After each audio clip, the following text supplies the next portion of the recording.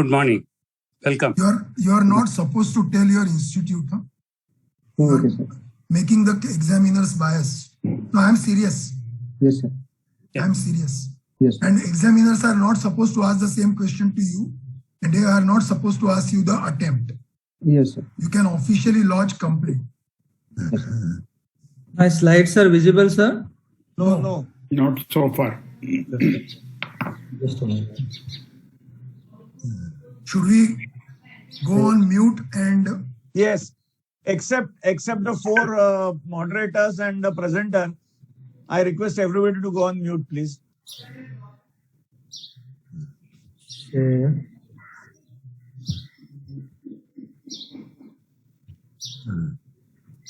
let only the presenter be seen. That will improve the bandwidth used. Is it seen now, sir? Yeah, Yes. seen.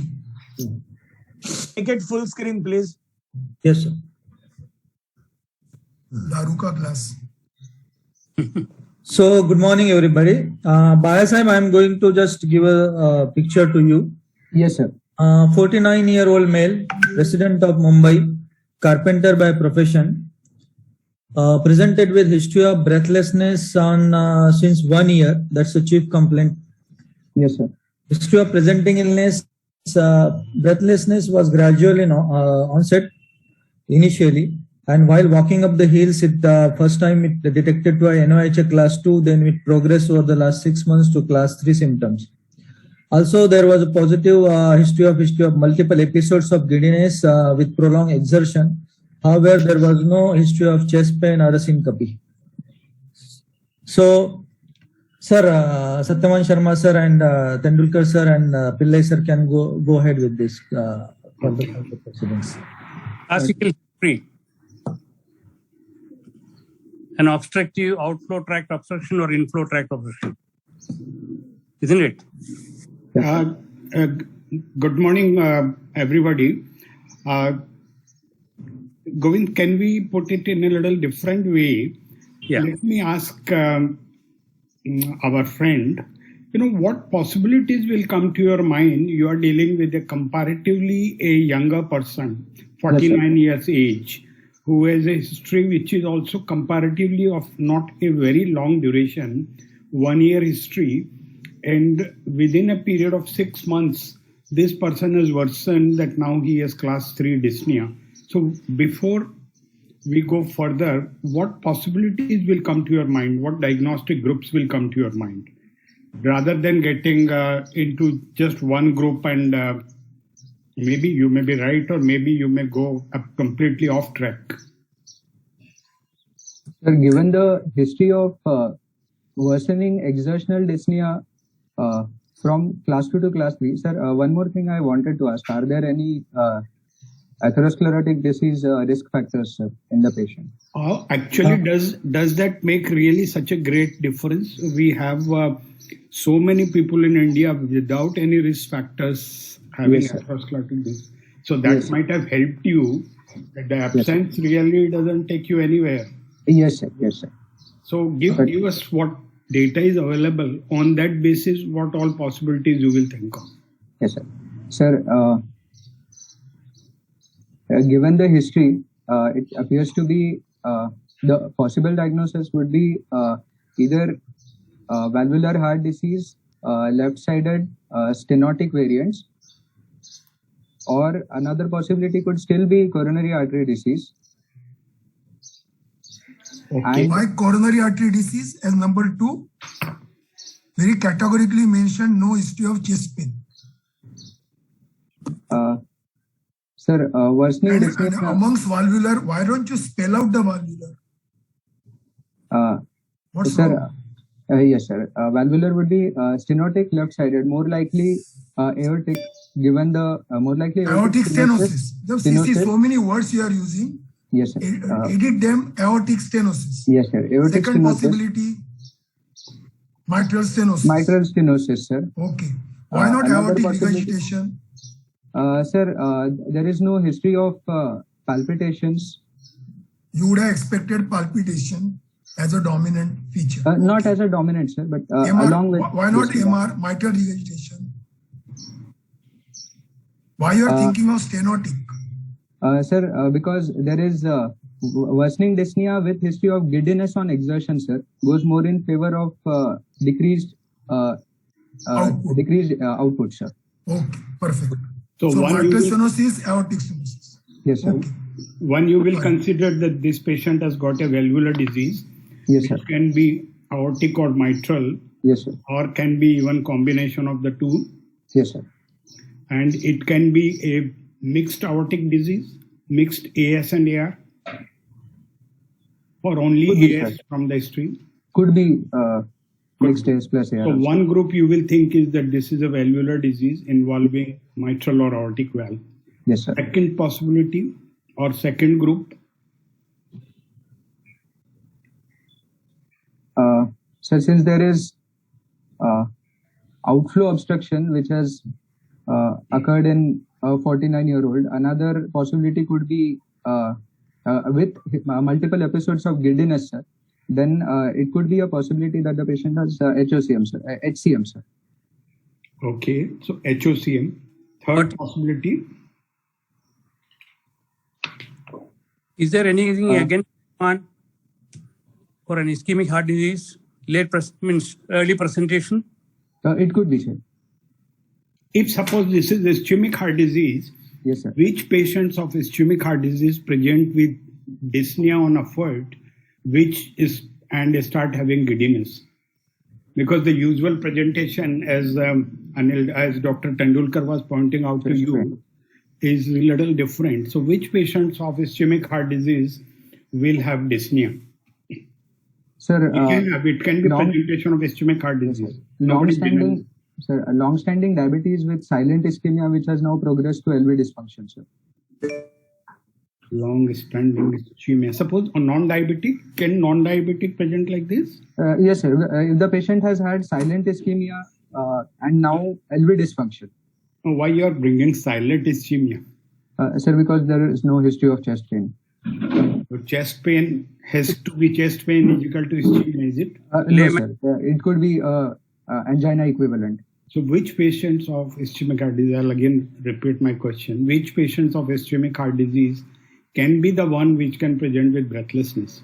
Elderly patients, diabetics. No, he is a young patient. He can be jolly well be ischemic heart disease. So which are the ones?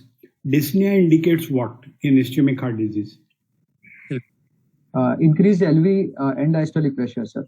So it indicates either a diastolic dysfunction or a systolic dysfunction, or a patient having large amount of myocardium which is at jeopardy. The moment he exerts, he becomes out of breath. Yes, sir. So there can be a large number of groups of ischemic heart disease which can present like this. And when the cardiac output has started becoming quite fixed, there can be sometimes patients who have infarcted without their knowing that they have infarcted. They dismiss those episodes and then they present with dyspnea. Yes, sir. Okay. Any other group?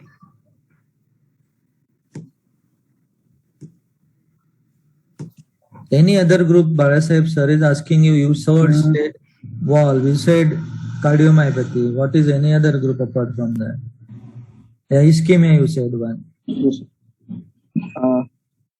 CKD patients presenting with diastolic dysfunction, sir. I let's politely request him not to use short forms. Yes, sir. Chronic kidney Please, disease short patients forms vary presenting- from institute to institute. Yes, sir. Sorry, sir. Chronic kidney disease patients presenting with long-standing diastolic dysfunction, sir. Something which we will see more in cardiology. Cardiology.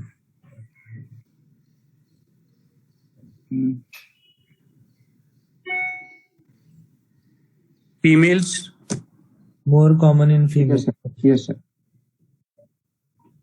which one? This patient is having dyspnea, which has gradually progressed. Now he's having giddiness. So the cardiac output has become fixed. So you told the conditions where there was disease in the left side. I'm just giving you a hint. Can there be something Yes, like sir. right side? Pulmonary arterial hypertension, sir. So it can be pulmonary Yes, arterial yes, sir. hypertension. Yes, sir. It can be actually a young male. It can be even a thromboembolic pulmonary arterial hypertension. This patient started having dyspnea, which was a manifestation of pulmonary embolism. He had few episodes, and now they have become like this. And this diagnosis is often missed. Yes. Missed by us all, means everybody. Yes, sir. Any other group you will bring? Can it be a Sorry, sir. can it be PPH?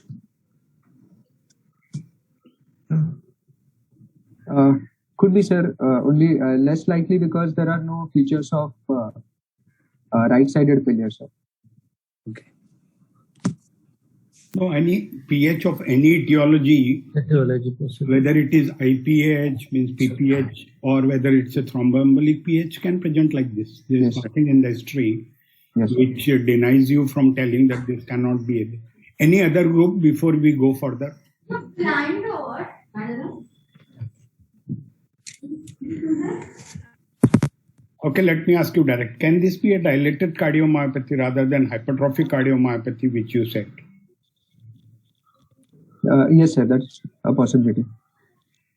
So, should you not come out with a much wider range of possibilities on the history Yes, sir.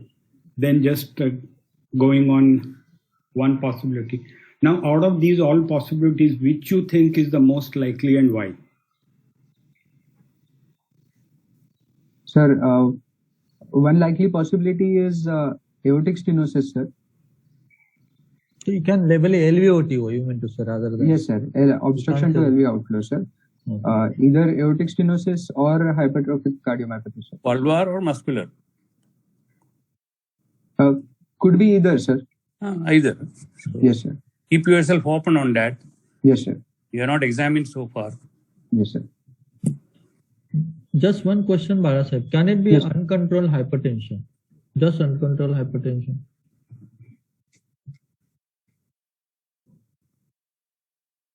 Hello.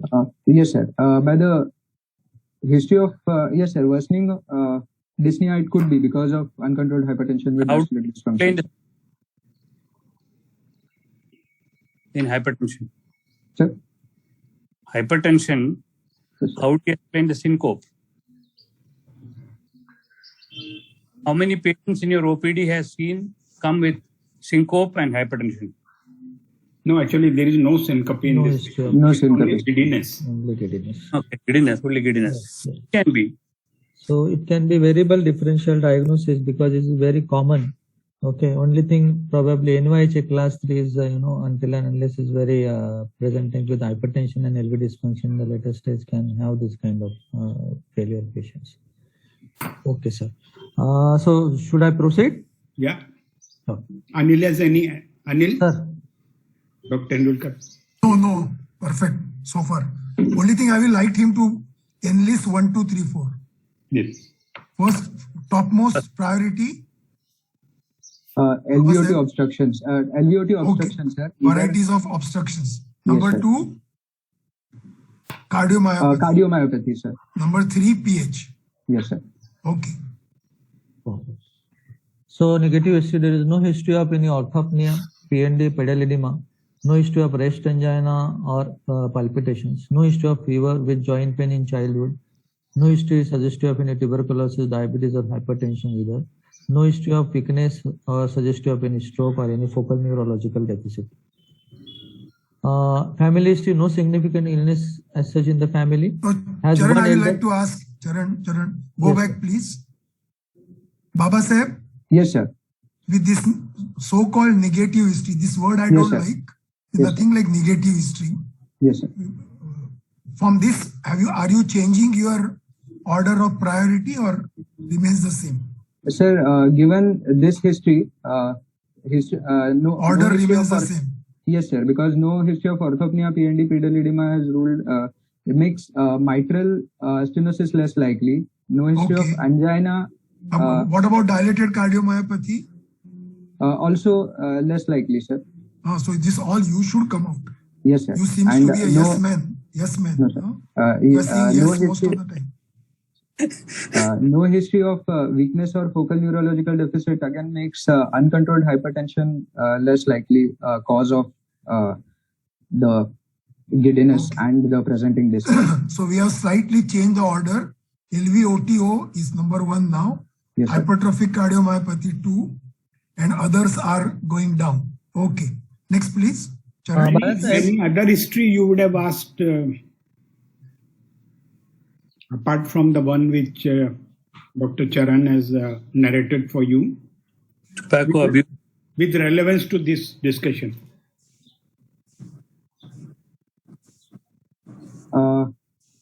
Family history of sudden cardiac death, sir.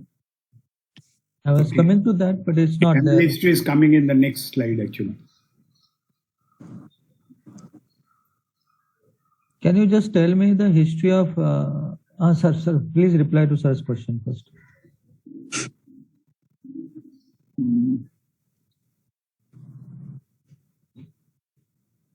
Sir is asking, do you need any other negative history apart from what has been given? Silence is wisdom, so that he doesn't commit a mistake. Okay, let's go to the next and then we can put this question again. Yes, sir. I have one question. Bala Sahib, how common the history of palpitation is there with cardiomyopathies first and then LVOTO? In LVOTO, history of palpitation would be present in commonly in patients who have developed atrial fibrillation, sir. How common? Long-standing LVOT obstruction may lead to LA dilatation, which makes the patient susceptible to atrial fibrillation. Around 20 to 30%. How common means around 21/4 patient probably of cardiomyopathy may present with the history of palpitation, right? 30. Yeah. So, if the patient has developed severe MR, either because of long-standing LVOT obstruction or in case of dilated cardiomyopathy, secondary mitral regurgitation, that may again present with palpitation. And in terms of arrhythmias, palpitations always means atrial fibrillation? No, sir. If the patient has developed significant mitral regurgitation in either of these conditions, then again the patient may present with exertional palpitations. Now, let me ask you the other way. A patient with all these groups which we discussed, 1, 2, 3, 4, 5, and we had now put the LVOT obstructions on top. Suppose this patient now, in addition to the symptoms which we had discussed, also starts developing palpitation. That means this patient has developed atrial fibrillation, or you will bring out a couple of possibilities? Sir, either atrial fibrillation or secondary mitral regurgitation or conduction block. Question is arrhythmias. AV conduction block. sir is asking, apart from arrhythmias, will you get palpitation in those patients and why? First of all, do we get palpitation in cardiomyopathy without arrhythmia, yes or no? Yes, sir. Yes. So what is the reason? If there is mitral regurgitation, secondary. No, even forceful contraction can also be felt as palpitation, no? Those are regular palpitation, exertional palpitation which are felt. 25% of patients will have arrhythmias, no? Other than atrial fibrillation. Ventricular? You won't consider ventricular arrhythmias? Yes, sir. Yes, sir. Sharma sir wanted to make some points, sir, on this, yeah.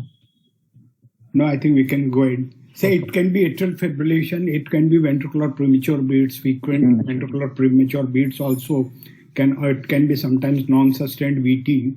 So when you are answering, keep your possibilities open. Or it can be a development of a mitral regurgitation, which you told means volume overload has increased, and that's why the patient has started. Or anemia secondary to chronic heart failure. All those other possibilities.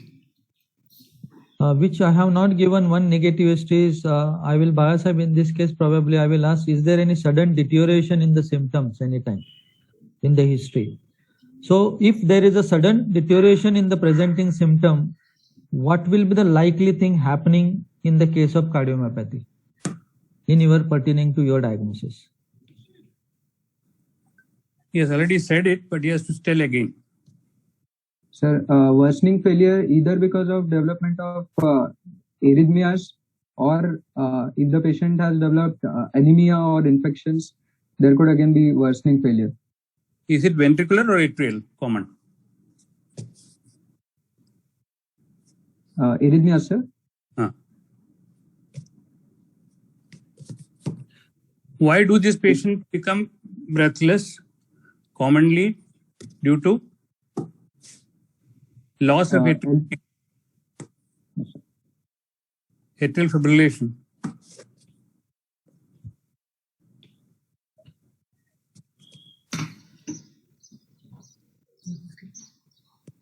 Did you get his question, Bala Sahib, sir's question? Yes, sir. Whether ventricular or atrial are more likely. Sudden deterioration. Sir, There are more physiological for sudden deteriorations are, fluid loss. Severe gastroenteritis occurring in such kind of patient, the decrease in so much preload will definitely precipitate this patient blood loss. And as anemia, infections. Yeah, infections. Say, you should answer this question in a little better way. Say there can be onset of arrhythmias, nobody disputes that, and atrial fibrillation being this thing. Sometimes these patients, you will see when you will be seeing patients for a longer duration of time, that these patients, if they have exerted too much, if they have done undue exertion, they become much more symptomatic than what they have been. And the history you may commonly find is that patient will tell that, today I traveled from this place to another place, then I have to again come to this place. And as Dr. Charan mentioned, these patients losing any volume in form of any loose motions, vomiting or this thing makes these patients much more symptomatic, which can be dyspnea, which can be additional tiredness, or they are getting giddiness. So begin with more common triggers to what can happen, like arrhythmias, which are quite, nobody denies they are quite important. Okay, sir. Going to the next slide. No significant illness in the family. Has one elder brother and younger sister. Both of them are doing well.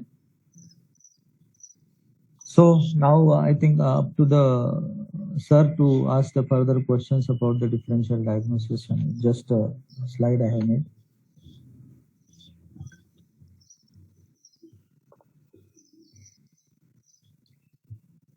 Okay, Bala Sahib. Yes, sir. Based on the history, provisional diagnosis would be. Now, let me put this once more to you. Will you like to add anything in the history? Any point you would like to ask? Negative histories. Negative, positive, any more point in the history? Say, it is always a good idea to ask the patient whether he has been taking any medication, whether the patient has undergone any procedures. And you will see nowadays it will be far more common that patient has undergone a procedure rather than a physical examination. So please ask that whether the patient has undergone any procedure, any angiography, any other this thing, and is he on any medication, which can sometimes lead you to the diagnosis, sometimes it may mislead you about the diagnosis. So the history of the drugs, history of the procedures is extremely important. Now with whatever is available, what order of your provisional diagnosis? Anything goes out, anything comes in?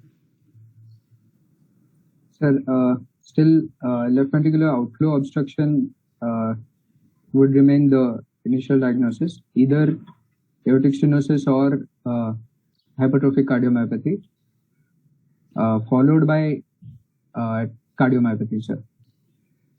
And Means dilated cardiomyopathy. Dilated cardiomyopathy, sir. Amongst the fixed and the dynamic obstruction, which is first and why?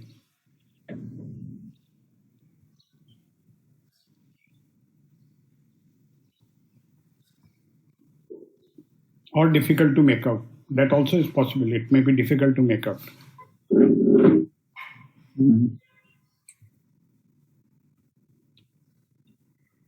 What will be the common cause of valvular aortic stenosis in this age group? Sir, could be a bicuspid aortic valve with calcification, or it could still be. There is no history specifically suggestive of rheumatic. So, other than bicuspid with degeneration, it could still be degenerative calcification due to factors like hyperdyslipidemia. What will be the natural history of bicuspid aortic valve which has become stenotic? Will they become so much symptomatic within 1 year?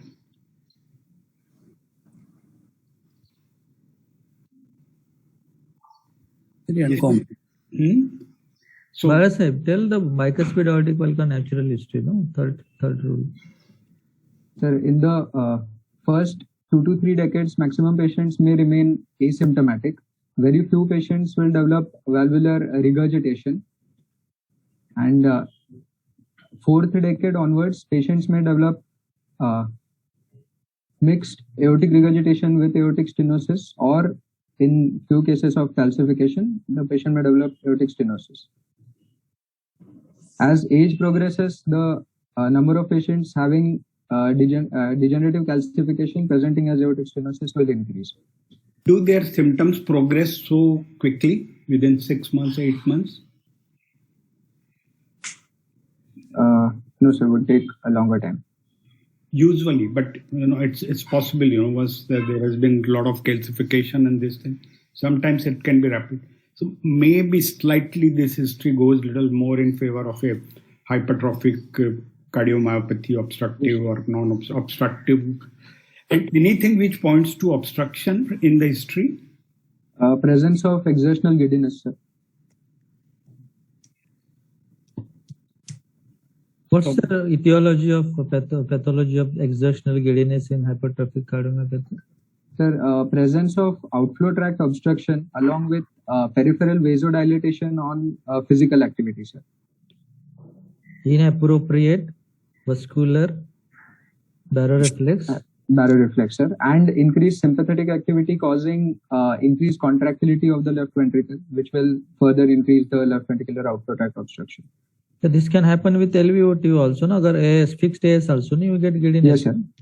Then sir's question was, why do you think exertion giddiness is you are contributing to Obstruction.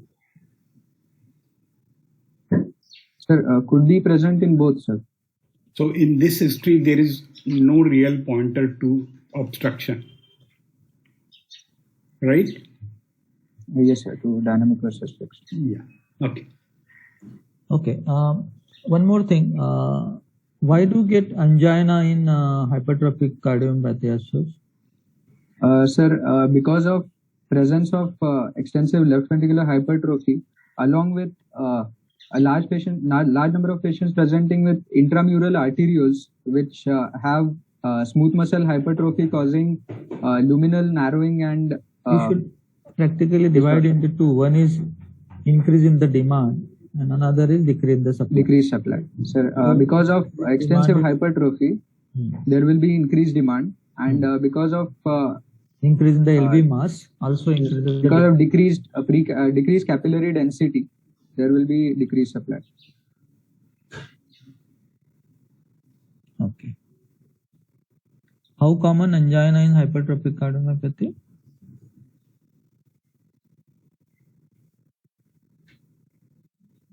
Comparing the aortic valve stenosis. It would be more common in aortic stenosis, sir. It's around 20 to 30%. And I don't think there is any much difference as far as angina is concerned in this cases, isn't it? Sir, I have at least 3 patients in the last 4 years presented with little more than normal chest discomfort. And I evaluated him, all CT angio, MRI done. Found to have 2 patients aortic stenosis, LAD stenosis, and 1 had RCS stenosis.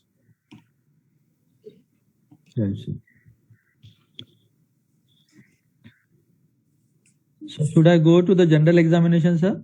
I think the coronary artery disease is known now.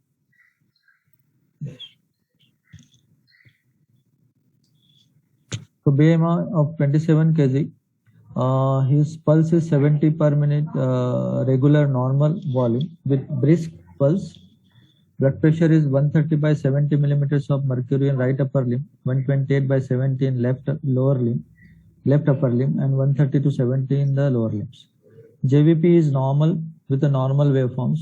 No pallor, ictus, clubbing, edema fit, cyanosis, or lymphadenopathy. So, is this patient on any antihypertensives? Any drugs? Yeah, he is on drugs. Yes, sir. Okay. Sahib, any change in the Sensex? Sir, there is. No, don't give explanation.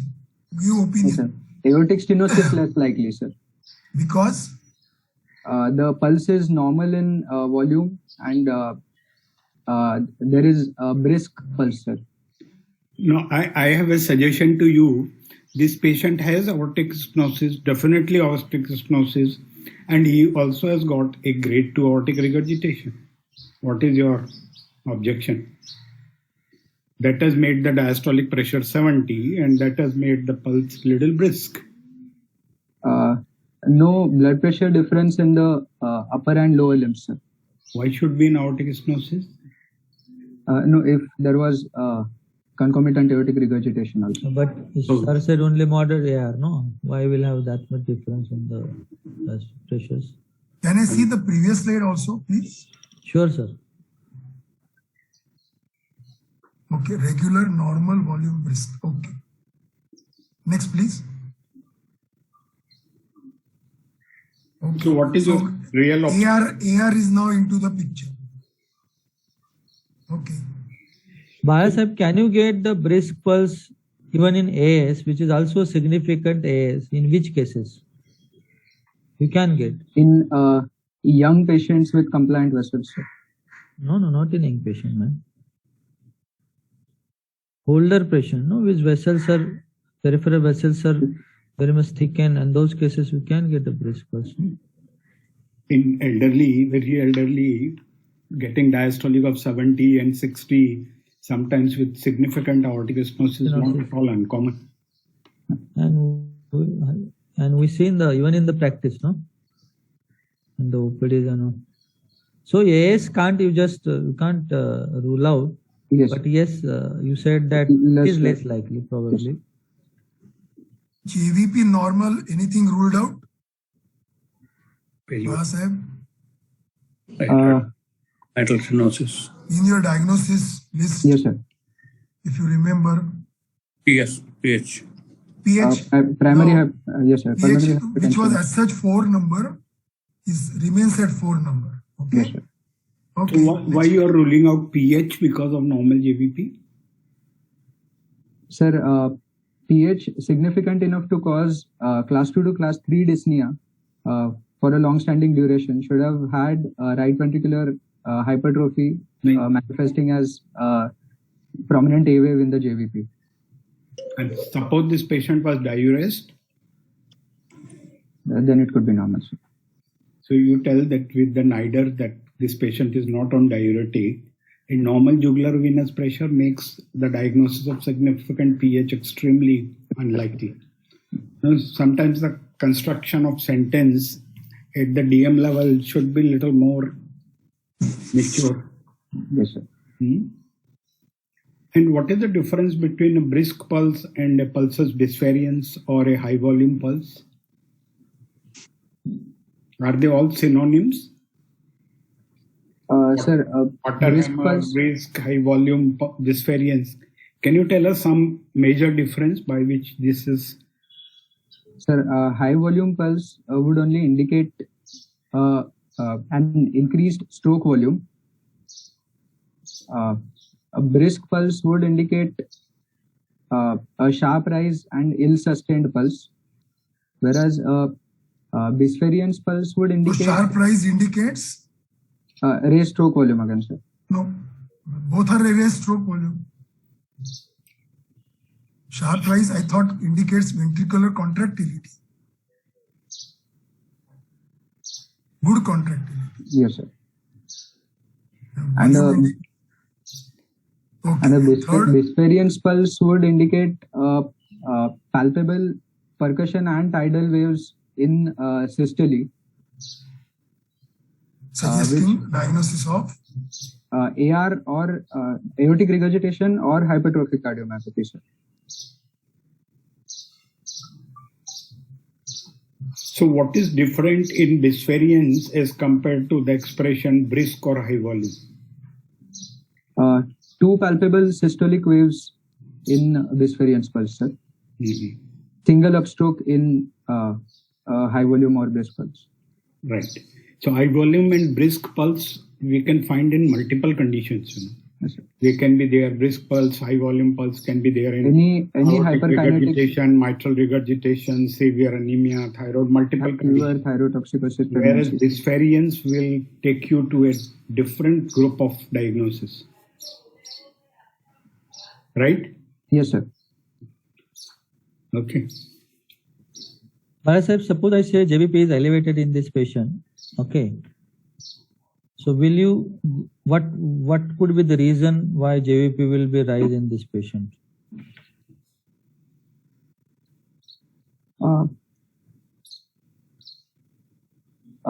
Presence of pulmonary arterial hypertension, sir.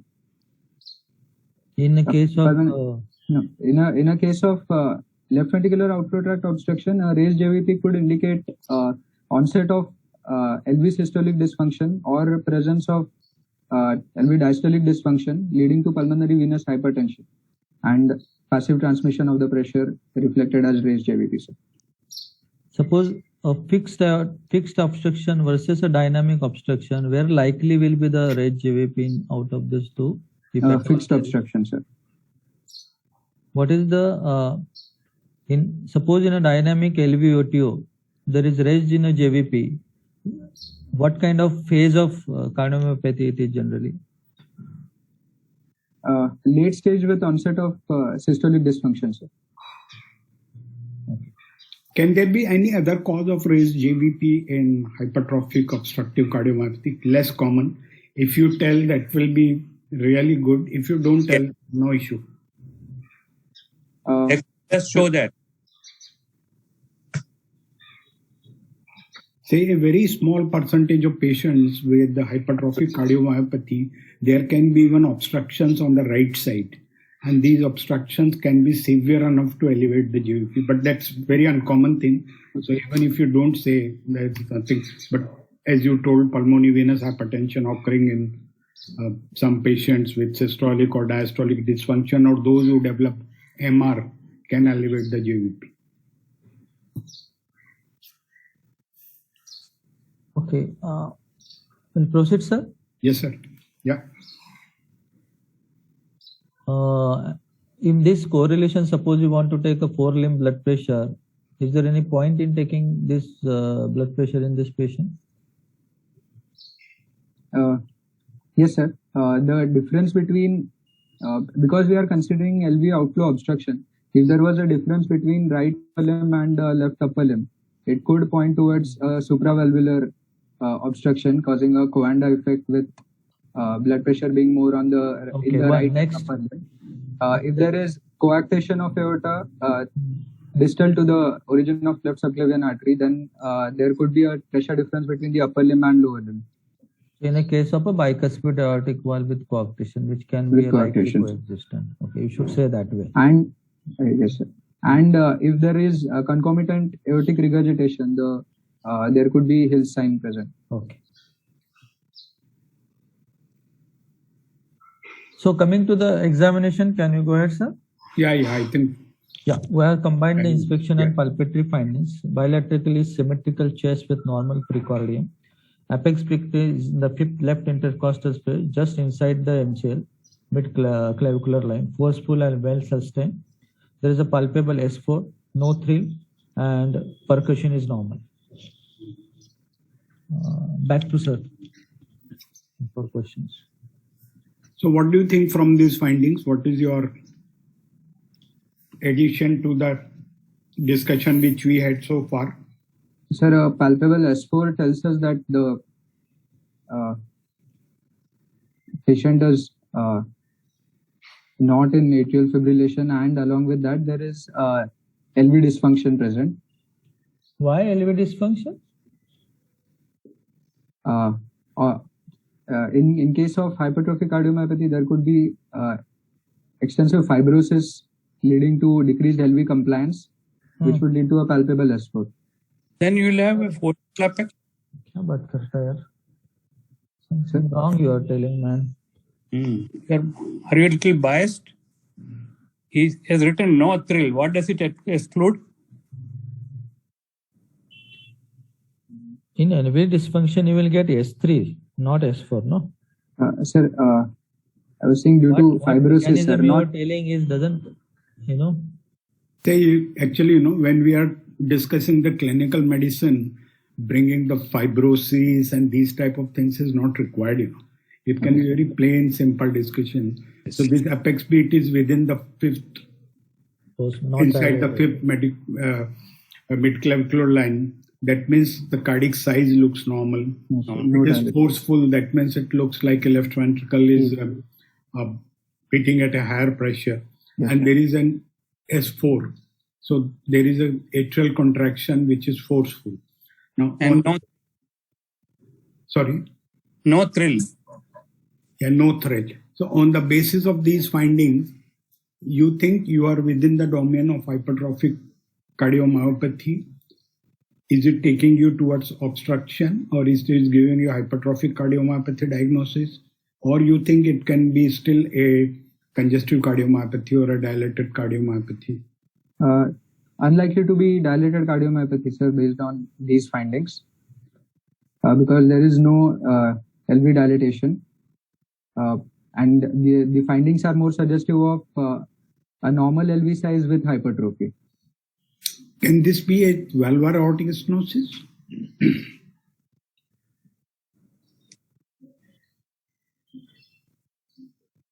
There is no thrill, sir, so less likely.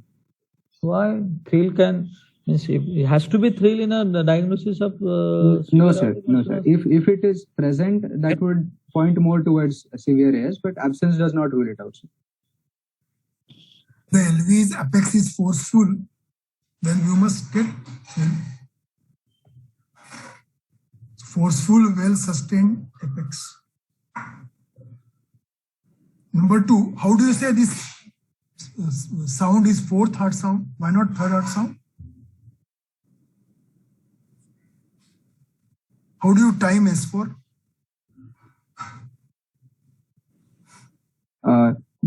Just pre-systolic, sir. Just before S1. How do you do that? How S3 is, how much before S1?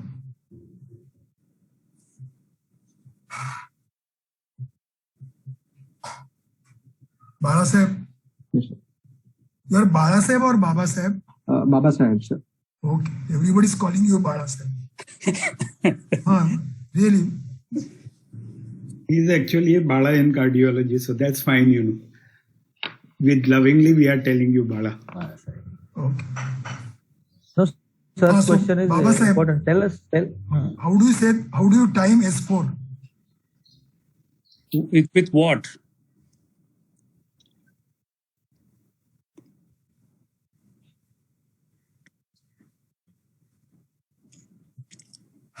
Pulsation, apex, what? You want to time it with carotid, you want to time it with the apex beat, you want to time it with anything else? Last 15 minutes, please.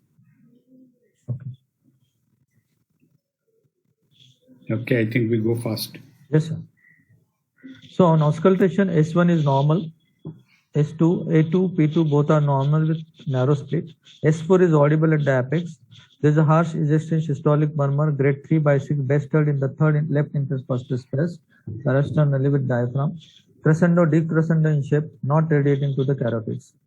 There is also grade 2/6 high pitch blowing pansystolic murmur, heard at the apex, radiating to axilla with diaphragm of the stethoscope with a plateau shape. So let's go to, yes, sir.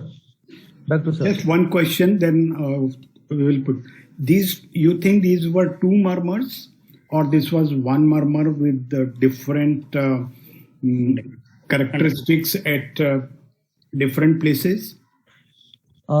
Actually speaking, sir, to make it more complicated, I add that murmur, but it is a single murmur. Yeah, I know. That's why I thought I will just ask you. Yes, sir. You want to see that slide again? Yeah. Yes, sir. Yeah, see that and your quick comment.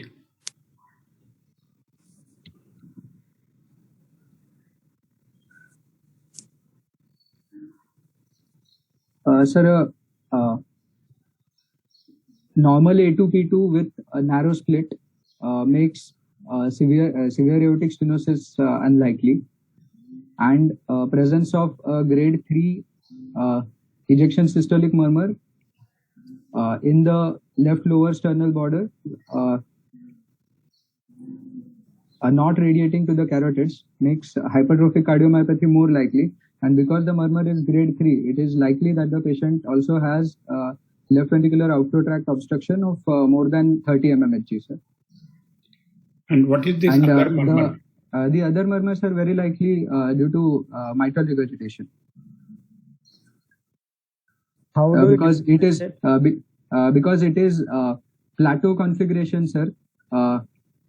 It's a pansystolic murmur with a plateau configuration present at apex and radiating to axilla, hence more likely to be a murmur because of mitral regurgitation. So you want to say there is another pathology which is causing a mitral regurgitation? No, sir. A systolic anterior motion leading to mitral regurgitation, sir.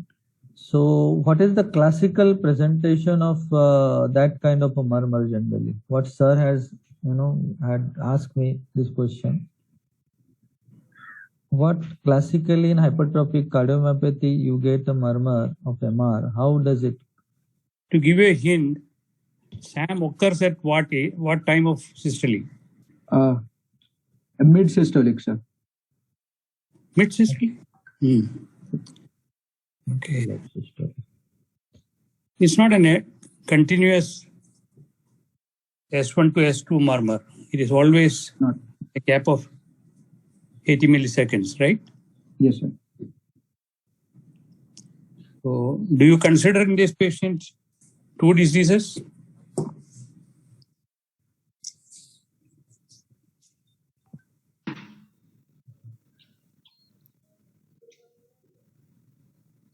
Baba Sahib.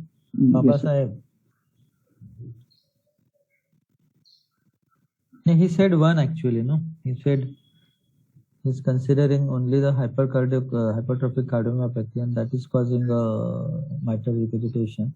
So what is the exact mechanism apart from just SAM? What actually happens in hypertrophic cardiomyopathy to have a murmur? Baba Sahib? Yes, sir.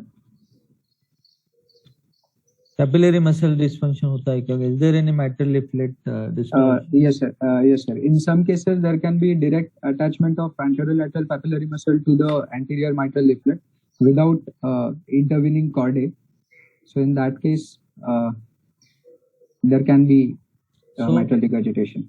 Yeah. So chordae and papillary muscle more rotating can have this kind of associated MR. Also, as such, a mitral valve prolapse can be coexisted even with the hypertrophic cardiomyopathy in a bigger number, right? Yes, third is, if at all there is a disease coexisting, another mitral valve involvement, okay, that can cause like a degenerative mitral valve when it at older age can have a severe MR. And those severe MRs generally gets more in the apex and conducted to the axilla, never onto the base side, right? What sir was asking, mostly there is a lot of discrepancy about a single murmur in hypertrophic cardiomyopathy. Generally, HCM murmur are ejection systolic murmurs after the S1, and they may prolong as the obstruction goes. But in the later phase, if you are getting a holosystolic kind of a murmur, which is in the mainly a late systolic and merging to the apex and axilla, in those cases, the MR and ACM are coexisted. So that was Satyavan Sharma sir's point. Okay. I just want to ask, why do you say that narrow split rules out aortic stenosis? No, sir. Severe aortic stenosis is less likely if there was a normal A2P2 with a narrow split. But the narrow split. Yes, sir. No, it won't rule out. No, why it will rule out? A2 is delayed, so split is narrow. It's the same mechanism, no? Isn't it? Yes, sir. I was just saying, sir, that it is A2P2 normal with a narrow split. That's less likely. If it was normal severe, in loudness, but their split narrow. Could still be, sir. Only thing, not still be. That's a classic delayed A2. Delayed A2. Yes, sir. That gives us to narrow split. Yes, sir. If it was single S2 or a paradoxical split, it would be more likely. Okay. Okay. Next, please. Yes, sir. I think we have asked these questions. Other systemic examination is normal. So final diagnosis. We were on those dynamic auscultation, I think, 1 or 2 questions. Sorry, yeah. Yes, okay, sir. yeah. You can, sir. Yeah. So what is dynamic auscultation? How does it help to narrow down your diagnosis in this case particularly? Sir, maneuvers which would decrease the venous return, or that would increase maneuvers that would decrease the venous return, such as standing or first you name the maneuvers and then you said what is the Yes, sir. Auscultation Yes, in the maneuvers and what is the hemodynamic basis of changing or increase or decrease of the murmur. So what really changes? What hemodynamics changes with the maneuvers? Sir, auscultation in standing or in supine position. If auscultation is being done in the supine position, venous return would increase. All right-sided murmurs would increase.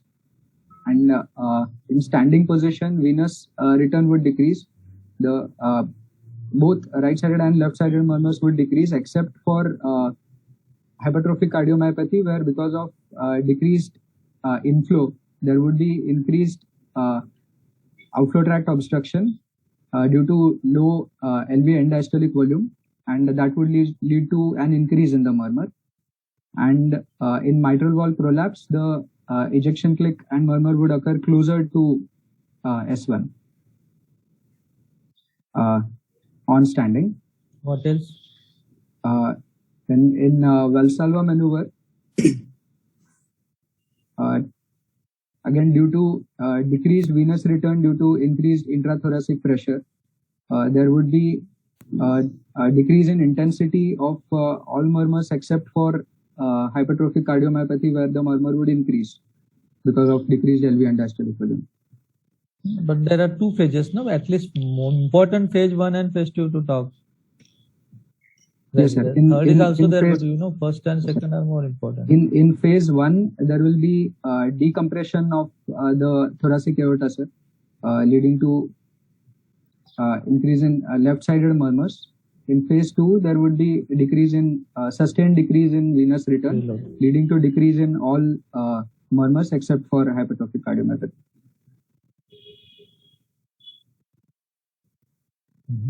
What happens with hand grip? What's the mechanism with hand grip?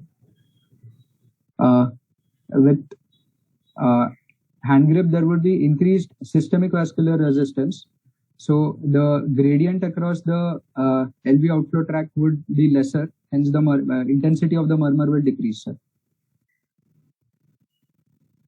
How the reduction in the afterload decreases the murmur at the what happens if the afterload is reduced with the HOCM murmur? If afterload is decreased, the LV outflow tract gradient will be more, hence the intensity of the murmur will increase, sir.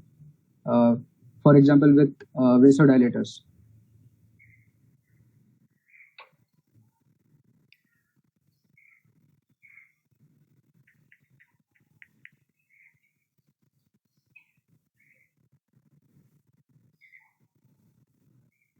Okay. Sir, any other question? I think we can go 8 minutes. Yeah. So final diagnosis. I will only like to add, especially to all the participants, that theory type of question is asked, like dynamic auscultation, the answer should be far more precise, quick, in precise words. The way he answered doesn't look like that. This is a theory question in a practical exam. Anyway, final diagnosis.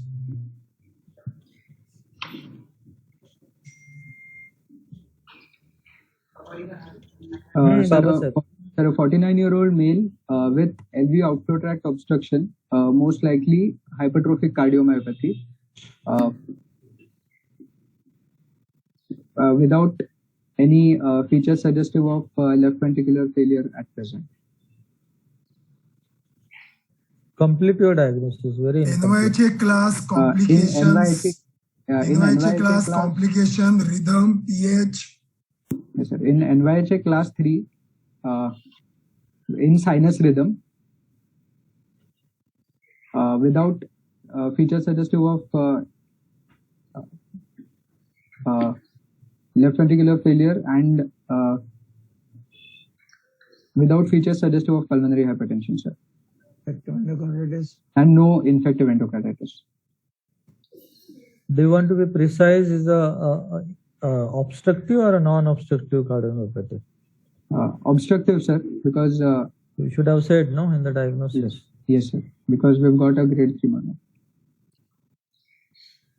What are the points? Do you want to say the severe obstruction or a moderate kind of obstruction?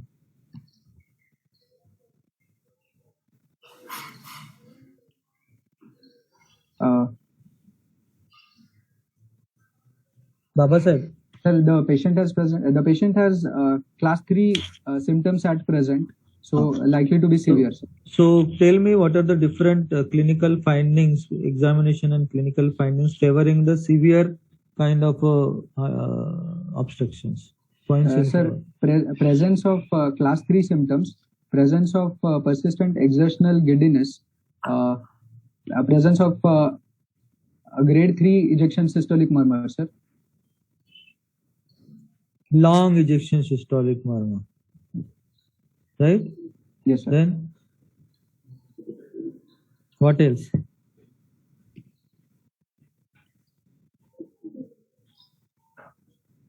What else in examination again? Even the presence of MR. Yes. Significant mitral regurgitation can also. S4 also. S4 has to be there. Doesn't say the severity as such. No? Yes, sir. Again, the symptom severity, can't tell you whether if there are various symptoms, it doesn't not necessarily that the severe LVT will have a severe some kind of severity of the symptoms, high symptoms. Okay. Yes, sir. Last 3 minutes. So how do you want to manage this patient? Sir, any questions? Sir was asking something. If X-ray ECG is there, we at least should. Yes, sir. I think everything is there, but the time. Yes, sir. Just tell So you anything. read out the ECG, yeah? Oh. Yes, sir. The given ECG shows sinus rhythm with a rate of 54 per minute with left axis deviation with a PR interval of around 200 milliseconds, left axis deviation, and presence of Q waves in lead 1 AVL and T inversions in 1 AVL and V6, with, showing features suggestive of left ventricular hypertrophy with left ventricular strain, systolic strain. What features are there of left ventricular hypertrophy? Sir, S wave in V3 plus R wave in AVL is more than 28 mm, sir. Cornell's criteria for LVH by voltage, sir. And Is this very specific for hypertrophic obstructive cardiomyopathy? Any striking features or just routine for any LVH? It is There are too showing many LV. correlations now of ECG with MRI and ECG correlating with fibrosis, infarcts, too many things. Yes, sir. My ECG can give us huge amount of information. So this is more like a non-specific Yes, sir. ECG. Yes, sir. There are no deep Q waves, deep T inversions present in the lateral lead, so less likely to be not very characteristic of Not hypertrophic giving us cardiomyopathy. any elaborate information. Okay. Okay. X-ray is there. You or want to one- see X-ray? Any help X-ray will do? or one clip of No, echo. no. Okay, okay. So we'll go to the echo then. Okay. Yes, Do you sir. want to talk about the echo? Just talk Sir, whatever their frozen images. Yes, sir. The Just for my longitudinal knowledge, is showing- hypertrophic cardiomyopathy can give rise to that prominent aortic knuckle. I thought only valvular stenosis. See the knuckle? Very prominent. So now I want to ask my ignorance. I'm not asking question, I'm asking difficulty. This much prominent knuckle, I think 50-year-old Charan, almost. Satyavan, Age-wise, I think 50-year-old, I think, yeah. That's, post yeah. 40. Last 2 minutes. 49. okay, sorry. So, So the echo is showing in long axis view, it is showing left ventricular hypertrophy, but it appears to be more concentric than asymmetric. And The what MOD, there is- there is a systolic anterior motion of the mitral leaflet seen, sir, where the pointer is. when there is a SAM, what kind of clinical features you get with the SAM? What clinical examination may you get the changes when there is a SAM? Are you getting my point? Harsh ejection systolic murmur, sir. Okay, last few seconds. And then we. What else? Is this SAM having any Palpation mein? Sir, ejection systolic murmur in the left lower sternal border and ejection systolic murmur also due to at the apex due to mitral regurgitation, sir. Even bifid pulse is also because of this. No, you can get a bifid kind of pulse in those cases where there is a decreased output stroke volume after the SAM, right? Yes, sir. Okay. So I'm playing the video. Just stop on the left side.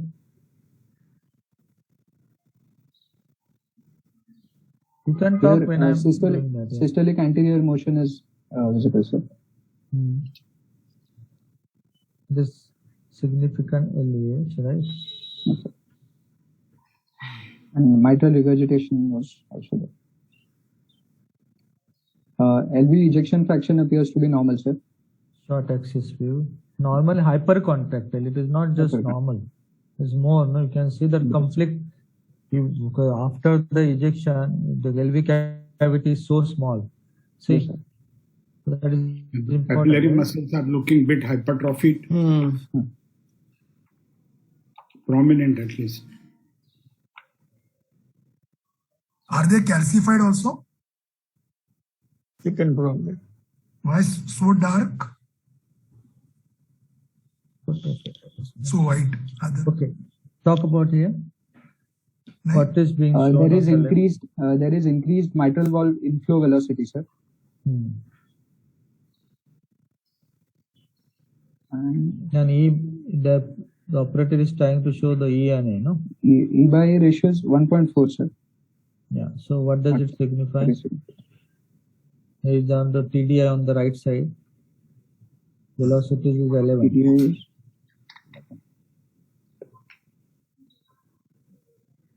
diastolic dysfunction.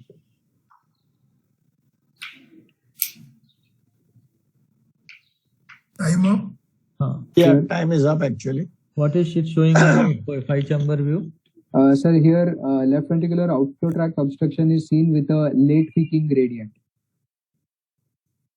Late peaking gradient with peak gradient of 68 mm of Hg, suggestive of severe left ventricular outflow tract obstruction.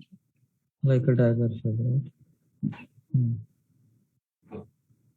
See the MR. Okay.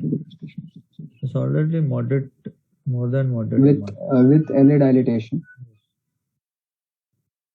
Okay. Just read on the left side and the Last few seconds, please. Then we.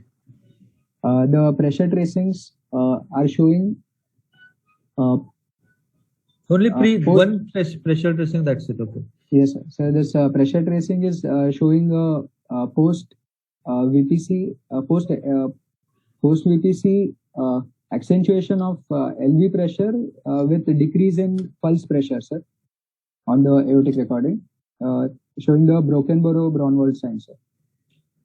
So what is Because the of, difference in the aortic valve stenosis and HOCM?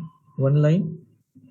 Sir, because of post ectopic systolic accentuation, there will be decrease in pulse pressure in the in HOCM, whereas that will not be seen in aortic stenosis, sir. Why? Why do you get?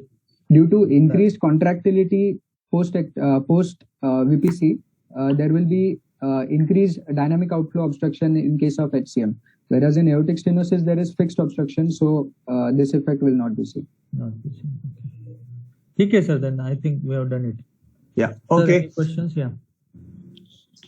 Thank you very much, sir. Thank you very much, Dr. Satyavan Sharma, Dr. Pillai, Dr. Charan, and Dr. Anil Tendulkar. Well done, Dr. Babasaheb. There is a slight change in the program. Dr. Jhala, wherever he is, he's not able to connect continuously. So he'll do a spot at this point of time. After that, we'll start Dr. Bharat Dalvi and Dr. Parag Balgat and Dr. Darshan Jhala's case. Dr. Jhala, could you come in, please? Dr. Darshan Jhala? I'm not sure that he is able to connect. People from Rajasthan are in Mumbai and people from Mumbai are in Rajasthan. I agree with you, but I'm not able to hear. Is that Darshan Jhala? Can you hear me? Colonel, I am Mumbaikar only now. I can see Darshan. I could see Darshan. Chalo, I could have a Darshan of Darshan. Yeah, okay. The system was not allowing me to unmute. That was a problem. Okay, chalo, start. Now I'm okay. Okay. So Dr. Yogesh will be answering your spot. So Yogesh, unmute yourself, please. The rest of us can mute ourselves. And very fast, Jhala, then we'll go to the next case. Yeah. So Dr. Yogesh, tell me what you see. You are not sharing your screen, Darshan. Oh, one second. Okay. We are seeing mask, we are seeing gray hair, rimless glass. Yes. Now? Yeah. Apart from the gray hair and the mask and these. Yes. Yeah, now you can see. Put it on projection. Daruka glass. Doing that. So Dr. Yogesh, what are you seeing? Prominent carotid pulsation. Carotid pulsation. Any other differential you want to give? Why carotid? Why not jugular vein? Bilateral. Bilateral doesn't mean anything. You are seeing one pulsation? Are you seeing one pulsation or are you seeing two pulsations? Look closely. Two pulsations. Sir. Two pulsations. So is there any carotid condition which causes two pulsations? Such prominent?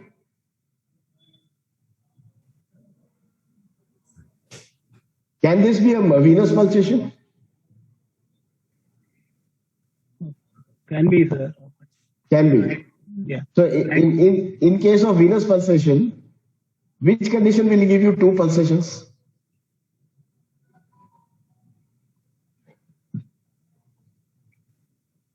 Which venous conditions cause this kind of, okay, let's single pulsation, which condition will cause?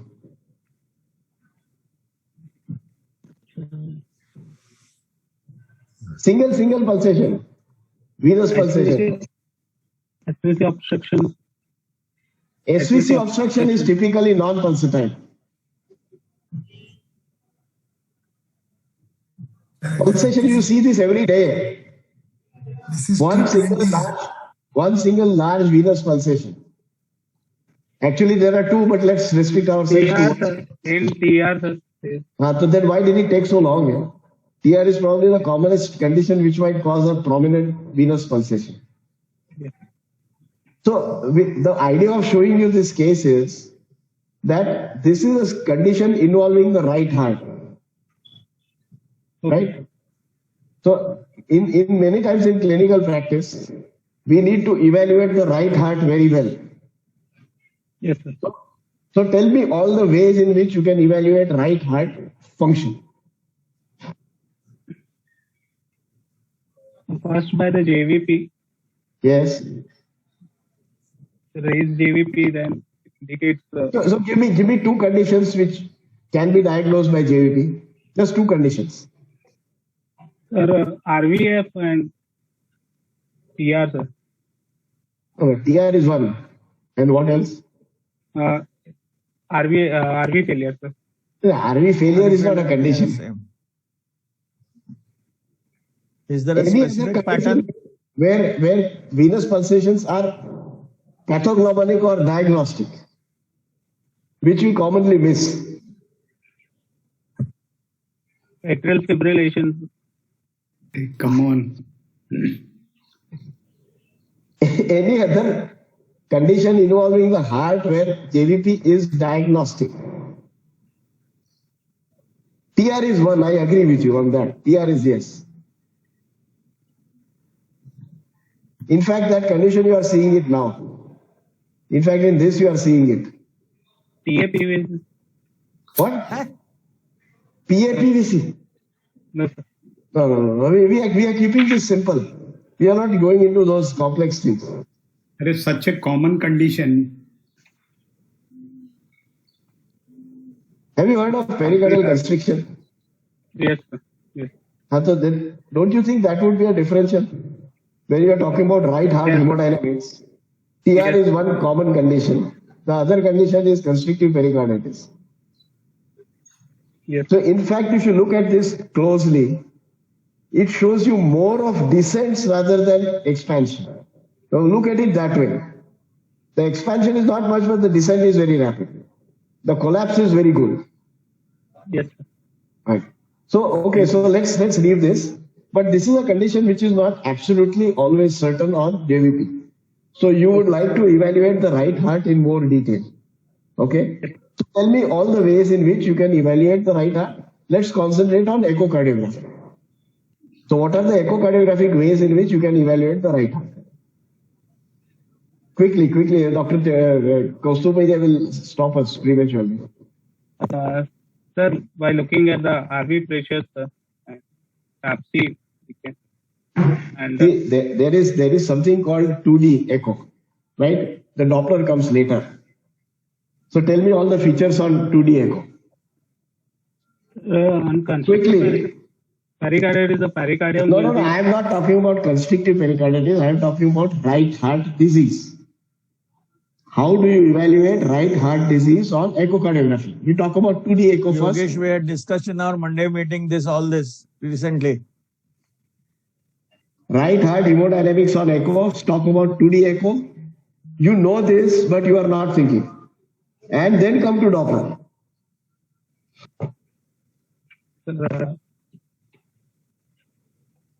Okay. So in interest of time, I will put this up for you. So we look at size and volumes of the RV.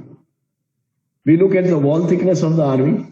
We look at the systolic function by TAPC. Which are the other ways in which you can look at the systolic function of RV? RVSN. RVSN. S wave. Yes, SN. Okay. Systolic Okay. motion. Okay. Then, what is this that I have talked about? FAC. What is FAC? (3D) you can immediately understand. Yes. Right? Okay. Then RSIs and IVC features. They will give you some idea about the RV hemodynamics.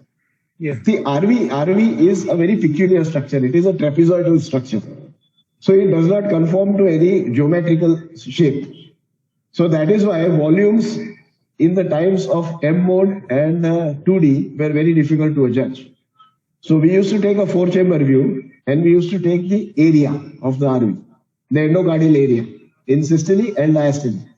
And that was called the fractional area change.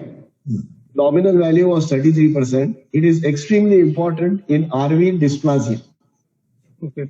Arrhythmogenic ARVD conditions, FAC was one of the most important diagnostic criteria. Now, of course, replaced by MRI or contrast echo. Okay, so on Doppler, we have pulmonary pulse with pulse Doppler at the TV inflow. Then we have degree of TR. Then we estimate the peak systolic pressure of RV or the mean pulmonary artery pressure. How do you estimate mean pulmonary artery pressure? By the PR jet. Which jet? PR jet. TR or PR? PR jet. So what do you look at the PR jet? Which part of the PR jet?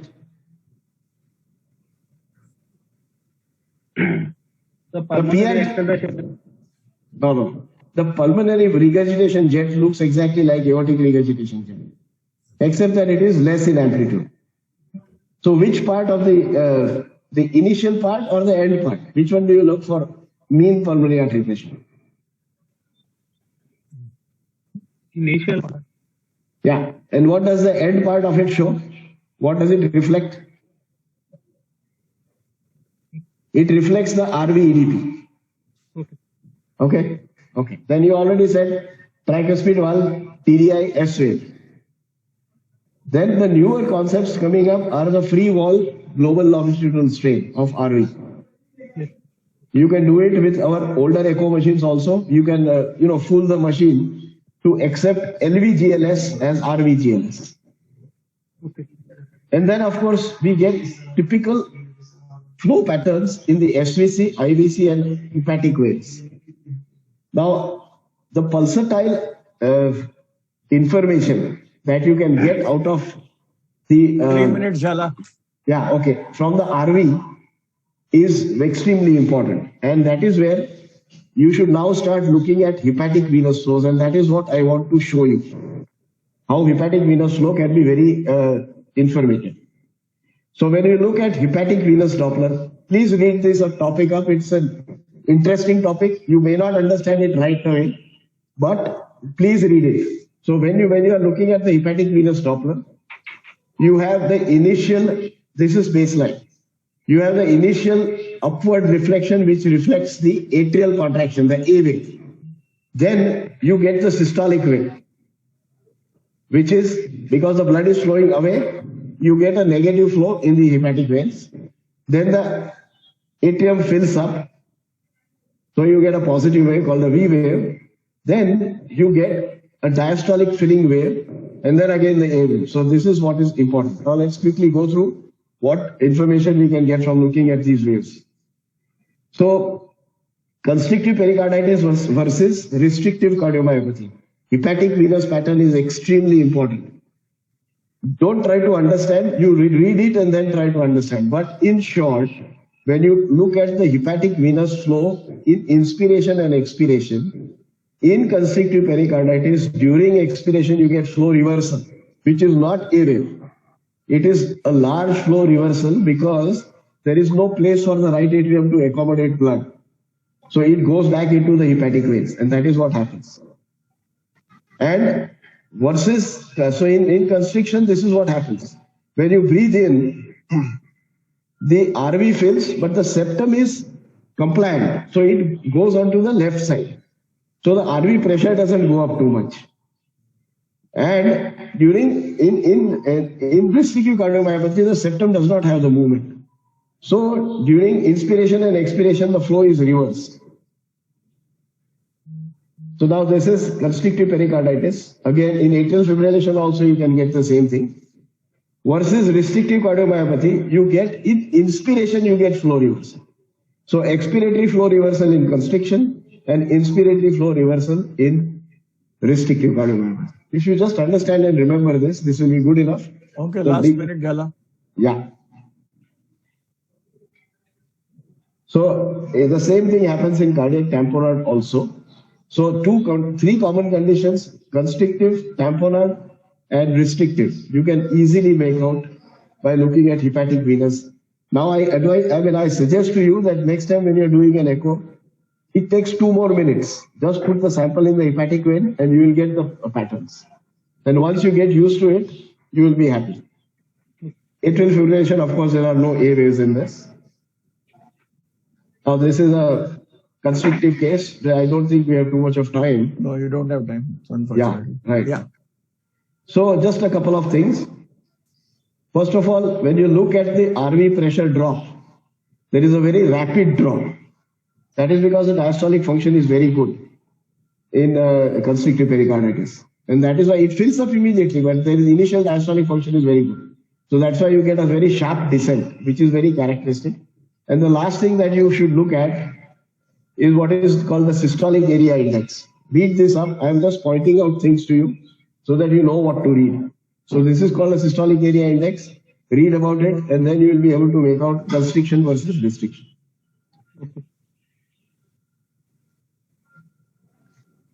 So this is the schema. You have an inelastic and thickened pericardium with reduced compliance. There is a fixed pericardial volume and mid-diastolic restriction, which fails to accommodate increase in venous return. Ventricles accommodate increase in venous return by shift of IVS. This is called ventricular interdependence. So ventricular interdependence is very high in constrictive pericarditis, while there is no ventricular interdependence in restrictive cardiomyopathy. Yeah, I think that's it. Okay, thank you very much, Dr. Jhala. Yeah. Could we have Dr. Parag Balgat, Dr. Jhala continue for the case? Yeah, I'm continuing. Yeah, Yes. Dr. Parag Balgat, Dr. Bharat Dadvi, and Dr. Jagdish will be answering your case. So, Dr. Jagdish, could you log in, please? Yes, sir. Good morning, sir. I'm okay. here. Yeah, okay. Let's start. Parag, Bharat. I'm here.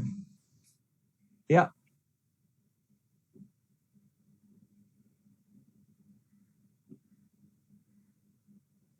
Screen. Yeah, we are seeing your screen. You can go to the full screen, please. Screen. Yeah. Should I start? Yeah, please. Yeah.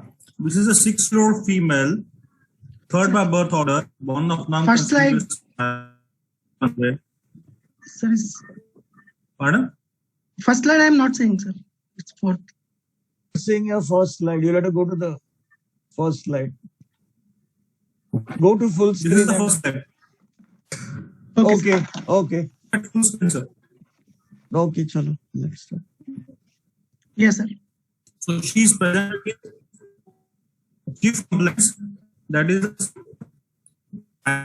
noticed in since early. Voice is breaking. Sorry, sir. Voice is not clear. Voice is breaking.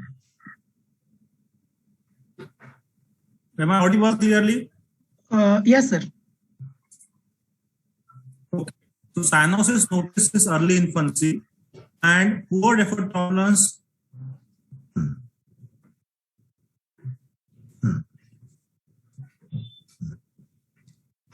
Share screen lost. Share screen.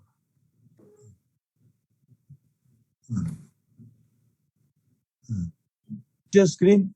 Parag, we have lost your screen. You lost him. Yeah, you're back in action. Chalo. Let's start.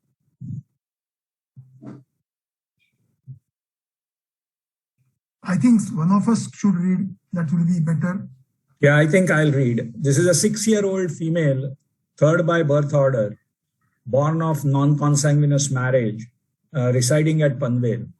Comes with the chief complaints of cyanosis noticed since early infancy, with poor effort tolerance since 1.5 years of age. underwent surgery in 2019, there was some improvement in symptoms. Can we have the next slide?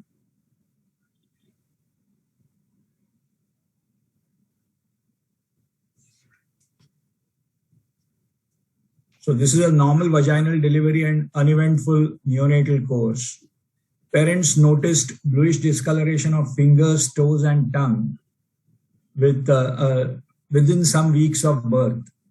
Over a period of time, there has been gradual worsening of cyanosis. As toddler, she was lagging behind in her activity as compared to peers, and that has continued since then. She can perform activity of daily chorus, however, cannot run even 2 flights of stairs. Next slide.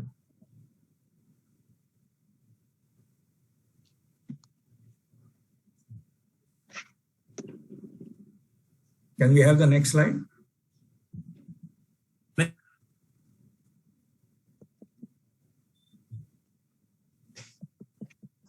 Because I don't have the slides. You can start discussing. Okay, so let's discuss. So this is a previous slide is more useful. So I think this child has started with cyanosis since. Okay, so there is no history of respiratory tract infections, no spell, no suck rest suck cycle, no history of any focal neurological deficit or joint pains. And she has had her surgery. I don't know the details of the surgery at what age. And since surgery, her symptoms have improved.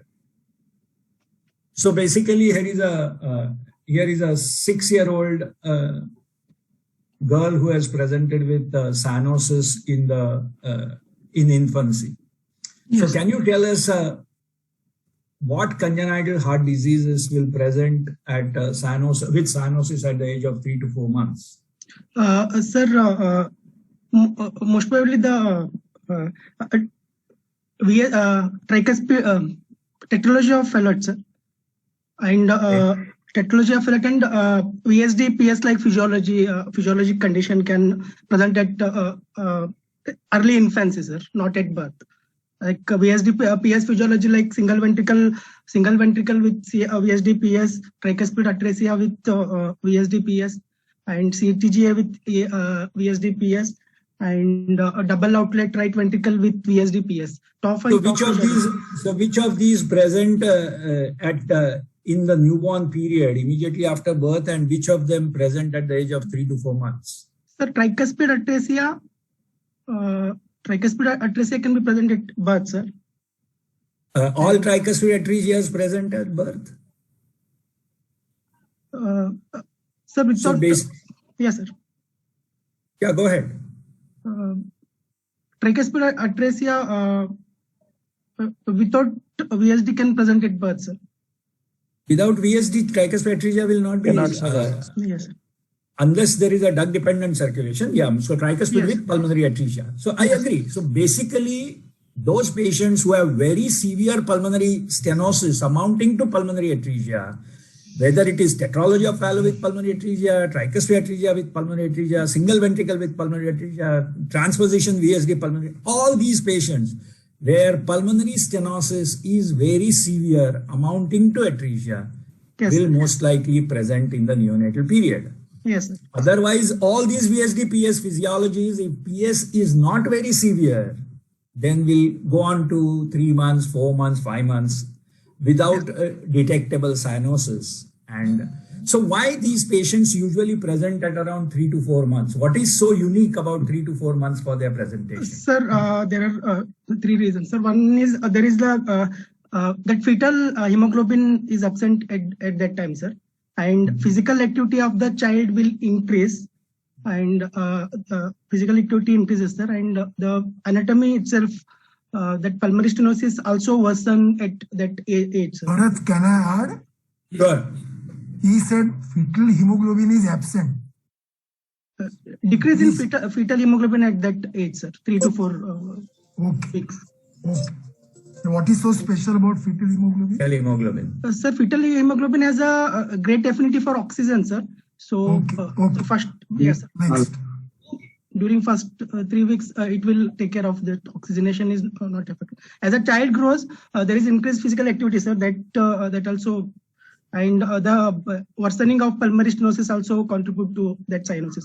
That's why the child will present at 3 to 4. And additional flow coming from the ductus. Usually, ductus that will also close, sir. That will also close at 3 to 4. So that is the reason why these patients usually present at around 3 to 4 months of age. Yes, sir.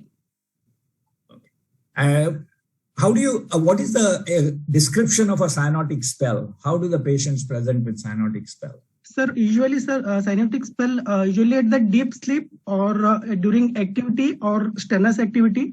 There is after deep sleep there is a vulnerable respiratory center, sir, which increases the sympathetic activity. So increase in heart rate and cardiac output. So that is the physiology. I just wanted to know when will you say that this patient had a cyanotic spell? What kind of history will the mother give, or will you elicit?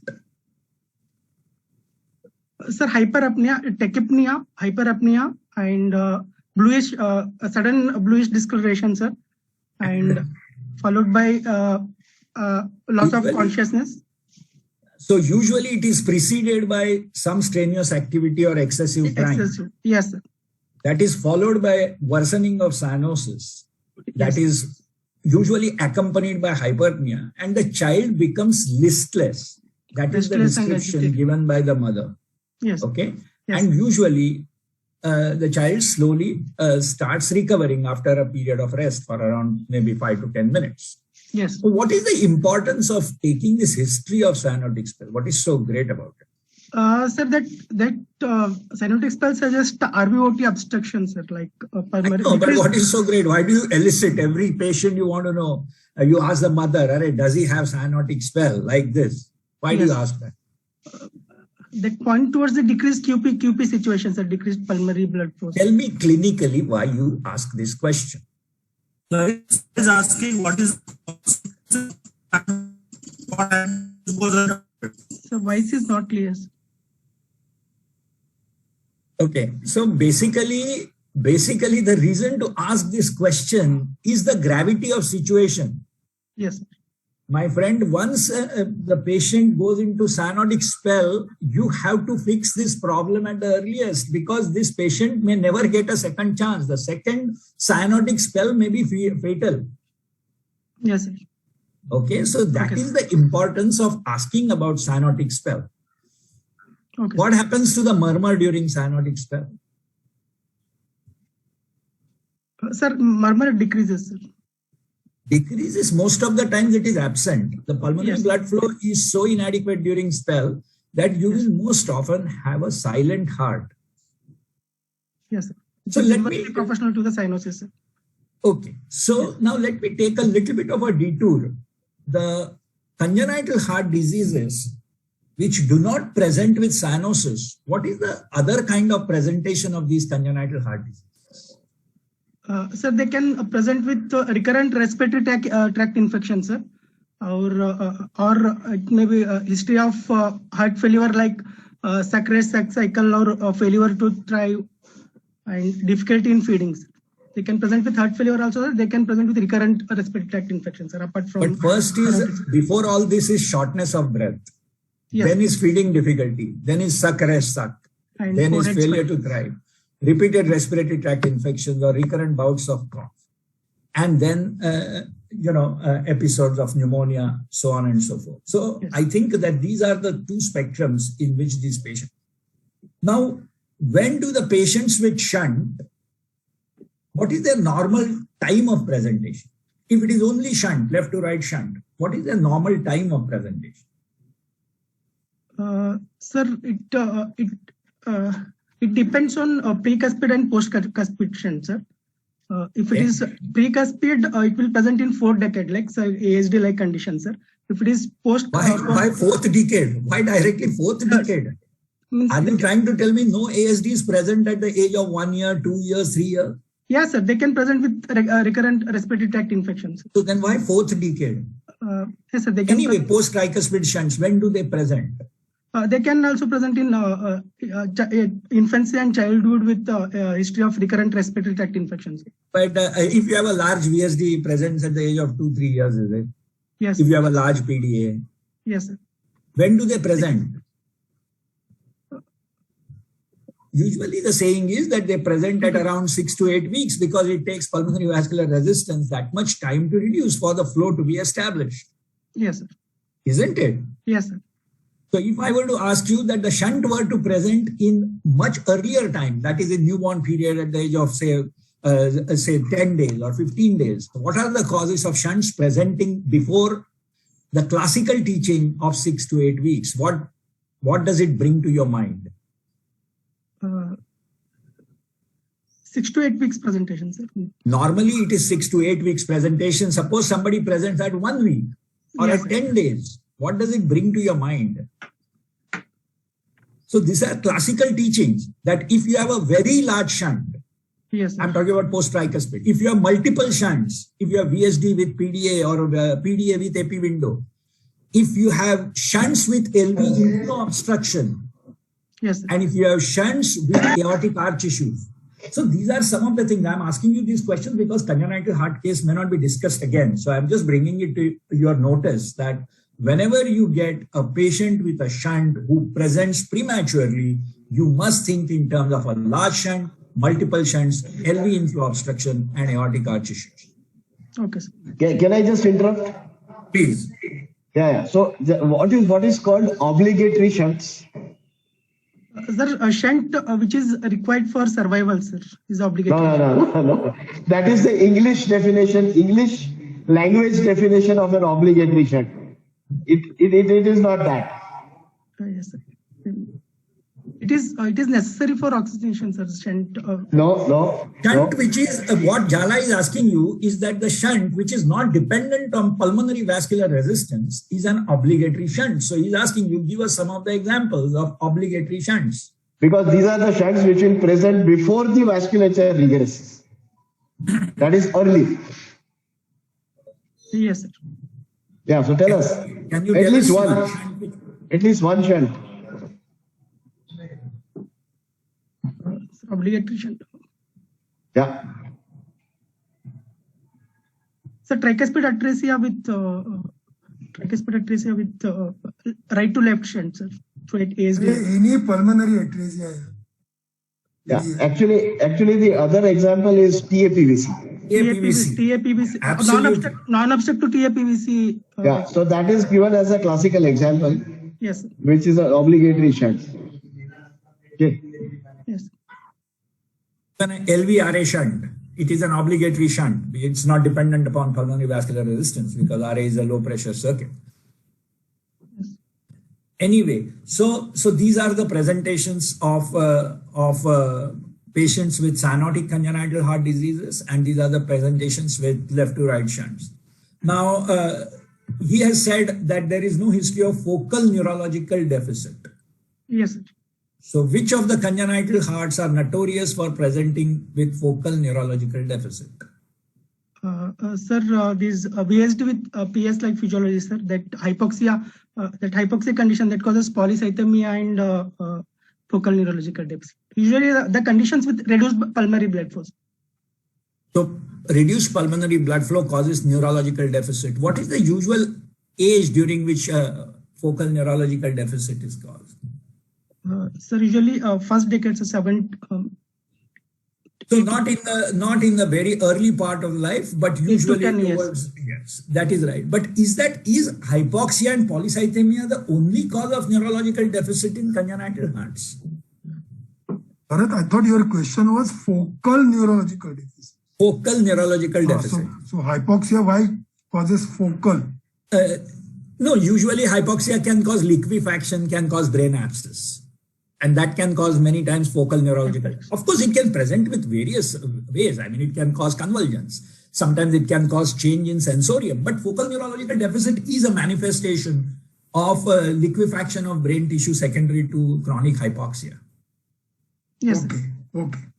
But is that the only mechanism by which there is a focal neurological deficit?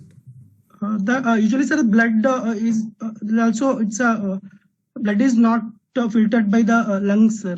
It is bypassed by the. No. What about paradoxical embolism? Yes, all these that also patients have such big right to left shunts that there is always paradoxical. a paradoxical embolism. Yes. What about infective endocarditis? Endocarditis, yes, sir.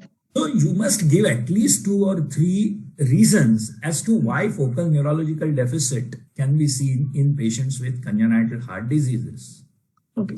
I agree with you that it is usually common in patients with cyanotic heart diseases, but is not uncommon even with acyanotic like ASDs or PFOs, although at a much later age and not during first 10 years of life. What is the implications of joint pains? Sir, same thing, sir, that cyanotic will cause the polycythemia and increase RBC turnover, which causes hyperuricemia and secondary gout, sir, that they will present with joint pain because of hyper. What about rheumatic heart disease? Rheumatic heart disease can itself present with the joint pain. It is not mutually exclusive. Just because you have a congenital heart disease, you cannot not get rheumatic heart disease. In our country, everything is possible. So I agree with you that in a case like this, he has asked this question about joint pains in relationship to osteopathy. But then you must also remember that in our country, 2 things can go hand in hand, which is a classical syndrome which is described when there is a combination of rheumatic mitral valve affection with a congenital heart disease. So Luttenbecker syndrome? Okay. So that is what it is. Yes, sir. Okay, so now this patient, Jala, you have any questions? Please go ahead. You are silent. Jala, you are silent. You will have to unmute. No, I am okay. Go ahead. Is Parag is there or not there? I cannot hear. Then why don't you ask questions? Bharat, can I ask? Yes, please go ahead, Anil. Post surgery. Do you want to ask any other history in this patient? Sorry, sir. Do you want to ask any other history in this patient?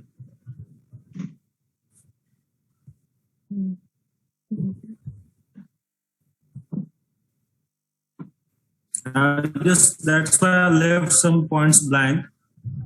Yes, sir.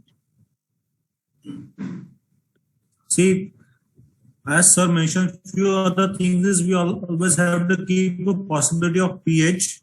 So history of syncope needs to be asked, or any sudden death in joint pain, history of syncope needs to be asked. Yes. Most of the congenital patients, or if there is a aortic stenosis with shunts, all those things need to be discussed. Okay. Yes. Now surgery. Sir, Vice is not clear. Okay, I will ask same question. Okay, Anil, go ahead. What surgery? This is the last sentence, but one sentence. Post surgery. So, what surgery is possible at this age? 6 years. 2 years back, that means age of 4 years. Yes, sir. Sir, maybe intracardiac repair, sir.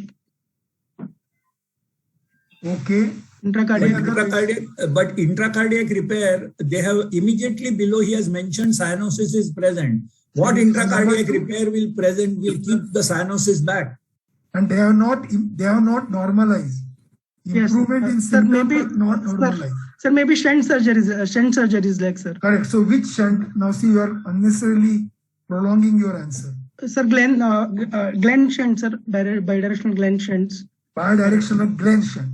So yes, normally bidirectional Glenn shunt is performed in which diagnosis? Sir, single ventricle pathology. Single ventricle. Very good. Any other pathology? Single ventricle pathophysiology. Pathophysiology. Correct. So can you such patients present at what age? So they will present at birth, sir, usually. Correct. So now this patient has undergone. See, don't give theoretical answer. Yes. This patient has undergone a palliative surgery at the age of 4 years. So which is the most likely? Sir, BT. Yes, what are you scared of? BT shunt, sir. Yes. So normally BT shunt, elective BT shunt is performed through what incision? Sir, elective BT shunts from left anterior thoracotomy, sir. left or right posterior thoracotomy? Yes. Yes, sir. Okay. Yes, sir. So now second question is, Yes, sir. why patient symptoms improved but cyanosis is still present?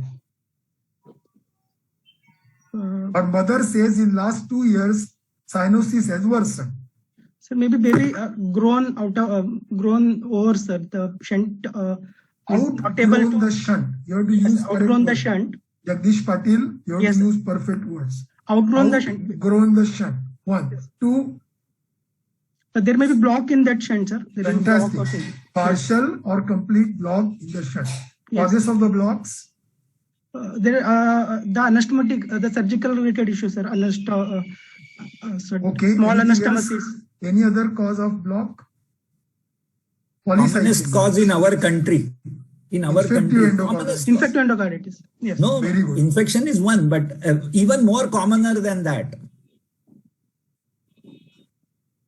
Diarrhea, vomiting, gastroenteritis. Dehydration, sir. Dehydration, sir. That is the commonest cause. Most of the times patient will have a history of fever, not taking enough, having diarrhea, having vomiting, and then you will have sudden worsening of cyanosis. Of course, all other causes that you have stated are absolutely valid, no question about it. Third cause of cyanosis worsening is that shunt flowing only to one side because of technical imperfections. Yes. Shunt flowing only to one side. So please give a concrete answer. 4-year-old patient undergoing most probably a palliative shunt, and then this happened. Okay. So why do you think that the patient waited for 4 years for a VT shunt? Sir, there is no So what I'm trying to ask you Yes. is, why did the surgeon decide to do a BT shunt at the age of 4 years rather than total repair? Sir, maybe that anatomy is not favorable, sir. Most probably that hypoplasia of pulmonary artery. Excellent. Very good. Hypoplasia of pulmonary For artery. example, Pulmonary atresia, sir. pulmonary atresia. Suddenly, Sir, any Jagdish Patil, you are thinking of atresia straight away. There's nothing in between. hypoplasia, sir.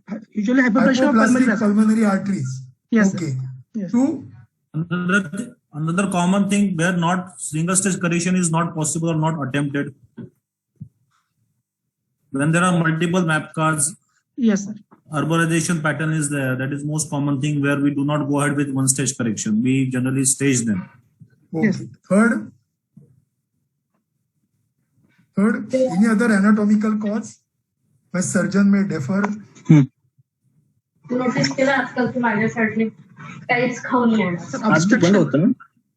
म्हणजे असं पहिले तू माझ्यासाठी Stenosis of Somebody is passing comments. ते पण तू आणि सोबत होत त्यावेळेस Some domestic comments. Okay. Yes. LED crossing RVOT. Yes, sir. Okay. Coronary anomalies also. Somebody's mic is on. Somebody's mic is on. Please. What I am telling you, all the students, please don't keep on giving such vague coronary anomalies. Why don't you straight away say LED crossing RVOT? Helmet. Yes, sir.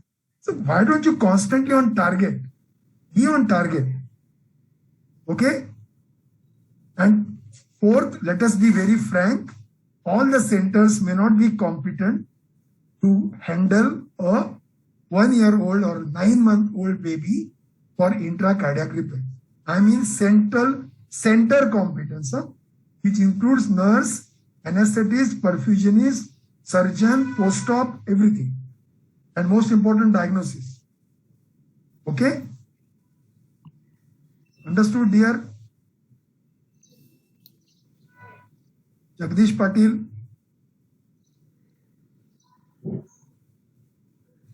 क्या हो गया?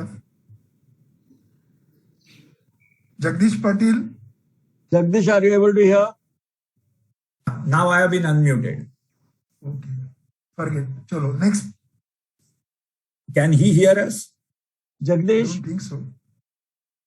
It may be conveniently. Sir, yeah, sir, I am hearing, sir. I am hearing. Yes. Yeah, so sometimes So sometimes these are the things which in our country we have to mention these things. Yes. That the center may not be, 4 years now, majority of the centers will be able to do a total repair unless there is some anatomical issue. Like as Anil said that, severely hypoplastic pulmonary arteries, or if there is associated coronary anomaly, which also many centers will take care of, but some of them won't be able to take care. As Parag said, for unifocalization, many times we wait. So, and sometimes, patients come in an emergency situation where people may not like to establish a total cardiopulmonary bypass during emergency. So as a palliation, it can be done in our country at the age of 3 to 4 years. And many patients do not have socioeconomic ability to reach the centers of excellence where these surgeries are done. Okay. Yes. And can this be a bidirectional Glenn shunt? Yes, sir. Possible, sir. Is possible. Yes, sir. Then why at 4 years? What is the normal age at which you would like to do a bidirectional Glenn shunt? So usually 2 to 3 years, sir. Earlier, na? Earlier. Usually once the neonatal pulmonary vascular resistance drops, Yes. of course it depends upon how the patient is doing, but most of these patients will have a Glenn because they will be having the symptoms of worsening cyanosis, effort intolerance, so on and so forth. Yes, next slide. Parag. Just knows one name. Family history is not contributing. Okay, I'll go to next slide. That's what teach me just because patient. 128 centimeter, weight is 80 kg, is conscious, oriented in time, place, and But your person. slide, you have to change your 90. slide, Parag. Correct. Now you're okay. Am I visible? Yeah. Pulse is 96 per minute. All pulses are palpable, regular, good volume, no radiofemoral delay. Vector and tension is normal. BP in right upper and lower limb is, as mentioned, 96/60 and lower limb by 60 mmHg. Saturation 81%, both upper limb and lower limb. Clubbing is grade 3, JVP not raised, normal waveform, skull pattern normal. There is Okay, no wait there. Don't go ahead. I think wait there. Yeah. So my question to you is, when do you get clubbing without cyanosis? Clubbing without sensor, infective endocarditis. Great.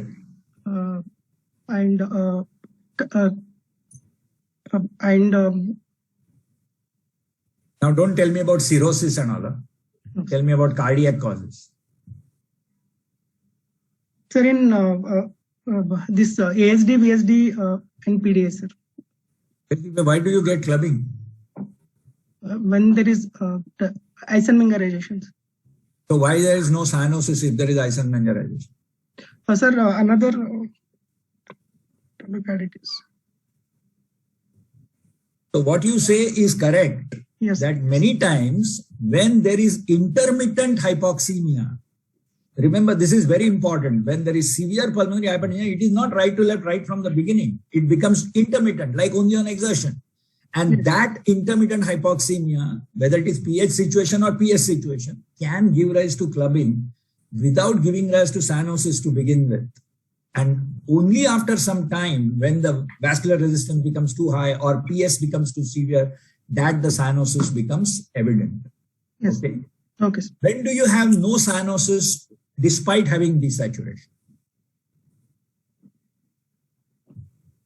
Like this saturation, this is the correct saturation, 81, 82%, but there will be no cyanosis. Because cyanosis is a clinical finding. When dark complexion, sir. That is one, dark complexion, absolutely, and associated anemia, which is very common in our country, believe me. With severe anemia, sir. Yes, with significant severe anemia. Reduced HP is less than 5. You may not be able to see the cyanosis. Okay. How do you differentiate a central cyanosis from peripheral cyanosis? So central cyanosis is seen in the tip of the tongues. Are you trying to tell me that peripheral cyanosis is not seen at the tip of the tongue? Have you seen a patient of cardiogenic shock? Tongue is not blue? Yes, sir. So tell me one relevant difference. Don't tell me applying ether and all that. Relevant difference between central and peripheral.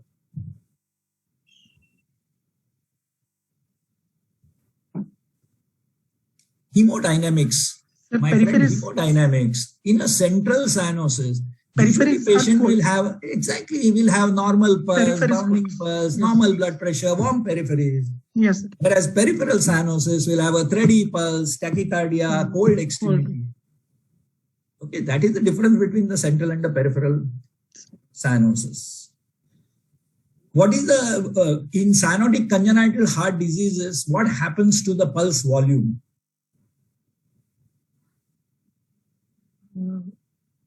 Sir, with volume increases if there is heart failure, sir, CHF-like presentation, sir. Why volume will increase in heart failure? No. You are giving contradicting answers.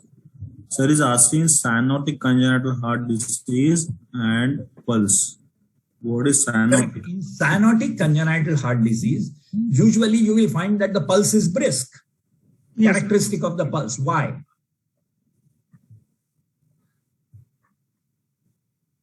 Usually biventricular output tends to go into the aorta predominantly. That is why you will see always the pulses are brisk. Okay. What is the cause of wide pulse pressure in cyanotic congenital heart disease? Sir, absolutely aortic regurgitation, sir. Correct. And? Aortic regurgitation. Bronchus. Or AV canal defect with regurgitation. Why should AV canal defect have a wide pulse pressure? Wide pulse pressure means runoff from the aorta. So once you said is aortic regurgitation, which I agree. It happens more as you have the patient surviving into their without correction in their second or third decade. Correct. And yes. If you have collaterals, then there is a runoff. Associated patent ductus, then there is a runoff. Of course, you will say that then the cyanosis becomes little less, but doesn't completely disappear in all cases. So cyanotic heart disease with wide pulse pressure, these are some of the things that should come to your mind. Dr. Satyavan Sharma is here. Sir, do you want to ask any questions? No, I was hearing to very nice discussion. Just I wanted to ask him a question. It's not really just to the congenital heart. What is the common cause when peripheral and central cyanosis coexist in our day-to-day practice? Sir, pulmonary edema with shock, sir. Okay. Any other? And emphysema with cor pulmonale, sir. Chronic bronchitis is cor pulmonale, respiratory cause. Why will they have a peripheral cyanosis? Sir, because of congestion, sir. What congestion? Because of cor pulmonale, there is venous congestion, sir, and this causes stasis and peripheral cyanosis. Cor pulmonale will cause. What is the mechanism of peripheral cyanosis? Let me first ask you that. What is peripheral cyanosis?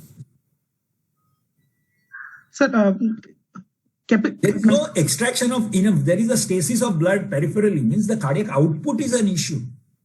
Yes. That is what causes peripheral cyanosis. Yes. In day-to-day practice, which disease comes with restricted cardiac output? Unless you are in a pediatric center all the time.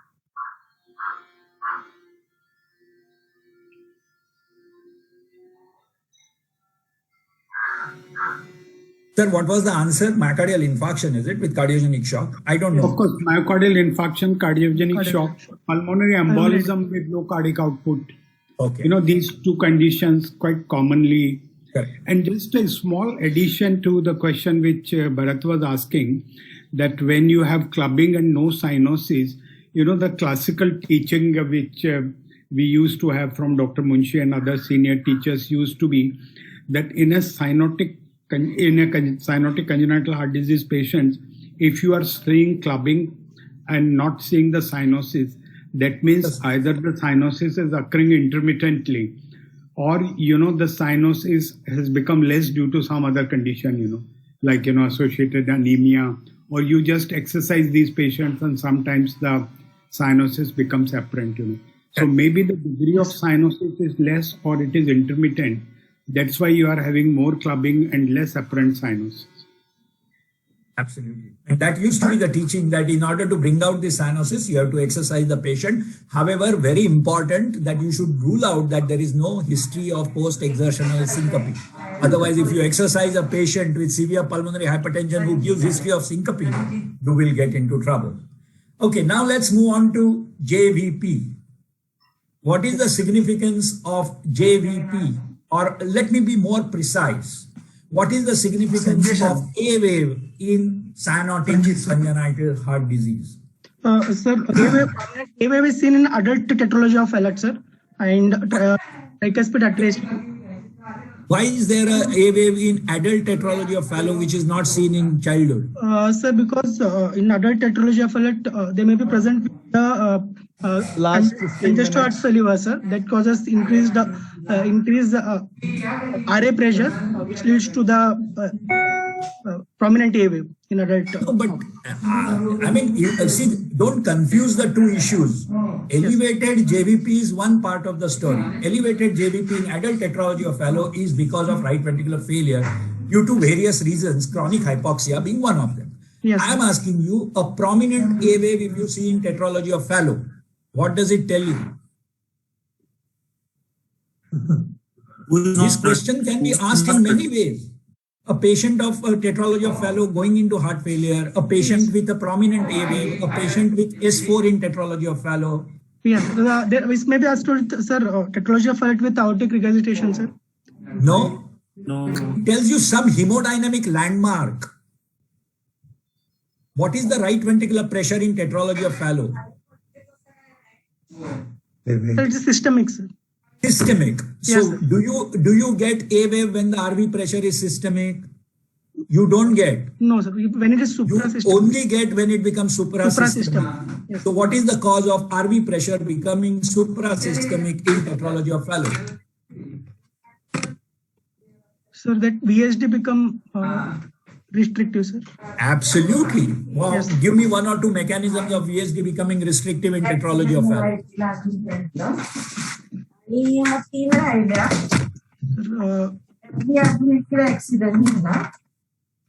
Hoffman variant. Hoffman variant causing. Somebody's mic is on. Could you please? There is a lot of disturbance. Could we have the mic off, please? So usually it is related to tricuspid valve. Usually, some form of tricuspid valve aneurysm, some form of infective endocarditis that can make VSD restrictive in tetralogy of Fallot. So remember this is a very important thing that they will ask you. If you see a prominent A wave in a patient with Eisenmenger's, which of the shunt is ruled out? Sir, post-tricuspid shunt, VSD and PDA and aortic pulmonary window are ruled out, sir. Correct. Absolutely. So usually prominent A wave means that the ventricular septum is intact. Yes. Very true. Okay. So Parag, anything else? Any other questions? One more question. There is one more variety of right side heart disease that can, with cyanosis, can lead to prominent A wave. Go ahead. That is with PAIVS or hypoplastic right heart. Yes, sir. With the ISD, they can have cyanosis and prominent A wave, or a dysplastic pulmonary valve PS. Correct. So basically what we are trying to say is that you can have cyanosis with prominent A wave when the interventricular system is either intact or the VSD is restricted. If the VSD is large, A wave will never be prominent. Okay? Yes. It will be prominent along with V wave once the right ventricular dysfunction sets in. Okay, go ahead. Yes. What type of BT shunt is this? Yes, sir. If the topic is you have written down specifically all pulses well filled, what type of BT shunt it will be? Sir, If it is a BT shunt, what type of BT shunt? Modified BT shunt. In a classical BT shunt, that side particular pulse will be absent. Weaker, absent, delayed, whatever. So this blood pressure of 104/60 indicates what? Shunt patent, not patent. So patent stent. Possibility of patent. Yes. Suppose you are 104 by 50. So wide pulse pressure. Suggesting. Patient is 8-year-old now. Bigger shunt. Patient is 8-year-old. 10-year-old. Development of AR? Yes, sir. Or collaterals. 10 years you have to keep in mind. Yes. Collaterals if shunt was not performed. Yes. Okay? Okay, sir. Thank you. What about 81 saturation? Suggest? See, every word you have written down tells you so much of information. So significant desaturation. So that shunt is not. The patient has outgrown the shunt. Outgrown the shunt, sir. Yes. Or surgeon has used a very small size graft. Yes. Normally 5 to 6 millimeters should be used. Suppose you have used small one, it has become narrow, restricted. Or shunt flowing only to one lung. What is significance of upper limb and lower limb saturation? Sir, it's differential cyanosis. Okay. Do you know causes of the reverse differential? Yes, sir. Just to mention. TGA with patent ductus. Okay. And tossing being anomaly with rotation. Again, a TGA with tossing. Yes. Then there are a couple of rare causes are also there, but that it is difficult to understand. Next. This occasionally can be seen in PTA with supracardiac TAPUC. Okay. Last 10 minutes. Can we see Jagdish Patil? We don't see Jagdish Patil. Can you put on your video? Yes, sir. I'm sorry. We may come as examiner. Yes, pass you straight away. Thank you. Cardiovascular previous examination, there is a midline scar on chest from suprasternal notch to epigastrium. There is an additional scar on either side of less than 2 centimeter length in mid-axillary line and in epigastrium. There is no bulge, arterial vent, sinuses. Apex impulse is not visible, and there are no epigastric pulsations visible. So, what do you infer from this? So, some full toss for surgeons. First sentence is full toss for surgeons. So midline scar suggests the possibility of intracardiac repair or number 2 or Glenn shunt. Glenn shunt. Third, why not BT shunt? BT shunt usually anterolateral thoracotomy they will do, sir. And so which situation midline BT shunt is preferred? Sorry, sir. Which situation midline BT shunt is preferred? Sir, when there is not favorable anatomy, sir, occlusion of in cyanotic spell, you are worried about retracting the lungs. The biggest advantage of midline shunt is you don't have to retract the lungs. Okay, sir. Okay. So there are many centers which are preferring midline BT shunt. Disadvantage of midline BT shunt. Surgical question. At the time of reopening of the scar, likelihood of injury to the underlying structures of the heart, like aorta and RV. What are these two scars in the 2 centimeter length in midline axillary line, in mid-axillary line in epigastrium? Mid-axillary line.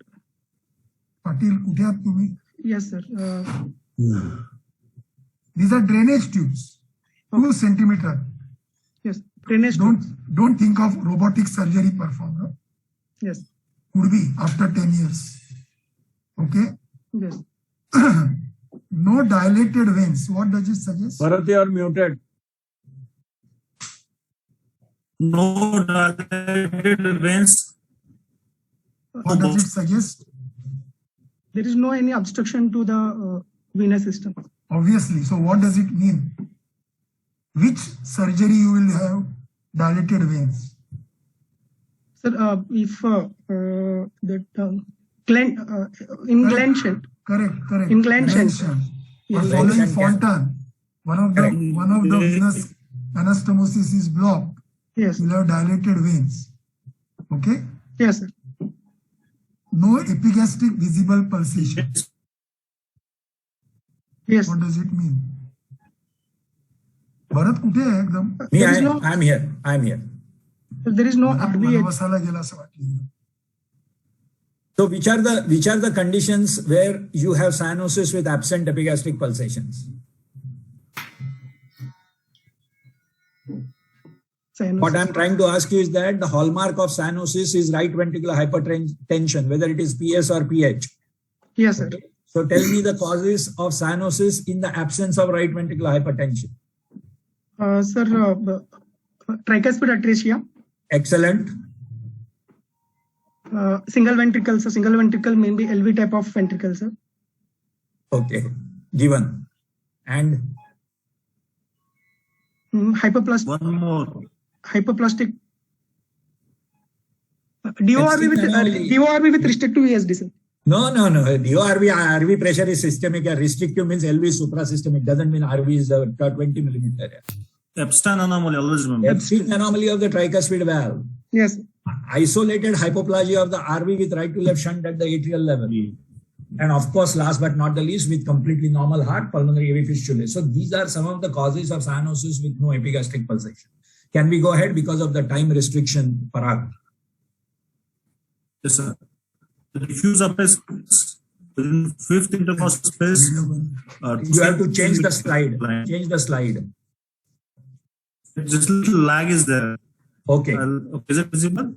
No, that's okay. Go ahead. Yeah, okay. Now it is visible. Diffuse pulse is there in fifth intercostal space, 2 centimeter within mid-clavicular line. There are no palpable 3 or sounds. So no palpable 3 or sounds. Please Yes. go ahead. Go ahead. Percussion, astic is on left side. Heart borders were confirmed. There are no in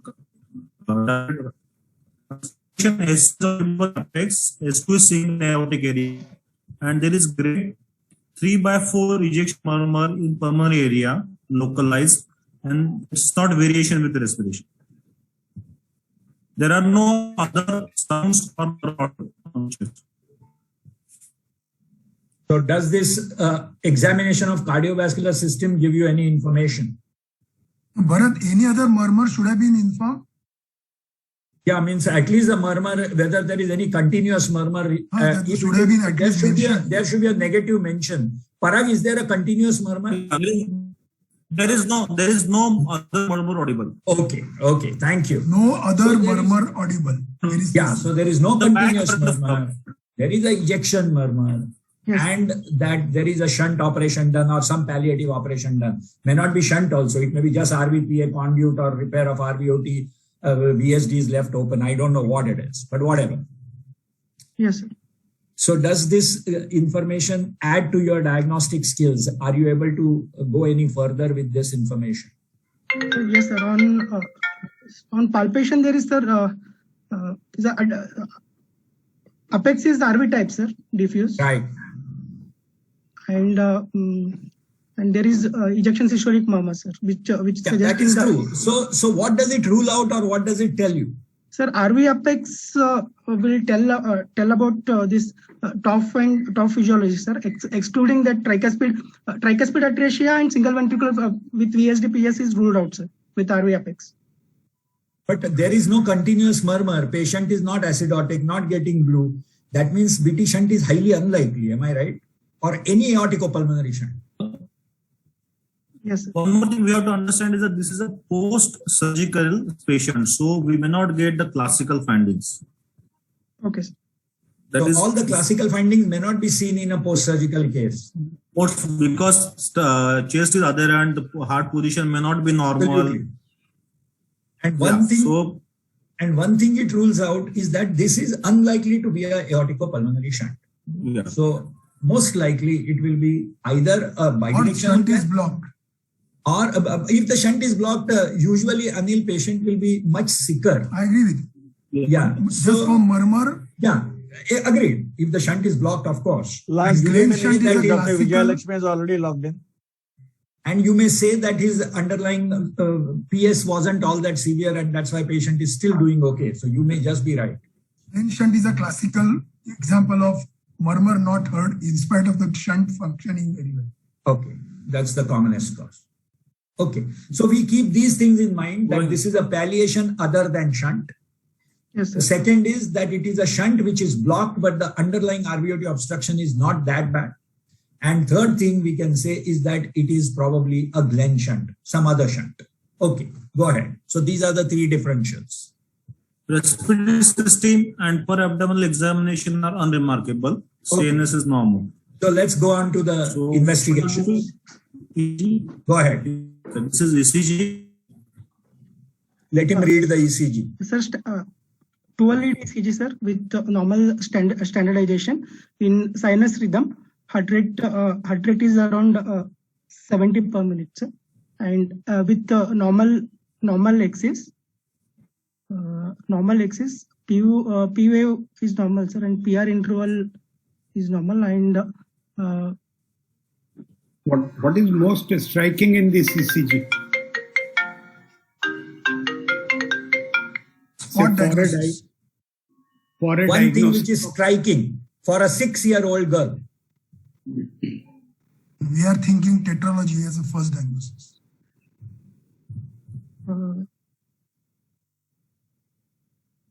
Look at lead V1.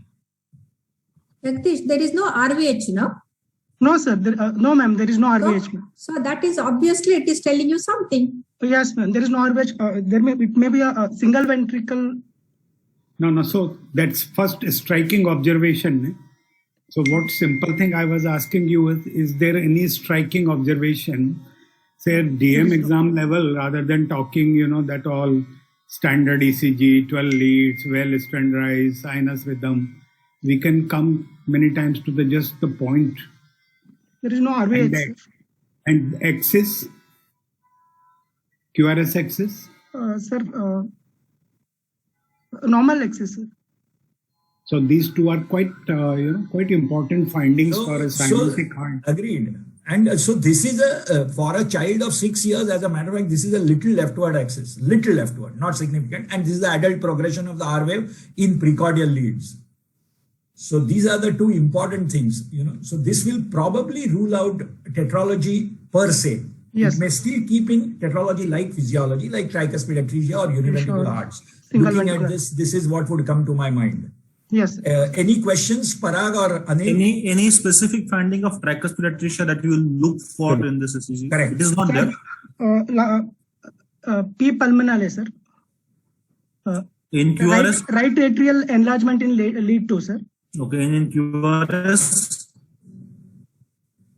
you will find Q in one avial many times. Yes, counterclockwise. Right.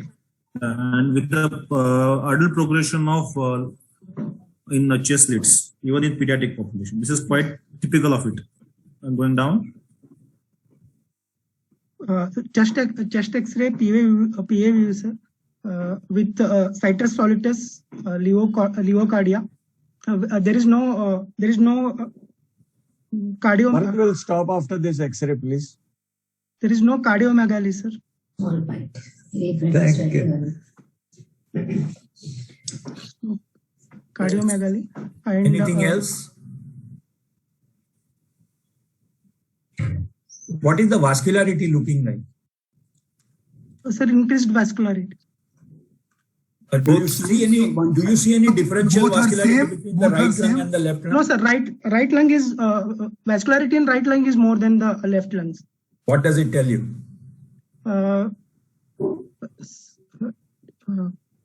Type of shunt, sir.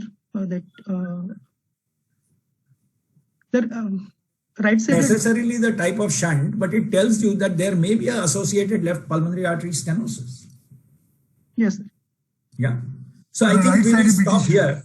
We will stop here. That's okay. We can't complete the whole case in every patient, but this was mainly for discussion and how sometimes the discussion might go in the exams. So we may not necessarily go on to echo angio.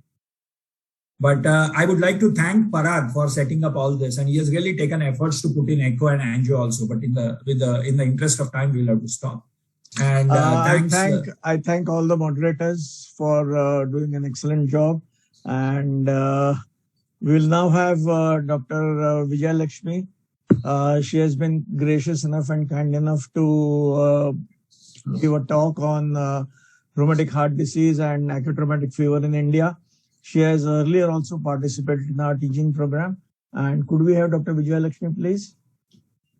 Yes, sir. Thank you very much. Sir. Thanks very much for accepting our invitation. Sir, it's my pleasure. It's my pleasure, sir. In fact, it was a great feast of discussion, almost like a relay race from Dr. Munshi to Dr. Satyavan Sharma to Dr. Bharat and Jagdish Patil. I think it's a great relay race of knowledge which is being percolated to the younger generation. It's my pleasure. I enjoyed the discussion.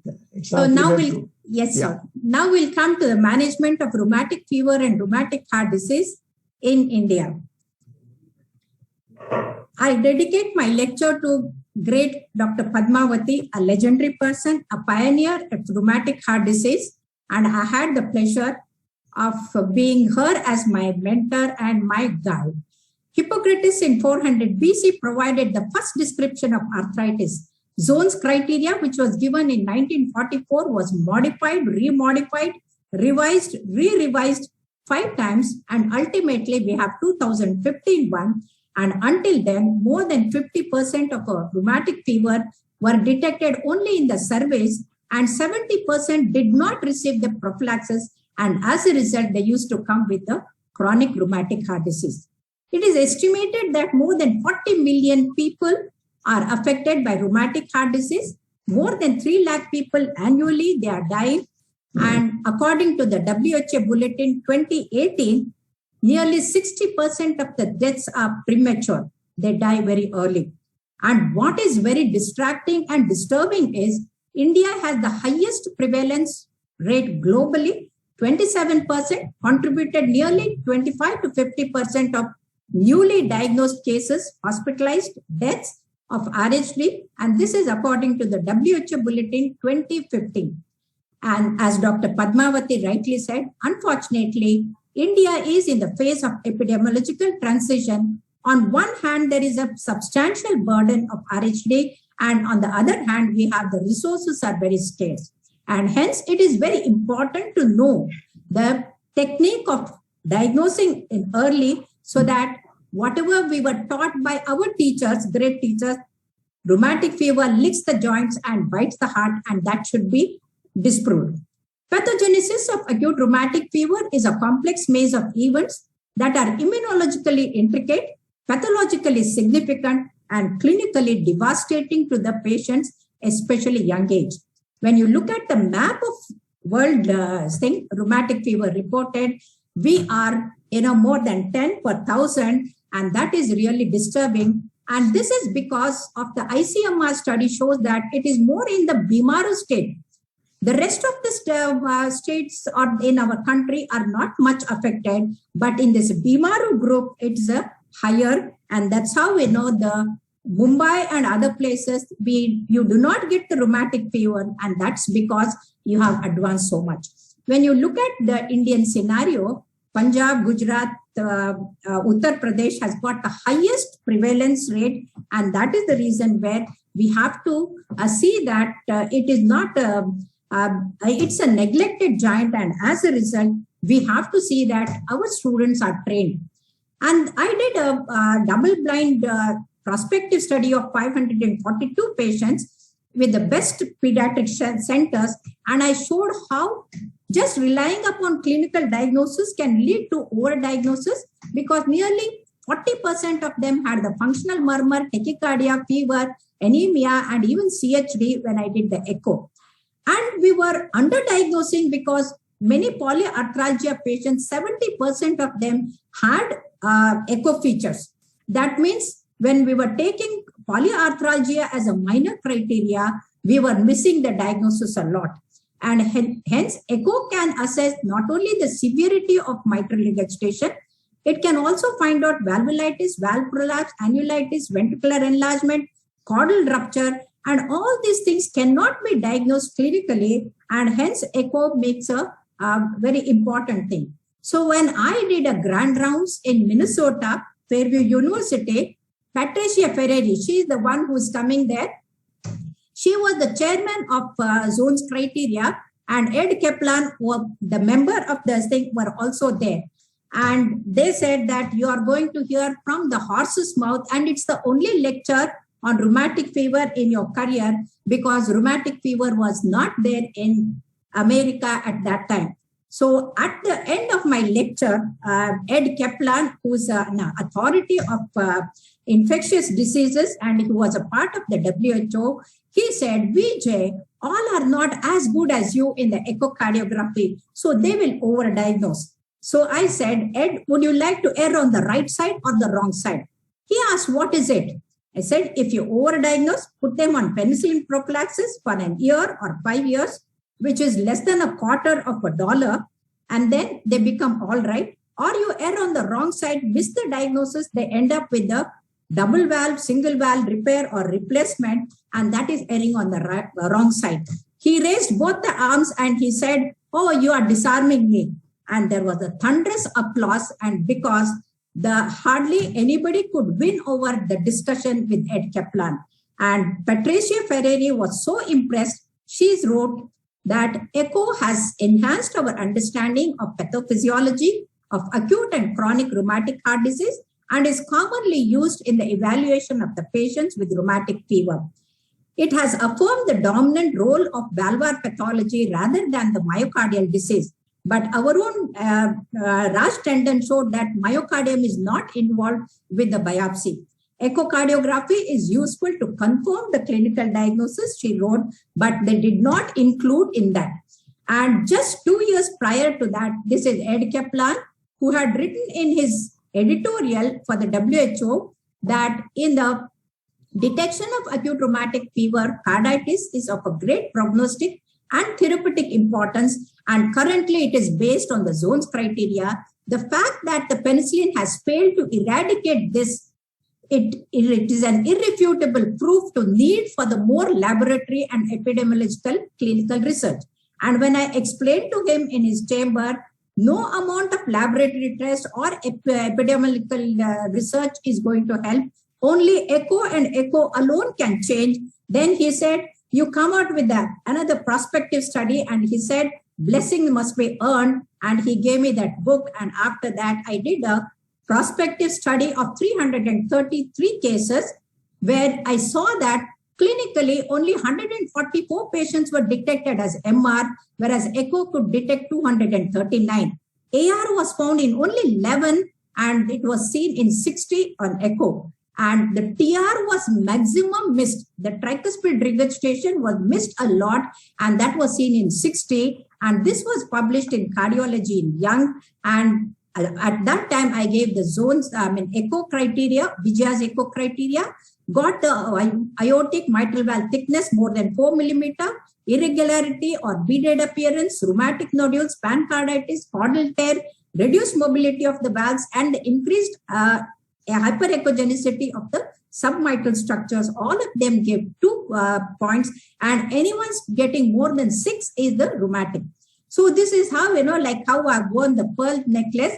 This is the beaded appearance. And this beaded appearance in the autopsy, you can see like the aphthous ulcers, and they will have like a multiple thrombi, and that is seen as a beaded appearance in the echo.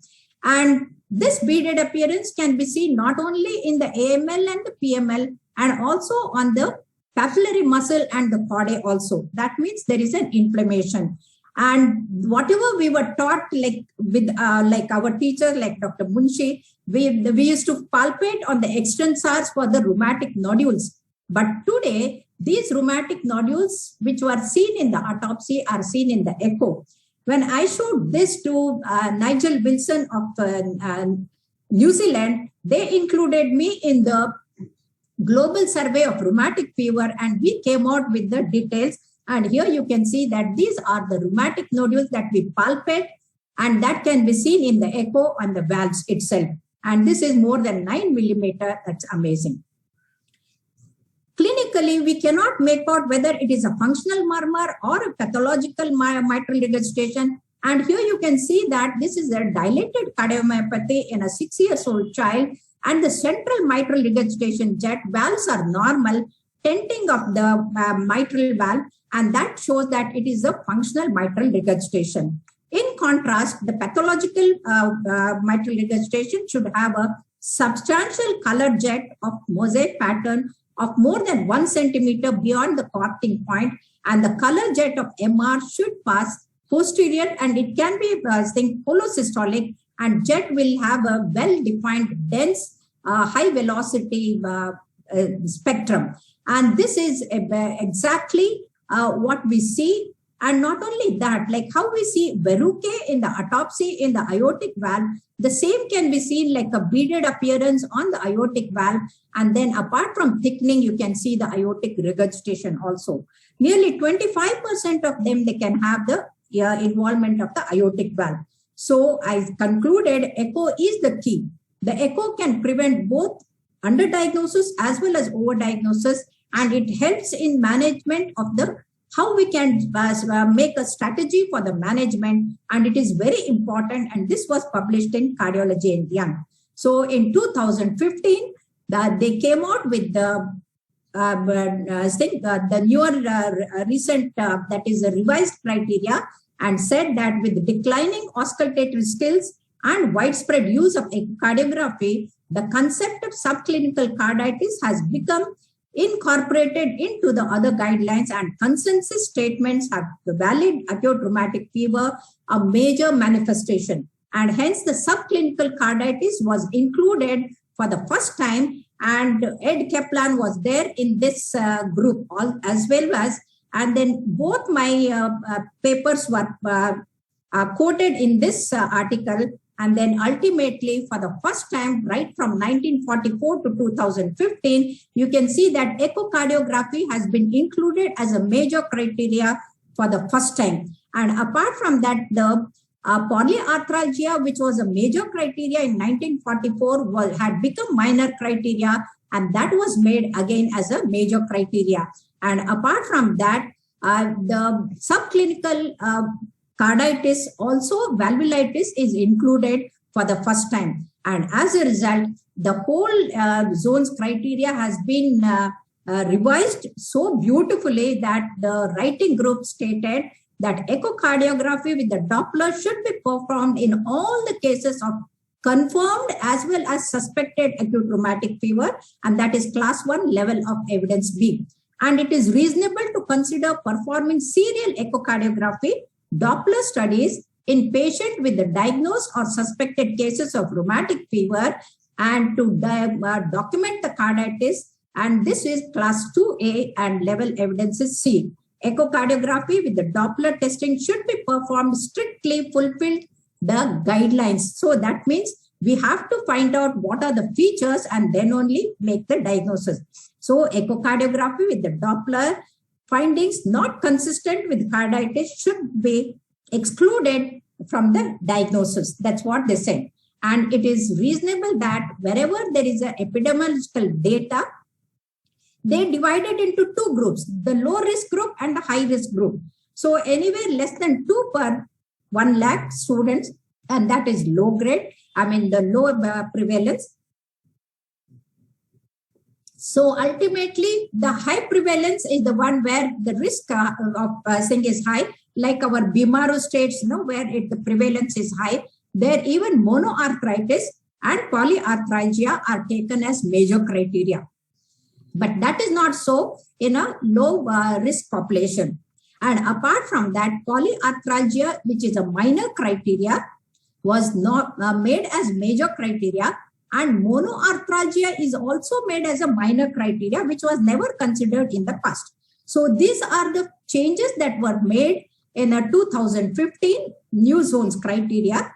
And apart from that, subclinical carditis, echocardiographic valvulitis, polyarthralgia, major criteria in a moderately high risk population. And that's how, the older teaching of erythema marginatum, subcutaneous nodule, they all became insignificant, and importance was given to the echocardiography.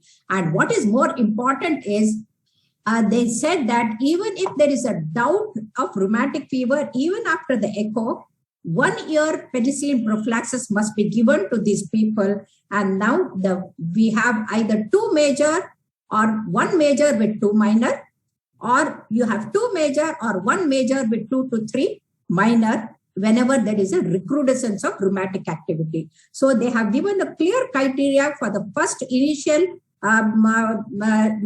acute rheumatic fever activity, and also for the recurrent rheumatic fever. So whenever there is a genuine uncertainty, they said that we should continue. That means they have widened the net of rheumatic fever and also got more people into the secondary prophylaxis so that they are not leaving anything unturned. So this is a 14-year-old child with a multiple fitting type of migrating joint pains. It was arthralgia, dyspnea, cough, and you can see that the first degree block is so clearly seen. And you can literally see the first degree block, AV block, and this patient had a thickened mitral valve with the tip prolapsing and hyperechogenic submitral structures, severe MR, and mild to moderate AR. So here the diagnosis is not difficult at all. But look at here. This patient was diagnosed as rheumatic, but then when I saw it was only the myxomatous valve, you can see that the redundant myxomatous valve with the mitral valve prolapse and the MR. So you have only 4 echo score, and that is not the rheumatic. In contrast, you can see here that mitral valve prolapse, mitral valve thickening, and then the pericardial effusion, caudal tear, and all together echo score is 10. So this is definitely rheumatic, but this is not. And this turned out to be mucopolysaccharidosis with the myxomatous valve. And this is the 3-year-old child. Somebody had made the diagnosis as congenital mitral regurgitation. But when I look, you can carefully see that there is an aortic valve thickening, beaded appearance of both AML, PML, and also MR. And this was a rheumatic fever in a 3-year-old child. So though we are taught that it is 5 to 15, and here you can see that even 3 years old can have. And I have seen 1 year, 11 months old child with the acute rheumatic fever. Fortunately, there was no cardiac involvement. And echo is so precise that though there is a beaded appearance, it is a known case of rheumatic fever, severe MR. And here you look carefully on the PML, there is a vegetation, and on the AML tip, there is a perforation. So the cause and the mechanism of the mitral regurgitation also can be made out on the echo, so that our management strategy can be decided. So in this 6-year-old patient who came with the congestive cardiac failure, breathlessness, palpitation, you can see that there is a non-compaction which is causing the pump failure. And what is worse is the PML, posterior mitral leaflet, is flail. And because it is flail, there is a severe MR. So this is not a rheumatic fever. This has to be repaired, and it cannot be on the secondary prophylaxis. This is from my own medical college, KMC. The patient was referred to me on rheumatic fever on penicillin prophylaxis. And when I did the echo, I said, definitely this is not rheumatic fever. You can see that there is a glistening endocardium. If the endocardium is glistening, that indicates that there is an ischemia. And ischemia is not a feature of rheumatic fever. So there was a pericardial effusion, pH was there, the 2 jets were there. And then when I did the echo in a short axis, I could clearly see that there was a Alcapa, which I had suspected, confirmed it on the angio. And you can see that when the aortic root is done, the left coronary is not seen. And after few circles through the collaterals, the left coronary artery is filling. And this is the selective angiogram. So this is how we know there may be pathological MR, but it will not be rheumatic, because if you just put the penicillin prophylaxis, that is not going to solve the problem. You have to tackle the root cause. So the caudal tear, when it is there, you can see that this is the papillary muscle and the rolled chordae are there. And this is the caudal tear.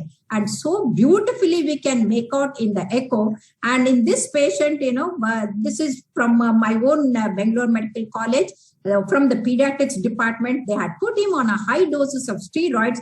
But when I did the echo, both anterior mitral leaflet as well as the posterior mitral leaflet, both caudal tear were there. And it was such a severe caudal tear that even if you immerse him in the drum of steroids, it's not going to help. It has to be repaired. So not only the mitral regurgitation, even the aortic regurgitation can occur in a same given person. But this is the 18-year-old patient came with the palpitation, exertional dyspnea. Pulse was collapsing, high volume collapsing pulse, and the bisvariance was there. 140/40 was the pulse. And then when I did the echo, anyone would have made it as a dilated cardiomyopathy, but then you must always correlate the clinical findings with your echo findings. Without your clinical findings, you should not do the echo. Severe AR was there, and then you can see that this patient had a very severe AR and also thickened valves, and then you could see that aortic as well as the mitral valve, the MR was grade 2, AR was much more, and this was rheumatic. And what is important is echo is so precise. In fact, it can literally tell you what is the cause for the AR. And here you can see that this is not a rheumatic, definitely. And this was a severe prolapse of the aortic valve causing the AR. And that's how we know this requires the valve repair or the replacement. And this secondary prophylaxis will not help in such a patient. And as a result, we have to be very careful when the secondary prophylaxis is given. As per the 2009, benzathine penicillin is the best. Oral are not important because the bioavailability serum levels will be very low. When they have the penicillin reaction, the macrolides or azalides can be used as a replacement. So duration of the secondary prophylaxis is very important, asked in the examination. And you must remember that whenever the rheumatic fever with the carditis and the residual heart disease is there with the follow-up echocardiography, that means there is a persistent valvular involvement, either 10 years or 40 years, whichever is longer, 40 years of age. And the rheumatic fever with the carditis, but no residual heart disease, the valve returns. See, almost 60% of them, they become normal when you do the follow-up echo after 1 or 2 years. And in such patients, 10 years or 21 years of age. So that is the one which is followed. And if there is a rheumatic fever established, but there is no carditis, the heart is not involved, you just give for 5 years or 21 years and whichever is longer. So that is the very important. And most common thing is mitral valve is involved most often. Isolated mitral stenosis in 25%. Additional 40% have the combined mitral and the mitral regurgitation. Multivalvular involvement in almost 38%. And 6% of them can have even tricuspid valve involvement. In the examination, they will ask you what is the incidence of each valve involved, and the pulmonary valve is not involved. That is because the pressure is not very high, and only in the high places, where the high altitude places, the pulmonary valve also can be involved. And I have not seen a single case of pulmonary valve involvement.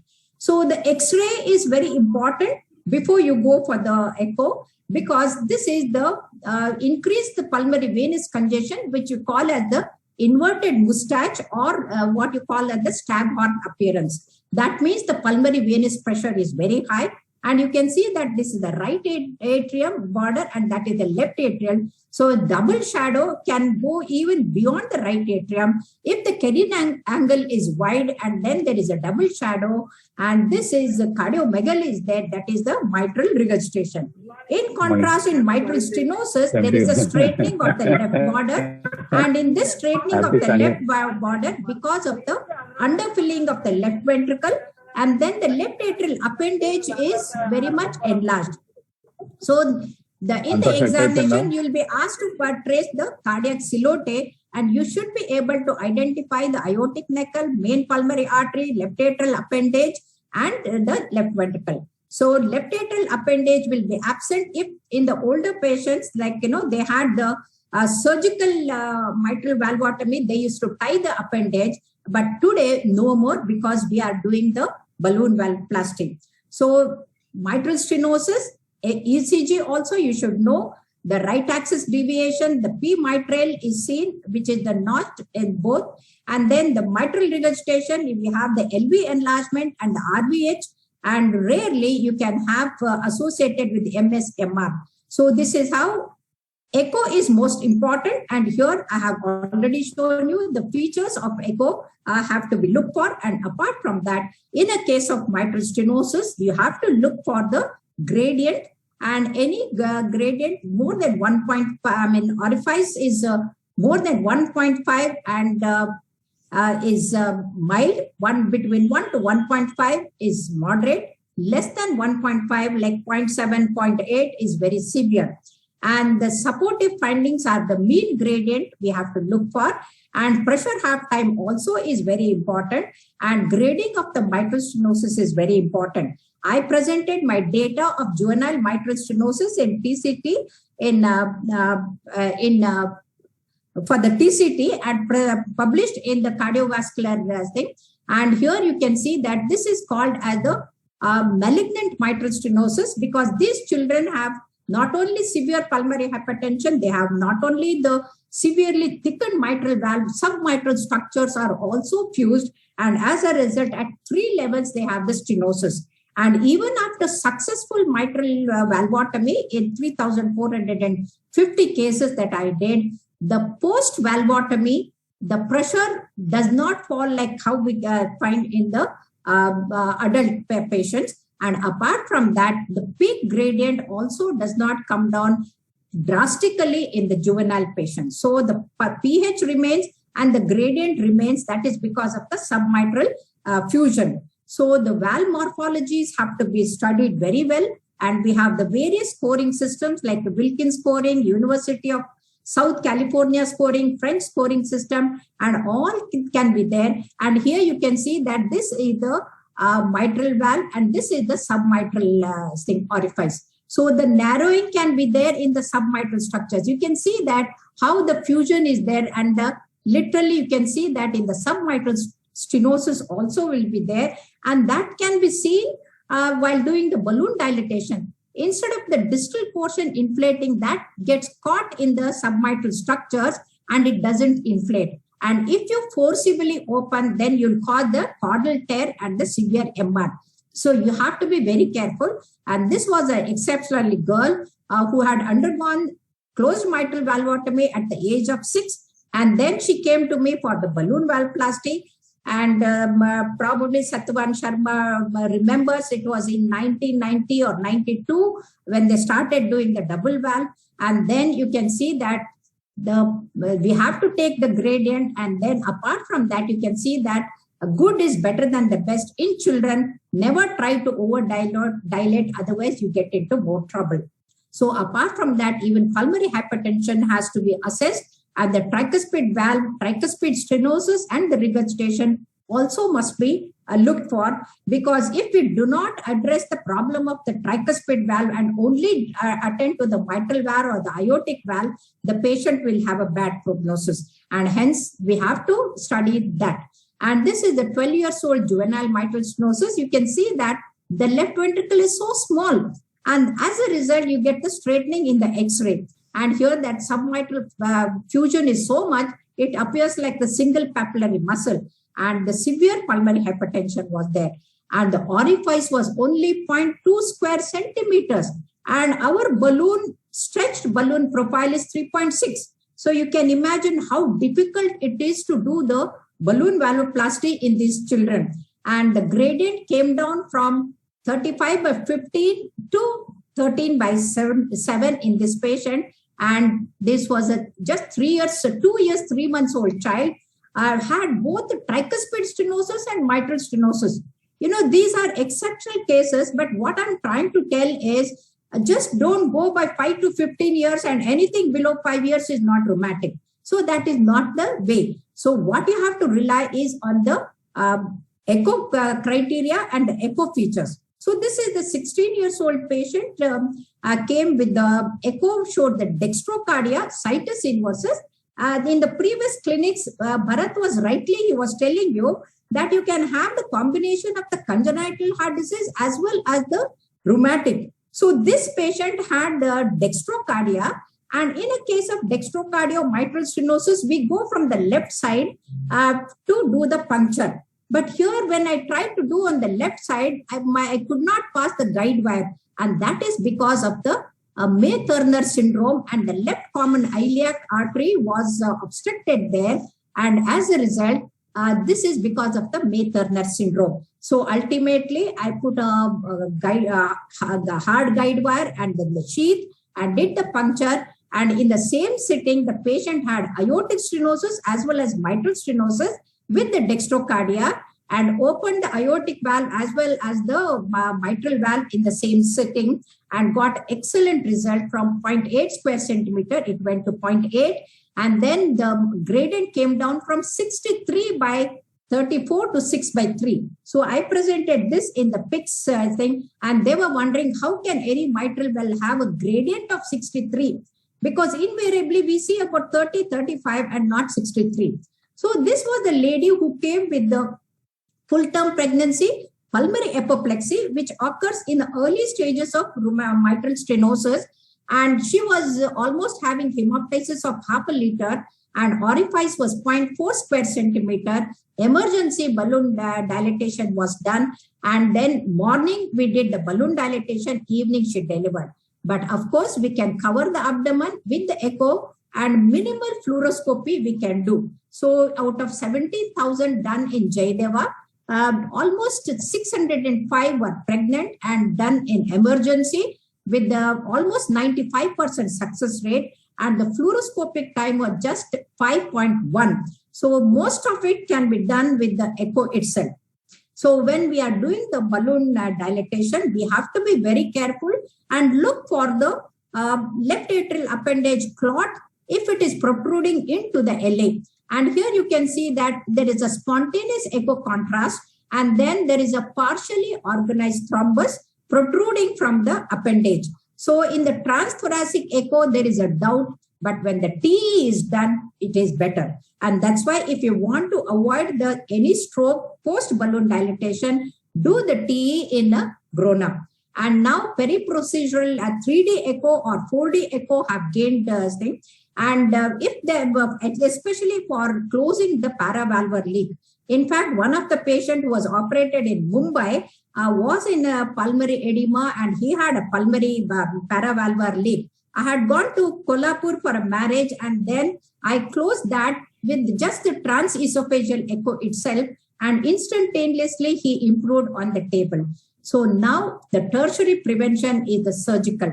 In the surgery, we have valve repairment or the replacement, and both have got advantages, disadvantages. As on today in children, valve repair is the best. So according to the European Society of Cardiology, the surgery is indicated in symptomatic patients. But as per our data, we feel that earlier the better. Even if the LV function is normal, before they deteriorate into LV dysfunction, the patient must be caught early. Early is better, and our success rate will be much better. So do not wait till the ejection fraction goes down to 40, 30, and then even the post-surgical results will be very poor. And as a result, today, the surgery is indicated when there is a giant left atrium.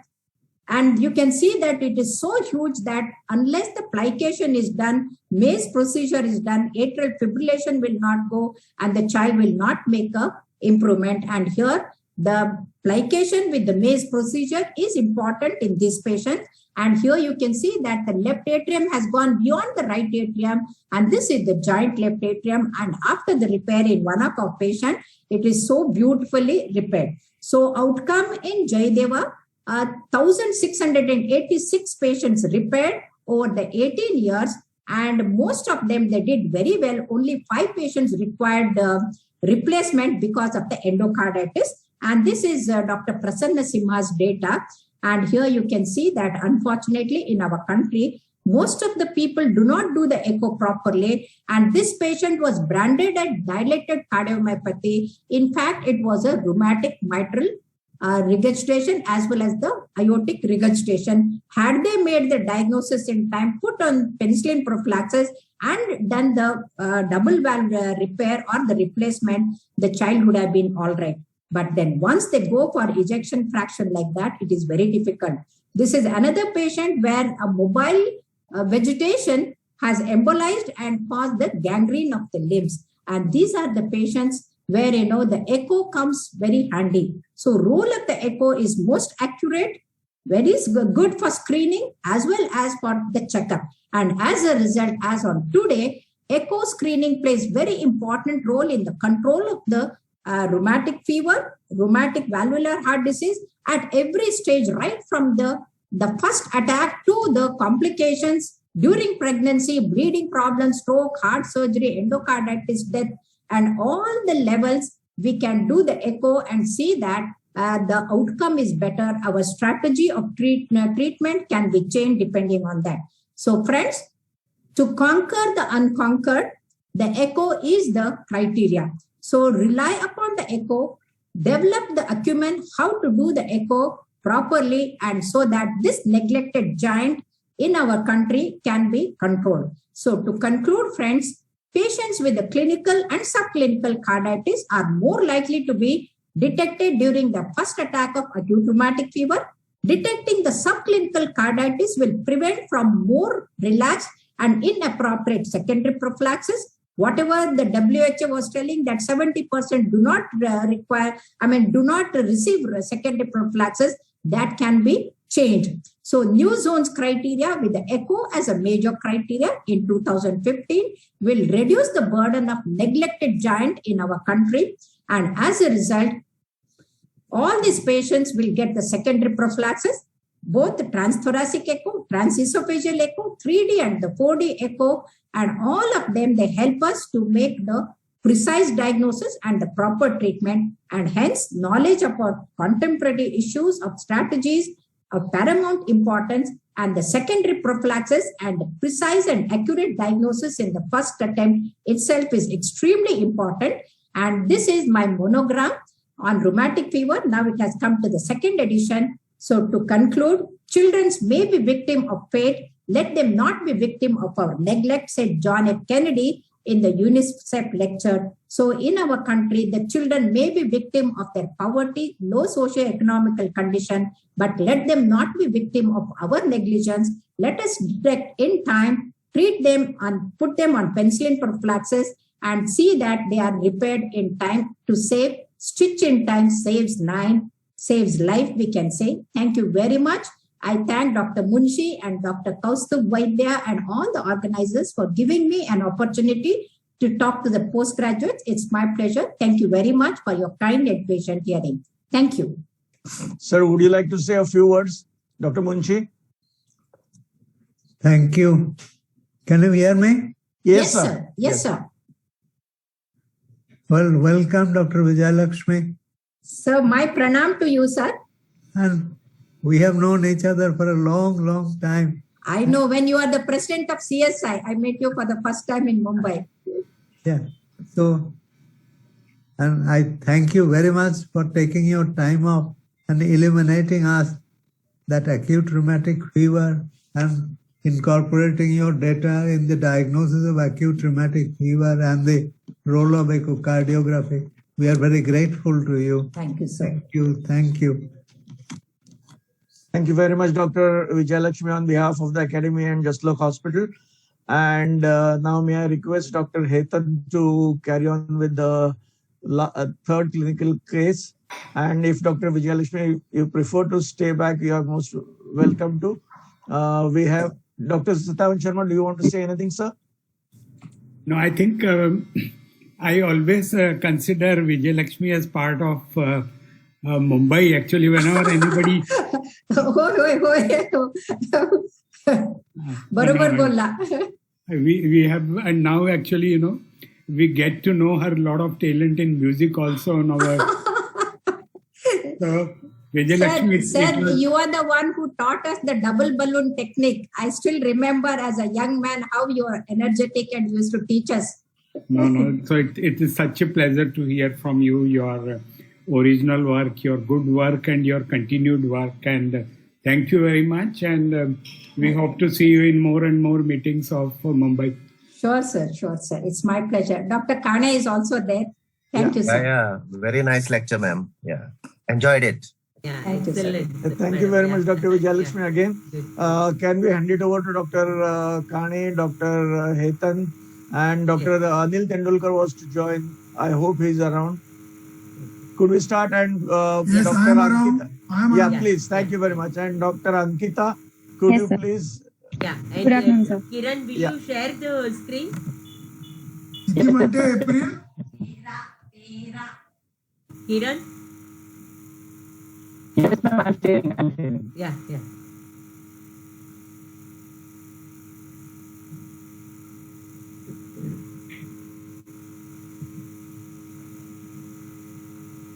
Hetan, Yes, Hetan, sir. can you hear me? Yeah.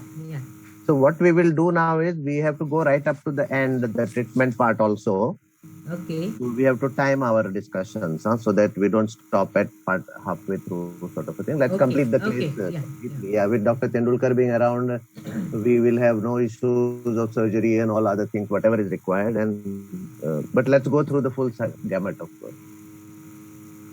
1 hour we have. And I welcome Dr. Kani. He's joining our effort for the first time, and I'm sure he'll join in future courses also. Thank you very much, Dr. Kani, for joining in. That's what's good. Thank you.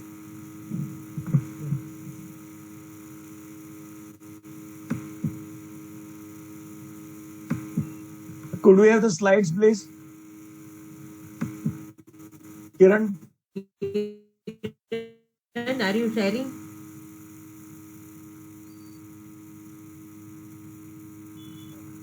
Kiran, can we have the slides up, please? Yes, ma'am. I just 1 minute, sir, I'm sharing. Is it visible, sir? Yes. Yeah. Ankita, are you ready? Yes, ma'am. Okay, good. All the best. Thank you. Yeah. We'll start with the case. Would you like to read the history or I? Anything, ma'am. Okay, yeah. You can. Hetan, I think you read the history so that Okay, you can take ask it. the questions. Yeah. Okay, yeah. Ankita, could we have your video on, please? Yes, sir. This patient is a 54 years male, peon by occupation, residents of Girgaon. He came to us. Next slide. Yeah. With the breathlessness on exertion for last 30 years and the exertional palpitation for last 5 years. Next. Yeah. The patient developed the worsening dyspnea 30 years back. There is a long history, and initially it was while climbing 2 flights of stairs, NYHA class 2, which has been progressed to while going to the bathroom, minimal activity, and even at during the less than ordinary activity of almost like a NYHA class 3.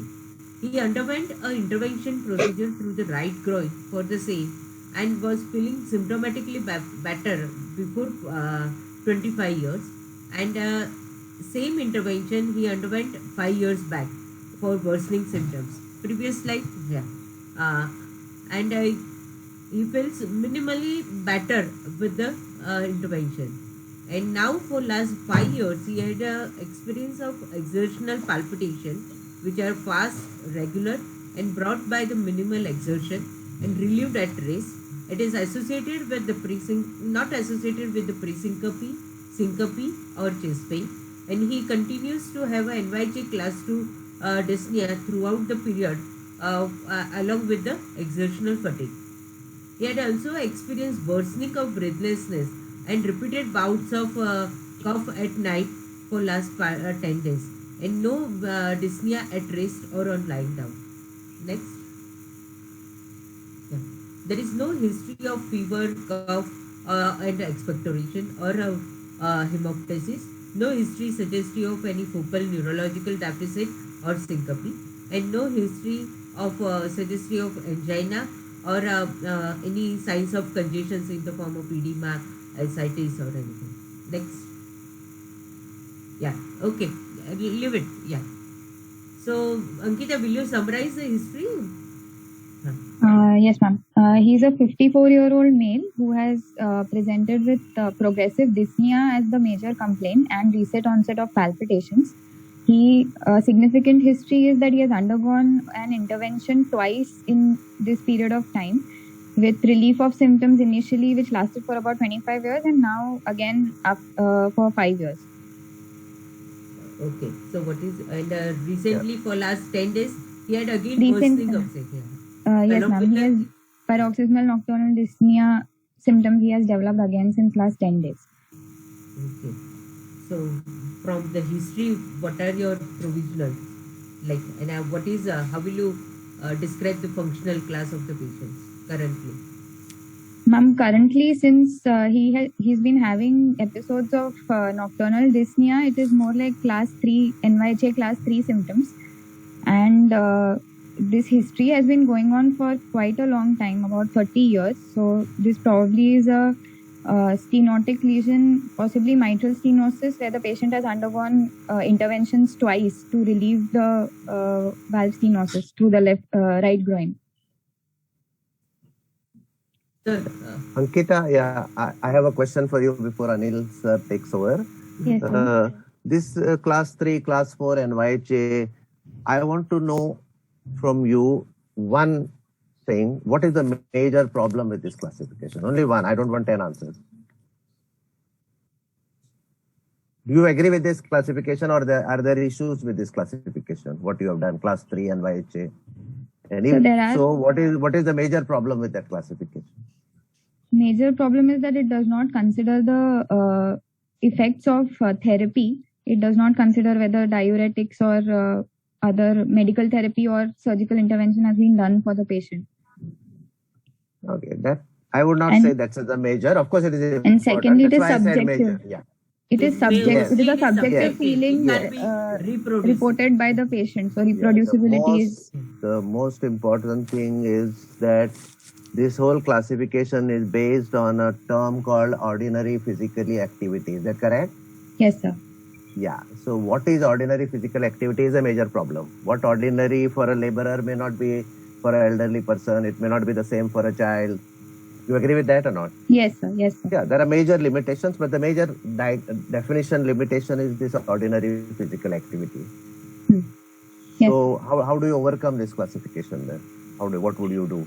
Like if you are not sure, then do you know of a better classification? How do we do that? There is a specific activity scale which grades the... Sorry? Some disturbance. Yeah, there is a participant, please unmute. Some child also wants to hear you. That's why. Could we have the mics off, please? Child's game. Yeah.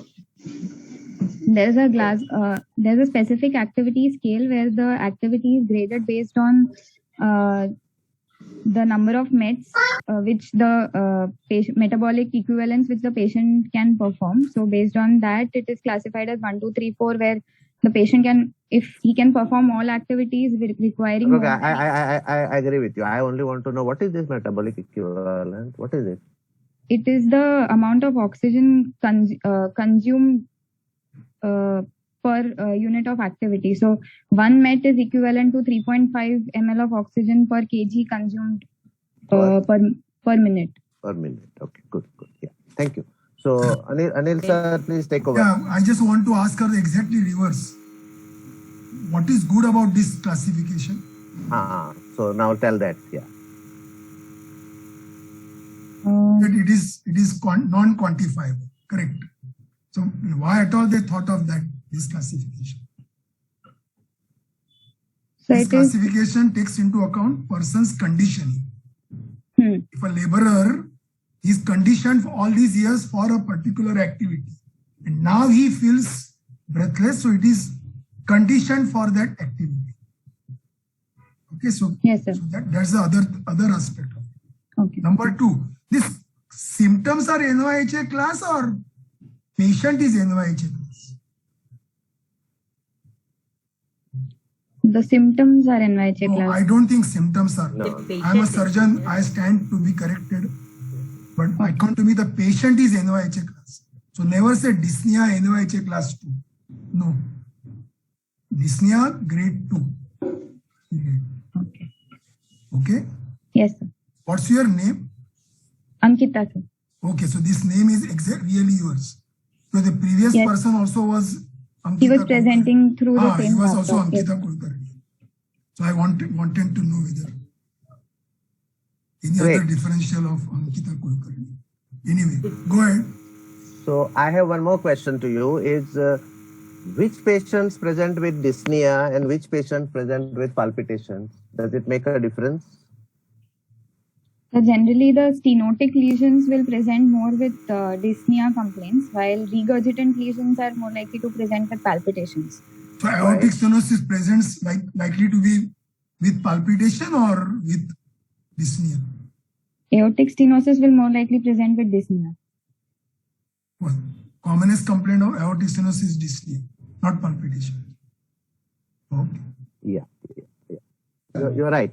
Why do people with regurgitation get palpitations? And sorry. Exactly same question which was asked to the first student. Okay, I didn't know that. When a person has got dyspnea, what does it mean? Valvular heart disease with dyspnea. What does it mean? It is a rise in left atrial pressure resulting in pulmonary edema. See, all of you, please, all 91 participants, please try to give a bull's eye answer. So increase lung water. So because of either increase LA pressure or increase LV EDP. So increase lung water, increase work of breathing, dyspnea. Okay? Yes, sir. So what is the normal LA pressure, Ankita? It is 5 to 7 millimeters of mercury. Mean. Don't make such faces after answering. Yes. I could see her. But suppose it is 10, then it is high. Sorry, sir? Suppose I tell you the mean LA pressure is 10. Is that high? No, sir. No, you said 5 to 7, no? 5 to 7 mean is the average. Mean pressure is normal. When we call it more when it is increased when it is more than 15 and 15. Okay. Yes. 12 to 15. Question asked over here is how the characteristics of palpitation help you in deciding the type of valvular lesion? If the palpitations are brought on only by exertion, then it is likely because of the regurgitant lesion that patient is feeling the palpitations. If they are occurring at rest, it might be because of some arrhythmia that the patient has developed. So again, you are saying some arrhythmia. So what is this some either arrhythmia? Atrial fibrillation. Why don't you constantly talk accurate? Yes, sir. Thank you. Cholo, go ahead, please. And if it is associated with syncope, presyncope, then palpitation. Then likely ventricular arrhythmias, VT, ventricular fibrillation or ventricular tachycardia. Not palpitation. Sorry. No. Ventricular tachycardia. Why not fibrillation? What happens if you have fibrillation? With fibrillation, there will be hemodynamic collapse and patient would not. Yeah, he will not come to this stage. So VT, Yes, sir. VT. So can you differentiate palpitations of AF from palpitations of ventricular tachycardia clinically? On the history, there will be irregular palpitations with atrial fibrillation, while ventricular tachycardia fibrillation will be more of regular palpitations. Atrial fibrillation could be a gradual onset and gradual offset. Ventricular tachycardia more likely will be a sudden onset and offset.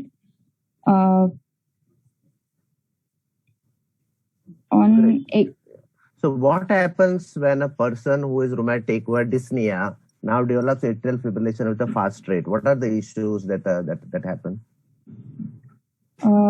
The atrial kick, which is responsible for... No. Clinically, what all things will happen to him? What? There will be worsening of his symptoms. Dyspnea symptoms will worsen. He will have... How much worsening can be there? The patient may become class... means what? He become class 1 se class 2 ho jayega? He may become class 4 as well. Yes, he can Sudden go to pulmonary edema. Yes. Pulmonary edema. And why is that? Let us say mitral stenosis, which is our commonest condition. They develop atrial fibrillation and they go into pulmonary edema. Why? It is the the emptying of LA is dependent more on the atrial systole because of increased gradients than the passive emptying. So loss of this atrial kick is what causes the atrial pressures to go up suddenly and patient to go into pulmonary edema. Is that so? Suppose there is sinus tachycardia of 170. This will not happen? It might happen. Even the tachycardia So what tachycardia causes what? What happens with decreases the tachycardia? time in diastole for which during which the emptying should occur. Yes. So that is why the LA pressure has to go very high to make that filling within that small period of time, whatever is available. And with that high pressure, the person goes into pulmonary edema. Okay. So Anil, any more questions on this history, or so what possibilities do you consider with this history that you had? The patient likely has valvular heart disease, mitral stenosis, for which he has undergone balloon mitral valvotomy twice, and now it is either progression of the mitral stenosis or development of some other lesion with the either another valve involvement like aortic valve or progression of mitral regurgitation which occurred because of the balloon mitral valvotomy. Okay, before anybody asks, I have a question. The question is, why is not aortic stenosis? I have done balloon aortic valvuloplasty and patient is doing well. Now and is come back again for another valvuloplasty and now it's getting worse. Is that possible? Sorry, I couldn't get you, sir. Could this be pulmonary stenosis and I have done a pulmonary Your valvotomy? mobile also is, two devices are open. Okay. We are hearing echo. This is not 2D echo. This is... Yeah, can you hear me now well? Yes, perfect. So you said mitral stenosis. So I am saying this was pulmonary stenosis and I did a valvotomy at that time, so he felt better. Or this could be aortic stenosis and I did a BAV and he felt better. So how would you refute these two diagnoses? So the long-standing history goes against aortic stenosis. Once the patient has become symptomatic, the symptoms are expected to progress faster. And what happens if you do BAV in aortic stenosis? Just like balloon mitral valvuloplasty, you can do balloon aortic valvuloplasty. Am I correct? Is that right? Yes, we can. Have you seen balloon aortic valvuloplasty being done? Yes, sir. For what? That is generally bicuspid aortic valve with severe AS is where it is preferred. More in cases of bicuspid aortic valve, not in rheumatic. Have you seen that being done? Yes, sir. Okay. And what happened to that patient? The gradients improved, but the patient reported later on with recurrence of aortic stenosis. Yeah, because the balloon aortic valvuloplasty is almost out of favor because it becomes only a palliative. You do it in only critical stenosis where you cannot do surgery because the results don't last for more than even 6 months most of the time. So that question is out, Pulmonary valve is out. Why? There is history of paroxysmal nocturnal dyspnea that the patient has. You have a left-sided lesion. Right-sided lesions are out because of your history. Okay, go ahead. Anil, please take over, sir. Can we? So go ahead. Yeah. Kiran, will you just skip these questions and now the part of the history? You decide what to do. No problem. Next. These are theoretical questions. Mechanism of PND. Yeah. So let's go to the. Let's go further. Let's go further. Yeah. The past history. In the childhood, patient had a history of a fever, multiple fleeting joint pains with the swelling, and which gets relieved with the oral medication. And simultaneously, he started the injectable every 21 days. And no other significant we will exclude this also because it has been excellently explained just now in the lecture. So we'll go further. Yeah. Next. Further, we will not go into this now anymore. Yeah. Then now the provisional diagnosis. No other significant history. Okay. So unless somebody, shall we go ahead with the examination directly? Yes, we should go for examination. Okay. So, yeah. General examination, the previous slide. Okay. The pulse is 70 per minute, regular, high volume, no special. Please stop. Miss Kulkarni. Yes, ma'am. Yeah, high volume. What does it? Every word she says, you tell regularly. Go on telling what thoughts come to your mind. The pulse regular. The pulse is 70 per minute, which means he's at present not in active heart failure. It is regular. That means he's in sinus rhythm. High volume. A high volume pulse. So probably MR or AR, mitral regurgitation or Yash would ask you why not nodal rhythm. Okay. Okay. Yeah. No special characteristics. Equal in all four limbs. Next, BP. Any thoughts in your mind? The initial, the pulse pressure is 60 and right up, suggesting that it is a high pulse pressure. But there is no difference in the upper limb, lower limb. Lower limb. Okay. There is the aortic. I agree with you. What you are saying is perfect. So keep on thinking loud. We'll have a little different way of examination. Keep on talking. It is like 10 centimeter above sternal angle with prominent V waves, suggesting there is significant tricuspid regurgitation and PH. Okay. No pallar icterus cyanosis clubbing lymphadenopathy.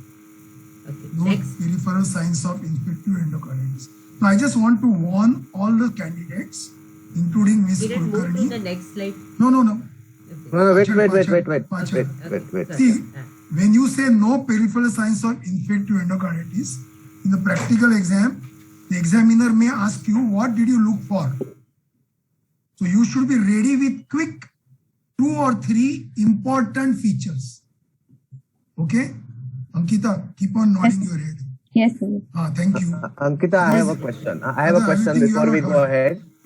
Something which I have also never understood, so I want to understand from you. How do you take lower limb blood pressure? What do you use? Which cuff do you use? So we use a larger cuff for the blood pressure, tied around the calf and. How large is large? For taking blood pressure, ideally, the length of the calf, the length of the bladder should be at least 50% of the circumference of the limb where you have to measure, and the width should be at least 80%. Okay. Yeah, do you have larger cuffs? Do you have with you? Not available all the time. Don't tell me theory. So no. How do you do Not available anytime. Anytime. I have not seen in last 30 years or more than that maybe. But we keep talking about it. So maybe we measure with the same cuff what we measure the arm pressure. Yeah. So if you do it with the same cuff, what is normally expected to be there, the lower limb pressure? Higher or lower? It will be higher than what is the actual pressure. Yeah, it will be higher actually.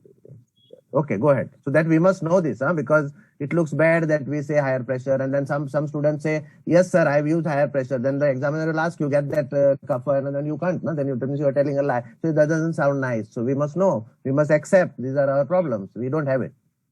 Finished. Okay, go ahead. Next. On examination, the chest is bilaterally symmetrical. Apex bit is in the left fifth intercostal space, 3 cm lateral to the midclavicular line. It is hyperdynamic in nature. There is a grade 1 parasternal heave is present, and there is no thread. Percussons, liver dullness. So, yeah. Please, yes, okay. Ankita. So the apex beat is in the fifth intercostal space, 3 cm. Don't read what does it mean? Downward and outward enlargement of the heart, which is likely left ventricular enlargement. So regurgitant. Dilatation or hypertrophy? Dilatation. Okay. Then parasternal heave grade 1. So there is right ventricular hypertrophy as well with because of mild. Because this of is not given in any book. So this is traditionally handed down from generation to generation. Okay. The other thing is, Anil, I have never understood how do you look for parasternal heave, Ankita? What is the technique that you use? So this is just a revision so that everybody is listening. So, it is by placing the ulnar border of our examining hand along the left side parasternally. No, for grade 1? What is grade 1? Grade 1 when it felt only with the fingertips. And fingertips are in the intercostal space, not on the ribs. Yes. Okay. Yeah. Grade 2 is felt with the ulnar border, but you can control the movement. And grade 3 is lifting the hand. Cannot control. And how will you inspect? This is inspection. How will you inspect for palpation? Yeah. Okay, inspect. How will you inspect for parasternal view? From the foot end of. Very good. By keeping the eyes tangential. The sight tangential. Very good. And one more important thing, what do you tell the patient? How to breathe you tell the patient?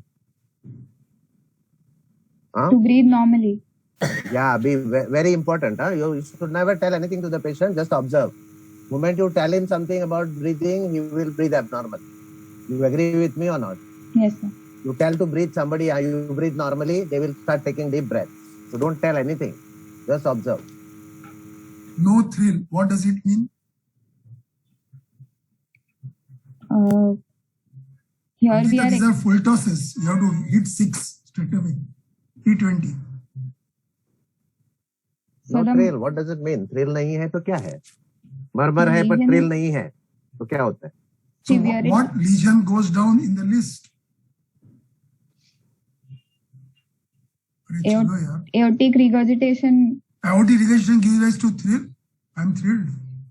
Aortic stenosis will. Aortic stenosis. Mitral stenosis can give rise to thrill. It can. Yes. Diastolic thrill. There is no mention about systole or diastole. So tight mitral stenosis, tight aortic stenosis, unlikely. Severe stenosis are unlikely. Very good. Why AR doesn't give rise to thrill? High pitch murmur, high pitch sounds. For thrill you require low pitch sounds. That's why MR doesn't give rise to thrill. Ankita, do you like music? Yes, ma'am. Yeah, high pitched ones, high pitched ones, they don't have thrill. Okay. The low pitched harsh ones, they have the thrill. Okay. Lata Mangeshkar's voice is high pitched, so there is no thrill. But we have thrill in the mind, but then with the palm you don't palpate. Okay. That's why you remember, if there is a thrill at the base of the heart, it is always stenotic. And at the apex, it is the mitral stenosis. So the stenotic murmurs are always harsh and they have the thrill. Whereas regurgitant murmurs are high-pitched, soft, blowing, no thrill. So this is the rule of thumb. Yes. Thank you, madam. Chalo. Percussion liver dullness, fifth space. What does it mean? There is no pleural effusion. There is no pleural effusion, so heart failure is. He's not in heart failure right now. Okay. Fifth say dull. Liver is not tossing. Liver in normal position. Okay. Right border of heart substernal. What does it mean? There is no enlargement of the right-sided chambers. No right atrial right-sided chambers. Right atrial RV hoega. Right. Why are you constantly talking like a lawyer? You talk like a student, cardiologist. So what is ironical? Are you surprised or not surprised? So there is significant V wave. There was significant V wave on the JVP. So you must constantly. This I always tell my students. Immediately paint a picture in your mind. I call it a story of Tom Long. If I tell you Tom Long from USA is coming up, immediately the picture in your mind is of a tall person, 6 foot 6 inches, blue eyes, fair skin. And if Anil Tendulkar stands in front of you, you will be surprised. So remember this, develop this habit. Okay? So this is the little against this. Okay, next one, please. The superb points, so please remember this. All of you who are listening, I don't know who all are there, but there will be plenty of them. Supposed to be 90 people. Yeah, okay. Okay, chalo. S1 soft. S1 is soft. Surprise, not surprise. Not Why are you taking time to get surprised? Just now your diagnosis was mitral restenosis. Mitral restenosis, but S1 is soft. Whenever you answer Anil sir, you must smile and because we have all gone through this and we have also shuddered, so don't feel bad. So just smile and answer. No, she's taking time. long-standing disease and twice he has undergone. No. S1 soft mitral stenosis. Could be a non-pliable valve which is so what is that valve called? Calcified valve. Twice BMV must be a history of 15 years plus. And not relieved symptoms. It is consistent. Yeah. Okay. Loud P2 with wide split. Yes, Ankita, that is loud P2 is expected because he has pulmonary hypertension. Definition of loud P2? When it is louder than A2 at the apex or heard at the apex. Heard at the apex. Loud at the A2 at the base. At the A2 base and heard at diastolic the pressure, apex. you know. What is the A2 closing pressure in this case? See, you are taking time to think. Old man knows already. You took BP, no? BP was 130 by 70. 68, 70. Then, so P2 is not closing at 70. Okay? Why it is wide split? Because P2 is coming later. There is pulmonary hypertension and increased flow across pulmonary. Chalo. Next, pansystolic 3 by 6 murmur at the apex, radiation to axilla. So classic. Of mitral regurgitation. You think severe or mild? Severe mitral regurgitation. Okay, there is every wide time pulse you pressure. rotate your eyeballs to left upper quadrant, so suggesting that you are thinking, there is a full toss, left scapula. The murmur is conducted to left scapula, that is the posterior LA. In MO days, posterior systolic pulsation of LA posterior wall was a feature of severe MR. So this is that. Okay? Yes. Rough rumbling mid-diastolic murmur of short duration at apex. What is that? This is because of mitral stenosis. There is some mitral stenosis also present. What type of mitral stenosis patient could be having? Organic and as well as functional. Because of the mitral regurgitation. Severity of mitral regurgitation. Ankita, how do you differentiate between the functional mitral stenosis and the organic mitral stenosis? The presence of opening snap can help differentiate between. I was about to say they have forgotten to mention. Okay, then. Snap. Anything else? What about the first sound? The loud first sound will be in organic affection of mitral valve. Okay. Severity of murmur? Associated with thrill? Associated with thrill will be more in organic affection. Correct. Presystolic accentuation? Presystolic accentuation is due to what? It is due to the atrial systole causing increased flow through the mitral valve. Okay. And that tells us that the patient is in sinus rhythm, not in atrial fibrillation. So here, do you think you said the first sound is muffled? It is soft. Opening snap you have not mentioned. Thrill you said it is not there. So what do you think it is? Ma'am, by this, it could be a functional murmur, but patient has already undergone a procedure twice. So there is some effect. So that means it is a yes. So this first sound muffling is because of MR or because of MS? Could be both, sir. So good. I'm happy with your answer. Yes. MR and calcification, not calcified. Yes, because it's a long-standing. When there's a calcification and damaged valve with reduced mobility, you don't get the loud sound. Okay. Last but one point.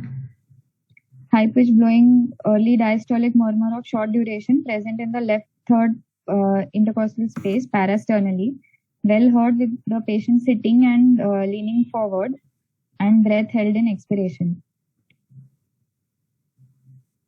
Suggesting? This is aortic regurgitation murmur. So how do you decide the severity of AR on auscultation? in AR, it is the duration of murmur that is correlates better with the severity of AR. Radiation of murmur? Radiation of murmur to the apex will be more in favor of severe AR. Okay. Third space, are you surprised? Not surprised. Why not, Ankita? This is a PR murmur. How will you differentiate AR murmur from PR? With respiration, inspiration, the PR murmur will increase while AR murmur will decrease in intensity. Respiratory. What are and other with associated associated signs which favors more of AR? there will be peripheral signs of aortic regurgitation might be present in case of aortic regurgitation, like Hill sign, Landolfi's sign with So all signs of peripheral signs of aortic regurgitation. In the PR?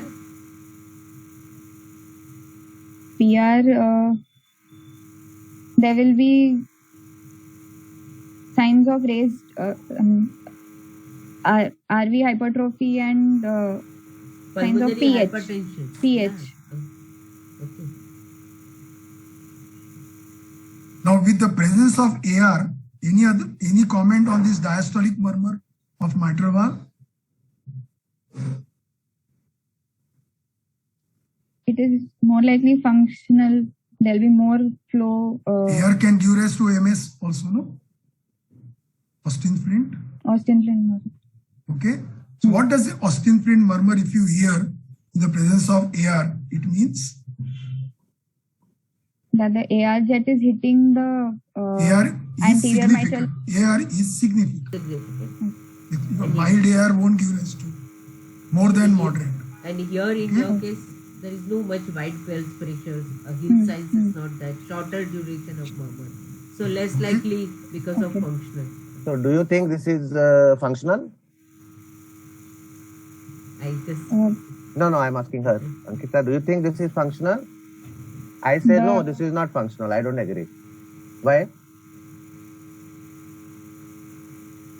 Because he already had mitral stenosis. No? I mean, unless you want to say that you have dilated the mitral valve so much that the mitral stenosis is totally disappeared, that's very difficult for me to believe. You may have AR, but I would still not call this as Austin Flint when mitral stenosis is the primary diagnosis. Yes. Why opening snap not heard? Because of the calcified valve and significant impact. Perfect. Let's go further. No idea. Skip karo these questions. Next. We have asked most of the questions. Other systems. Weapons? Yeah. Okay. Yeah. Other system, no. What is NFD? No focal neurological deficit. Just avoid short forms in exams. Meaning of full form of short forms are very different in different departments of the same hospital. Yeah, they're most dangerous. Kiran, next slide. Okay. Just wait. So what is your impression? So tell your diagnosis and the severity of the lesions together. Give a complete diagnosis. He is a 54-year-old male with no comorbidities and rheumatic valvular heart disease with severe mitral regurgitation, moderate mitral restenosis, and possibly mild aortic regurgitation. Why possibility?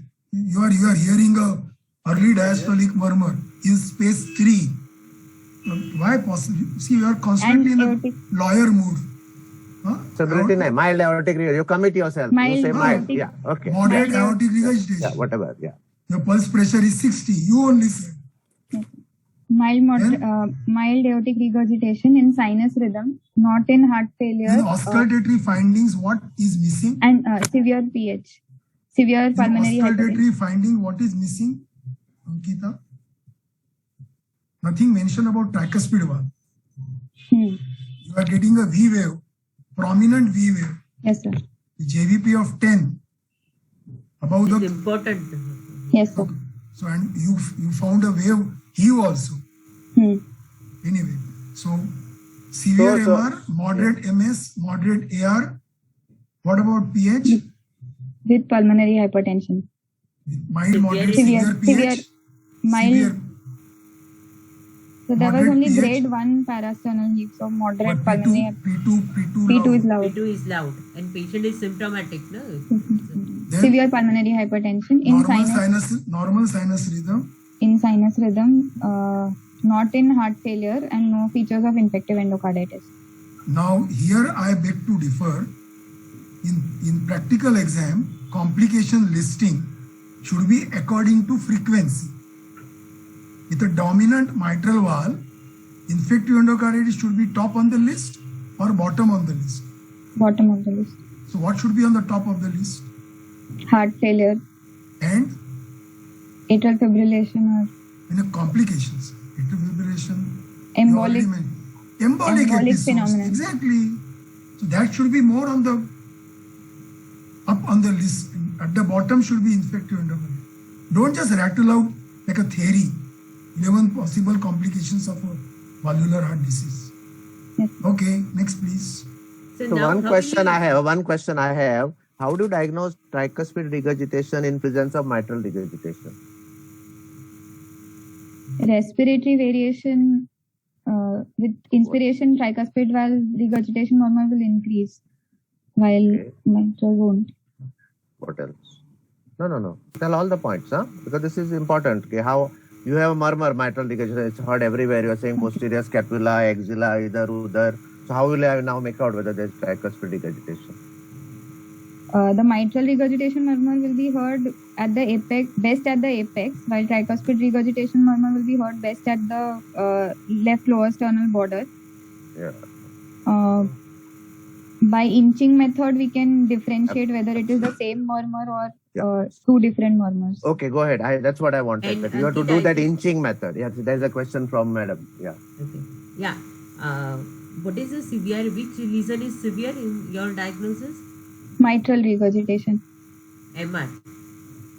Yes, ma'am. Justify. How will you justify? From symptoms, the patient has palpitations which are more in favor of a regurgitant lesion being predominant. He has which are the cardinal symptoms differentiation between the AR and MR palpitations?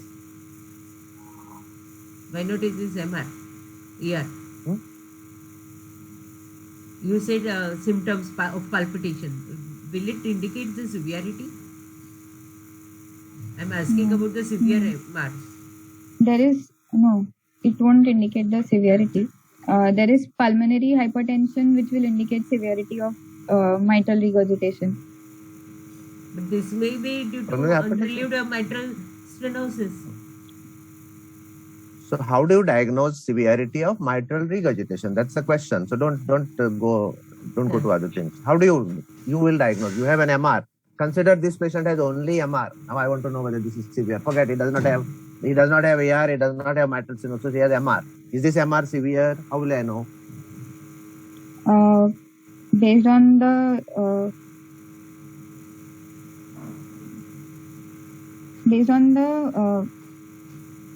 symptoms don't help us because there are so many other additional lesions also. Then what? Based on what? Loudness of the murmur. No, I don't think louder murmur tells you that it is more severe.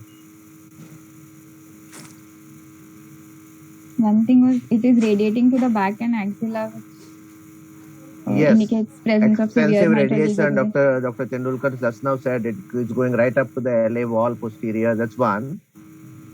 Left ventricular enlargement. If you have mitral stenosis, you don't expect a LV enlargement. You said, presence of down and out. Presence of LVS2. It is there, yeah. Okay. Yeah. Can we go ahead with the... Yeah, we should. Let's go further. Is it really important to know? More? Yeah. Is it really important to know MR is dominant or MS dominant, Ankita? Yes, sir.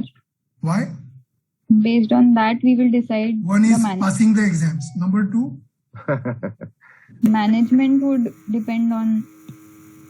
Obviously, 100%. Yeah. Management, not only drug, the therapy also will change according to whether dominant MR or dominant MS. Very good. Go ahead. Kiran, next slide. Exit. This is a chest X-ray PA view, which is well centralized, adequately exposed, and it is showing cardiomegaly with. What is adequate exposure? It is when only 4 till 4. That is not adequate. That is adequate exposure for lung. You must have a hard plate for heart. And I'm afraid this is not a hard plate. What is a hard plate? You see the intervertebral spaces through the heart. So at a level of T8, T9, you must see the intervertebral spaces. Here you are not seeing the intervertebral spaces. So this is a soft plate. What is the problem of soft plate? Cardiac chamber enlargement. That means that X-rays have not penetrated the entire heart. Which is the most posterior chamber? Left atrium. Left atrium. And that is the cardinal chamber in this case. Okay? Okay. Go ahead. There is. Okay, is there anything abnormal here? Lots of abnormal. There is cardiomegaly, significant cardiomegaly, which is LV type. Don't comment on the RA. You must mention the cardiomegaly.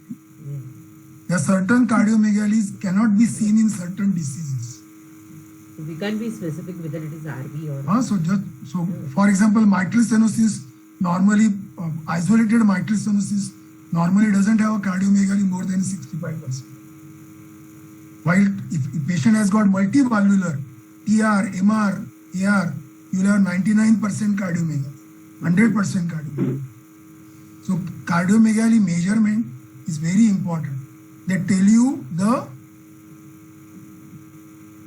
likelihood of which cardiac disease is likely. Okay? And also should be mentioned if the cardiomegaly is contributed by the left heart or right heart. Ankita, you must also mention about the carinal angle and the shadow in shadow. You can see the left atrium and the right atrium, double shadow also must be mentioned. Madam, I thought the X-ray is less penetrating in this case. Yeah, that's correct. If it were a little more, it would have certainly shown. So, but carinal angle is nicely seen. Carinal angle is seen. Yeah. What is normal carinal angle? It is less than 70 degrees. That is less than 70 is one? Acute. 1, 2, 3, 4, 65 to 70. And if LA enlarges, which bronchus gets compressed? If LA enlarges, it will be left bronchus, that will be compressed. It will be lifted up and compressed. Chalo, go ahead. Describing the X-ray. There is cardiomegaly with. Cardiomegaly. Next. And RA is also enlarged. You are starting from right heart border, left heart border. Maintain an order in describing. Right heart border. Have your own pro forma of describing. You want to start with right heart border. Please. Divide into lower half 15 minutes. and upper half. Okay, good enough. This patient will have story of dyspnea is acceptable or not acceptable? Acceptable. Because? Because the pulmonary artery is enlarged and... pulmonary artery, dyspnea. Pulmonary venous congestion. Peribronchial cuffing is seen. I wish my cursor could have been shown. And I very strongly suspect there is a transverse fissure seen on the right side. Yes. 1, 2, 3, 4, 5, fifth rib. Can see some amount of transverse fissure. Okay. Aortic disease significant, not significant on the X-ray. Not significant. There's no prominence of the aortic knuckle. Knuckle is not prominent. Oh. So you are looking at the knuckle, or what you should be looking at actually? In spite of MS and MR, see the knuckle. Very prominent. I will not be surprised. It was. So, more than grade 2. Yeah, but Anil, I was thinking the ascending aorta does not look dilated here at all. What is that upper half right heart border because of? See that shadow? Superior vena cava. Very good. It is running parallel to the spine border. Spine, yes. Very good. Next. Kiran, next slide. Little below the belt, some of the symptoms could be because of residual ASD following 2 BMVs. Yeah, quite possible. Don't laugh. No, sorry, I'm sorry. Yeah, okay. Yeah, possible. ECG. ECG, it is... Right, last case, what is very obvious? Obviously sinus, present, obviously absent. Sinus rhythm. What is our diagnosis? Ventricular hypertrophy. What is our diagnosis? MR-MS AR. MR-MS AR. Very good. Now, sensex of AR is? Left ventricular hypertrophy. Because of? Volume overload. So, no what Q are the waves features in on the ECG? V5. Q waves in V5, V6 are not present. Not present. Then why are you saying so? R wave in V5, V6? Not present. Just 10 V5 millimeter. it is present. It is 10 millimeter V wave, R wave. Okay. Anything else? Left atrial enlargement is not significant. Not significant. No, it is V1. V1. It is significant. It is significant. Okay. What about R wave? In R V1? wave. What is the 8 problem? 8 millimeter.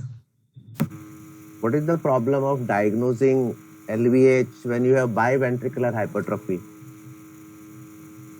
Could this fit into something like both chambers enlarged because you have pulmonary hypertension, you have supposedly having LV, so you are having large when you see the STD changes in V1, V2, V3. And you have large RS complexes in V1, V2, V3, V4. What is that called? Means I don't know whether that fits into, but RV strain is present. Cart's vector? Yeah, something like that because you have large RS complexes. So Axis is less than 9. Axis is less than 90. Yeah. Anyway, so this goes in favor of dominant mitral valve, not a dominant aortic valve. Aortic valve. Chalo, next. Kiran, next. It's too funny. Okay, now this. Run this. Keep on reading it. Parasternal long axis view in the 2D showing thickening of both mitral and aortic valve. There is LA and LV dilatation. Ankita, you should be specific. AML, PML, specifically you mentioned. And you look at the calcification. So first finish the mitral valve and then go to the aortic valve. Okay. There is thickening of both AML and PML and restricted motion of the posterior mitral leaflet more than the AML. AML is also restricted in movement. There is significant calcification present on both the leaflets. The subvalve is thick and subvalvular is hardly seen, because we have to modify the view. Was there a history of fever or bacterial endocarditis in the past? Ethan? Ma'am, fever and arthritis was long back when he was... No. I'm not talking about that. Not in Any the history of bacteremia? Huh? No, because I feel something moving here at the PML, at the LA side. Yeah. And even on the aortic valve, you can see something there. So they are healed vegetations. Possible. Of healed vegetation? Yes, sir. Those healed vegetation, they make the registered lesions more. Kiran, run the next. Ankita, rupture chordae during BMV. Sorry? Yeah, now rupture chordae. Rupture chordae is ruptured chordae. No, ruptured chordae the rolled chordae will be on the LV side. The vegetation will be on the LA side. Yes. Do you understand? I thought these are on the LV side. No, sir. They are here on the LA side. I can see them on the You are LA seeing the side. right side. Yes, sir. Yeah. I thought you were saying that. Great. Could be calcification also. No, the calcification will not move, no, sir. These are chaotic movements. The calcification is there on the AML, sir. Yeah. But on the PML, on the LA side, there is a vegetation. It's a healed vegetation. Yeah, that's a strong possibility. Yeah, So something let's is move the moving right there. side. Yeah. Yeah, so On there, the, the repair is not possible. That is the thing that it gives an idea. And on the aortic wall also there is moving. Yes, yes, I agree. See, that's very beautifully seen. Yeah. Ankita, read the second. right side ka picture.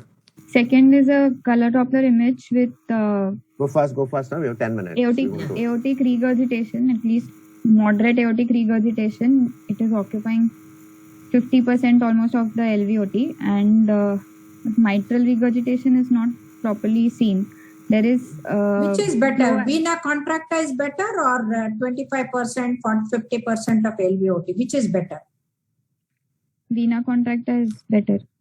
How do you grade with the vena contracta? The MR and AR, how do you grade with the vena contracta? If it is less than 3, then mild regurgitation. 3 to 7 is moderate, and more than 7 is severe regurgitation. And for aortic and mitral valve, the different values.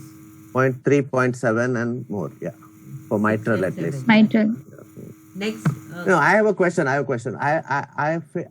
don't know how to do vena contracta. What is the principles of doing vena contracta? What do you require? Can you tell me that?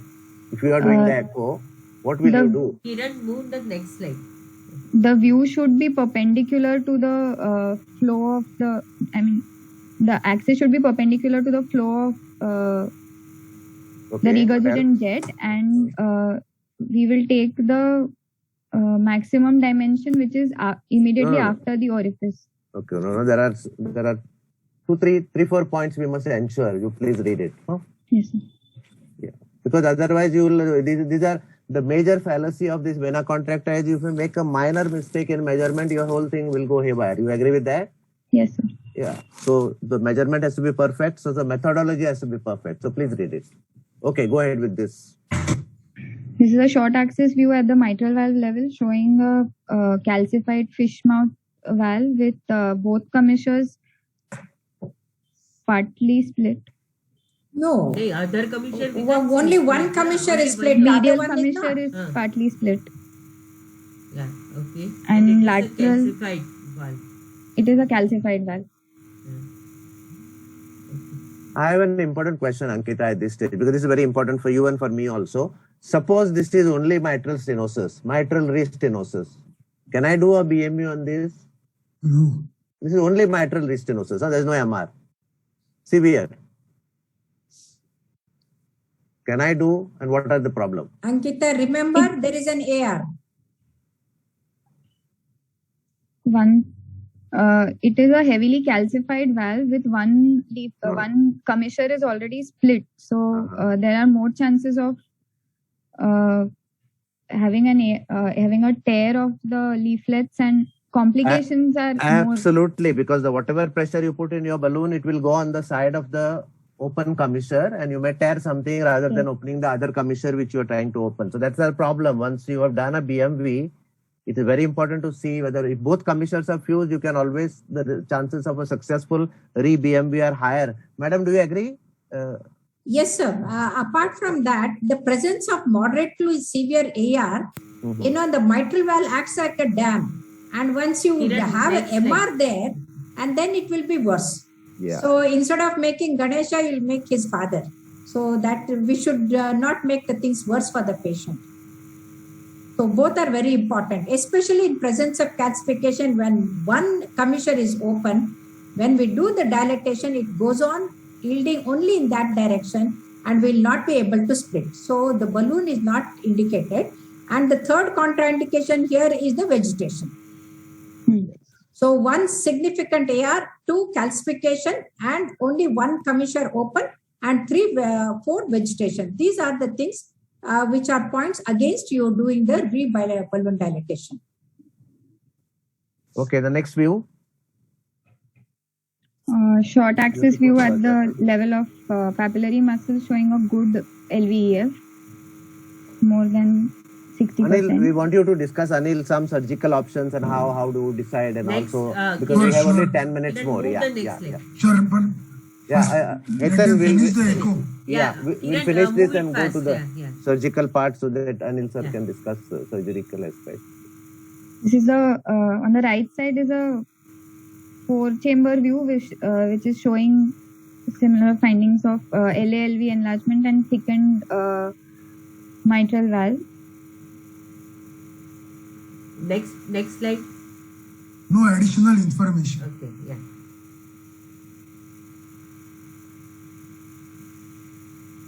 What is the candle flame appearance, Ankita? Candle flame appearance? It is the flow acceleration that occurs at the mitral. That's a classical feature of mitral stenosis, no? Next. How much is the MR here?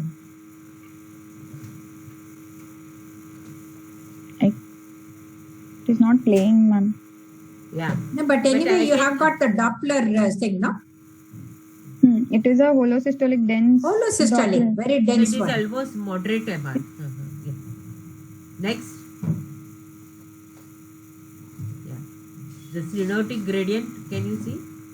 19/11 gradient. The mean gradient is more than 10, which is significant. Yeah, and there is a central jet MR, which is also significant. Yes, ma'am. Next slide. Okay, this is aortic valve, which is also thickened. Can you see there also there is a calcification and probably there is a healed vegetation. Vegetation which is freely mobile. Yeah. Okay, next. Yes, ma'am. This is the tricuspid regurgitation. Systolic pressure is 52 millimeters of mercury. It is also moderately severe, we can say. If we add RA pressure, it will be severe. So, from the echo, the final report is what? The rheumatic heart disease. Rheumatic heart disease with BMV. Okay.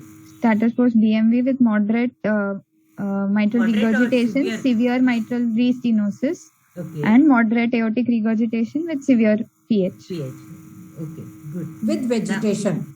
Healed vegetation. With healed vegetation. Now I think with sir we can discuss the management aspect here. So he goes for double valve replacement. So what valve and all? Sir, Anil, sir, please take over. No? Yeah. What's the age of the patient? 54 years. Okay. So what valves usually you, for valve, what information about aorta you should be providing? The size of the aortic annulus. Very good. Very good. And presence of calcification. Extending towards? Extending towards the annulus. So which part of the annulus surgeon is scared of decalcification? I didn't understand, sir. What is the fear of decalcification to a surgeon? He may damage what structure? He or she? The root. AV node, conduction system. So it is a RCC, NCC commission. We are worried. I don't know how on echo you will decide RCC, NCC commission. So if at all you want to give information should be about that. Did you notice the PR interval of this echo on this ECG? It was prolonged. Just visual impression was prolonged. So apart from drugs, another cause of prolonged PR interval could be aortic root abscess. Yes, aortic root. See, again you are talking about abscess. See, you talk about this patient. Yes, sir. Yes, sir. Calcium is everywhere. This patient, we are more worried. Calcium. Okay. How do you decide about a valve? Just general idea. Based on the age of the patient. Age, yes. What is the correct younger wording age? We the, prefer mechanical prosthetic valve. Young? How young is young? For aortic valve, less than the 65. The beauty of cardiology is everything is defined. Less than 65 years of age. 65. Young, I will be happy. I am young, that means. The correct wording is the lifespan of the person is shorter than the lifespan of the valve. Okay. Understand? Is the correct, real, original wording. So original wording, lifespan of the valve, 12 to 13 years. So if the lifespan of the patient is 12 to 13 years, you should prescribe biological valve. But nowadays, redo mortality has drastically come down. It is single digit. So nothing wrong in going for 2 biological valves. One valve, and after 12, 13 years, another biological valve. Okay? So the usual cutout limit is 55 years. 55 to 60 years. Okay? So you prefer mechanical valve. But which are the other situations you will prescribe biological valve? Requirement of biological anticoagulation is dangerous to the person. Okay? Anything else? Person insists on having biological valve. And third, very relevant. Women of reproductive age. Very good. Women in childbearing age. You will, but patient should be told that you shall come back for redo surgery. Okay? Yes. What are the common valves available in market? Prosthetic, Medtronic Hall, TTK Medtronic, then TTK Chitra, ATS valve, ATS and Medtronic same. Then Edward Sapien. Edward, that is biological valve. Very good. So you know quite a number of valves. So out of these valves, which valve stands out separate than the rest?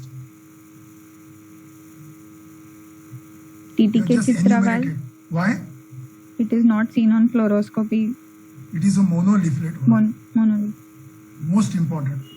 Now, 3 cases, cardiologists rushing to me saying that only one disc is moving. If you see, no, don't laugh. It's a shock to the patient.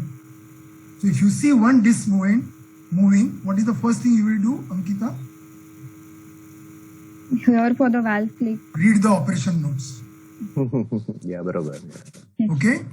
And if it's Chitra valve, TTK Chitra valve, only single leaflet valve available today in market, Indian market. Rest all valves are bileaflet valves. Even Medtronic, which was prescribing single leaflet valve for a long time, now has gone for bileaflet valve. ATS valve now is no more ATS. It is bought over by Medtronic. It is all bileaflet valves. Okay? Some of the TTK Chitra valves are not that much visible on the fluoroscopy. The leaflets are not visible on the fluoroscopy. That is a limitation. क्या हो गया? What happened? Frozen? For fluoroscopy, and that time I don't know. Not seen on fluoroscopy? It is saying the leaflet is not seen. Leaflet is not seen. Okay. What is the leaflet opening angle? Ideally, you must know the leaflet opening angle. Last 5 minutes. And accurately calculated on echo. And what are the opening angles? By leaflet valves? 73 degrees. Okay. Ankita, now we will say I don't know fast so that Anil will tell. Otherwise, we'll. No, I will not go ahead. No, because our time is also expired. These are the things which you are supposed to know. No, absolutely. No, we want you. In the olden days, we used to find out on fluoroscopy. What are the other features on fluoroscopy suggesting about valve dysfunction? Rocking movement. Structural and non-structural dysfunction. Valve dysfunctions are divided into 2 types: structural and non-structural dysfunction. Mechanical valves no more give rise to structural dysfunction. All the mechanical valves are single cast. So dislodgement, fracture, all those things are absent. So all the dysfunctions of mechanical valve are non-structural dysfunction, like paravalvular leaks. Okay?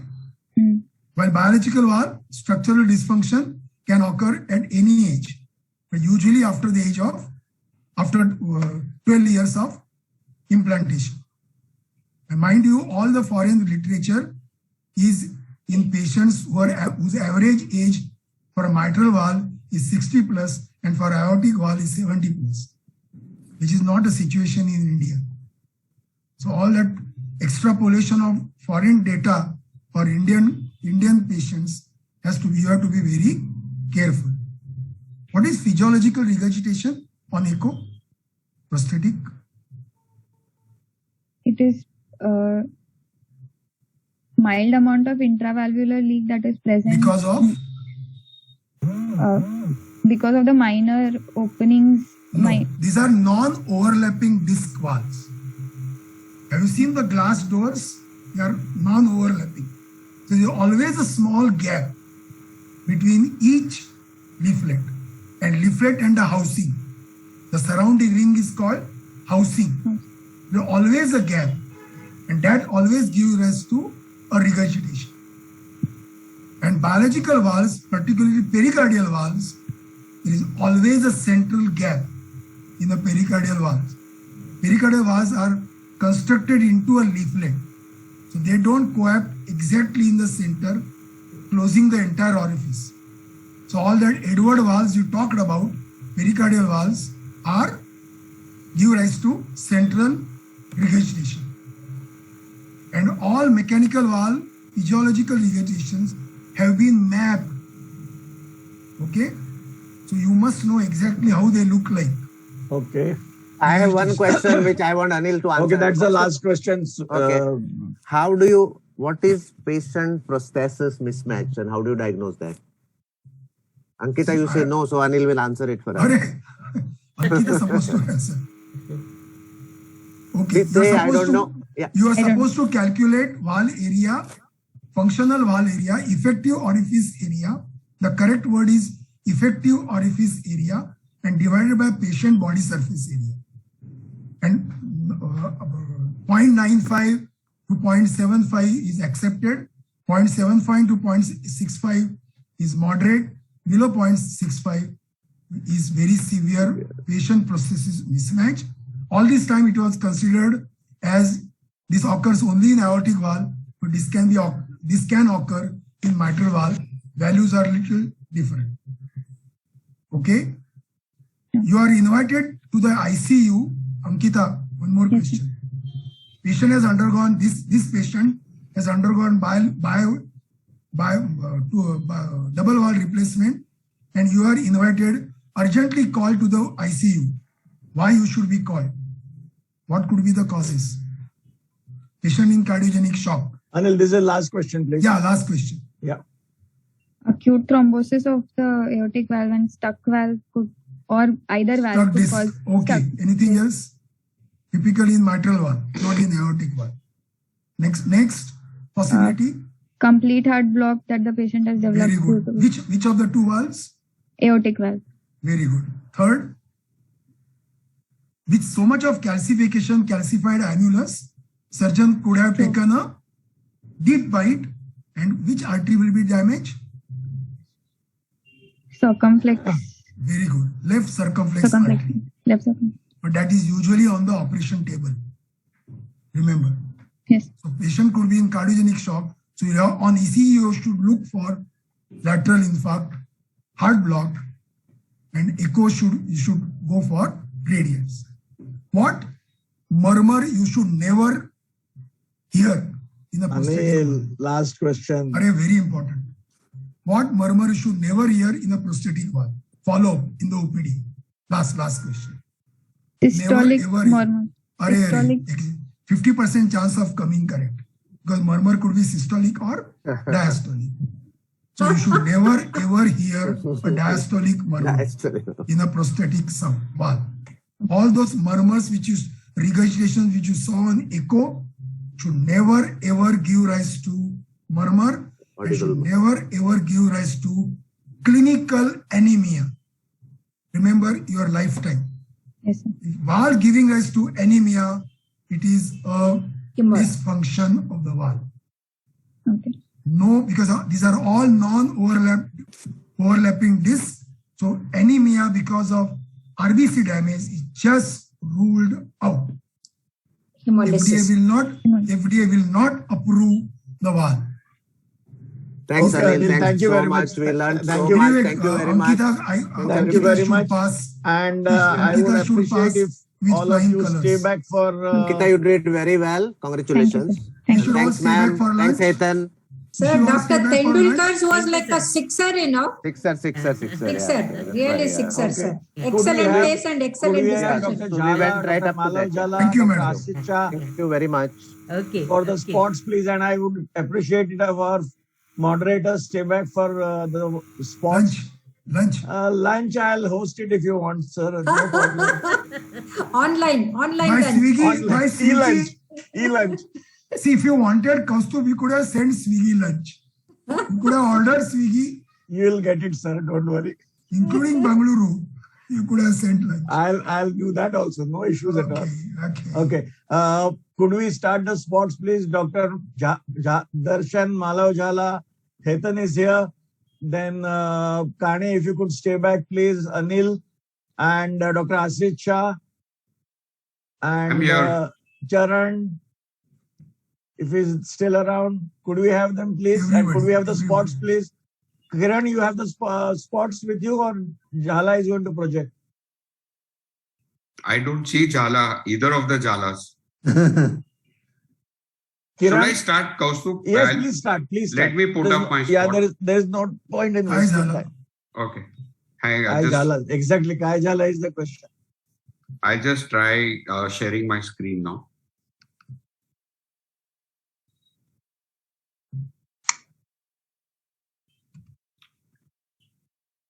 Yogesh and even the other three participants who had presented cases can join in if Yogesh need help.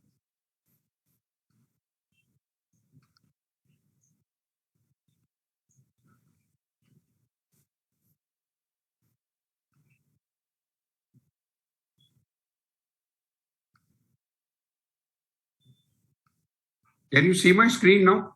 Requires Yeah, but microscope. small. Requires microscope. God. Just give me a second, please. Chat box, Saroj Soni writing diastolic. What is that?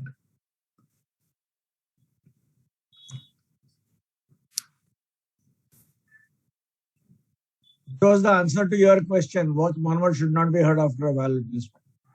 Oh, who's that? मन की बात जान लेता है यार.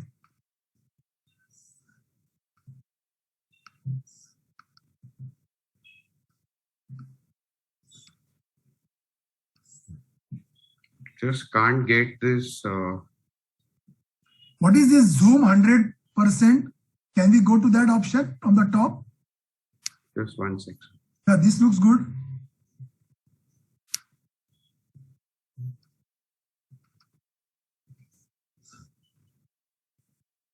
View. I've just lost Zoom somehow.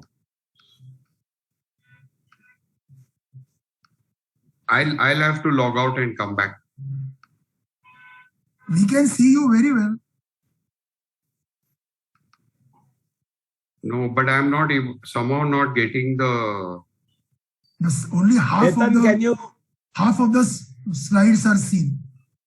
Half part of the slide is seen. Kiran? No, the technical team should guide us quickly. Hang on. Best thing is to put this on. Better. How's that? Excellent. Yeah, Excellent. perfect. Excellent. So, do we have a volunteer Yogesh? to discuss this ECG? Yogesh is our volunteer. And the other three candidates will also chip in if they want to. Army also, they have ordered to volunteer. So, Yogesh, are you there? Yes, sir. I'm here. Let's start with describing this ECG. You're seeing it clearly? Yes, sir. Okay. Yes. So, let's describe this ECG now. Go ahead. Sir, this is a 12-lead ECG with heart rate of around, sir. Heart rate. Uh, Which part of the heart rate are you talking about?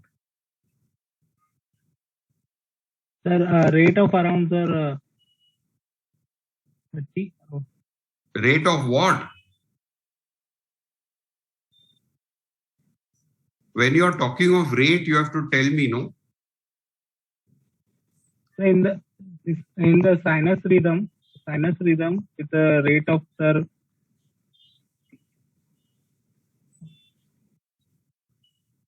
rate of 30, sir.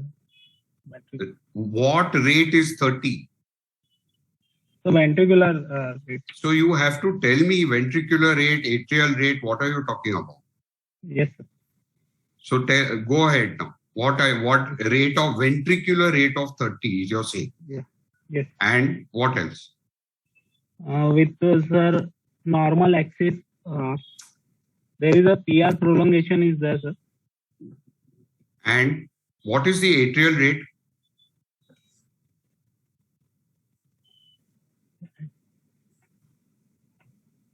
Atrial rate is also, sir. Look at lead V1. Look at lead V1.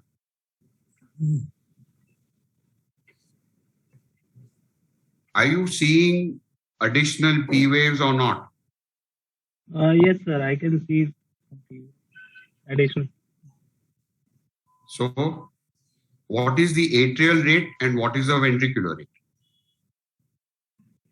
2:1 kind of conduction. What is the atrial rate? What is the ventricular rate? Atrial rate of sir around 70. 70 to 70, right? Yes. And ventricular rate is, as you said, let's say 35. Okay. Yes, sir. 30 or 35 maaf kiya, no problem. Yes.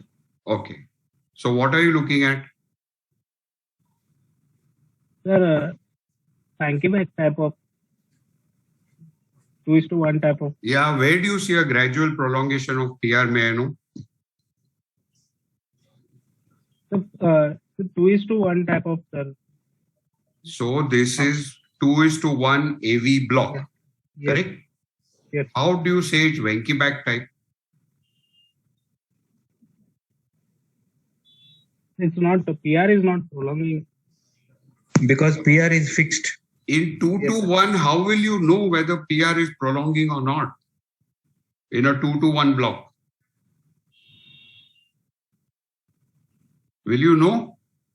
No, sir. Then how can you jump straight to Sankey-Beck? This is a 2:1 AV block. That's all you can say on this ECG. Okay. Okay. Yes, sir. So how do you get a clue on surface ECG whether this is a type 1 or type 2 second degree AV block? Sir, in type 1, sir, PR will get gradual PR prolongation. You know what I'm saying? Yes. Sir, in type 1, there will be a gradual PR prolongation. But this 2:1 type. Which is not possible in this ECG. In any 2:1 AV block, you cannot have a gradually prolonging PR, no? Yes, sir. Yes. Hello? Yes, sir. Yes, sir, I can hear you. Type 1 is not possible, sir. Why is it not possible? It's still possible. In 2:1 AV block, you cannot say whether this is Sankey-Beck type of 2:1 or a fixed 2:1. You cannot say that. Okay. Okay? Okay. So how do you decide? Why do you want to, first of all, why do you want to decide whether it's type Sankey-Beck type or otherwise, or fixed 2:1? What are the clinical implications of knowing that? Sankey-Beck type of blocks are usually, what is the level of the block? At the level Hessian, sir. Suprahessian. Yes. So it is likely to be AV nodal. Yes. And not infrahessian. Yes. Right? That is Sankey-Beck.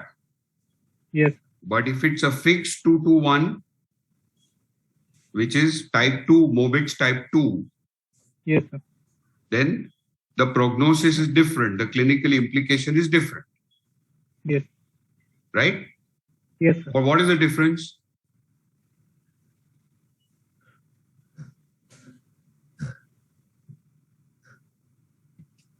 What is the There is difference? The more chance of going into, sir, complete heart block. Complete heart block, higher chances of future cardiac events Yes. when it is infrahesian. Yes, sir. Is there any other level of block, AV block, that you are aware of? Besides suprahesian and infrahesian. You could have a block in the His bundle itself. Okay? Yes. That is called intrahesian. Yes. And there can be multiple levels of blocks. You could have a suprahesian and an intrahesian block. Or you could have a suprahesian and an infrahesian block. Okay. Okay? Yes. So now how do you decide if you are attending to this patient in, say, the ICU or the casualty? He comes with this ECG. How do you decide what is the level of block? What clues on surface ECG do you look for to decide the level of block? Because ultimately that is what is important, right? Yes. Any ideas? By giving atropine. We'll come to that later. First, this ECG. On surface ECG, when you see the ECG. You said something in the conducted beat. What is the PR interval? PR is prolonged. So when a PR is prolonged, where is the level of block? Let's say this is a first degree heart block. Only PR prolongation. Where is the level of block? AV nodal infrahesian. AV node is infrahesian. AV node is infrahesian.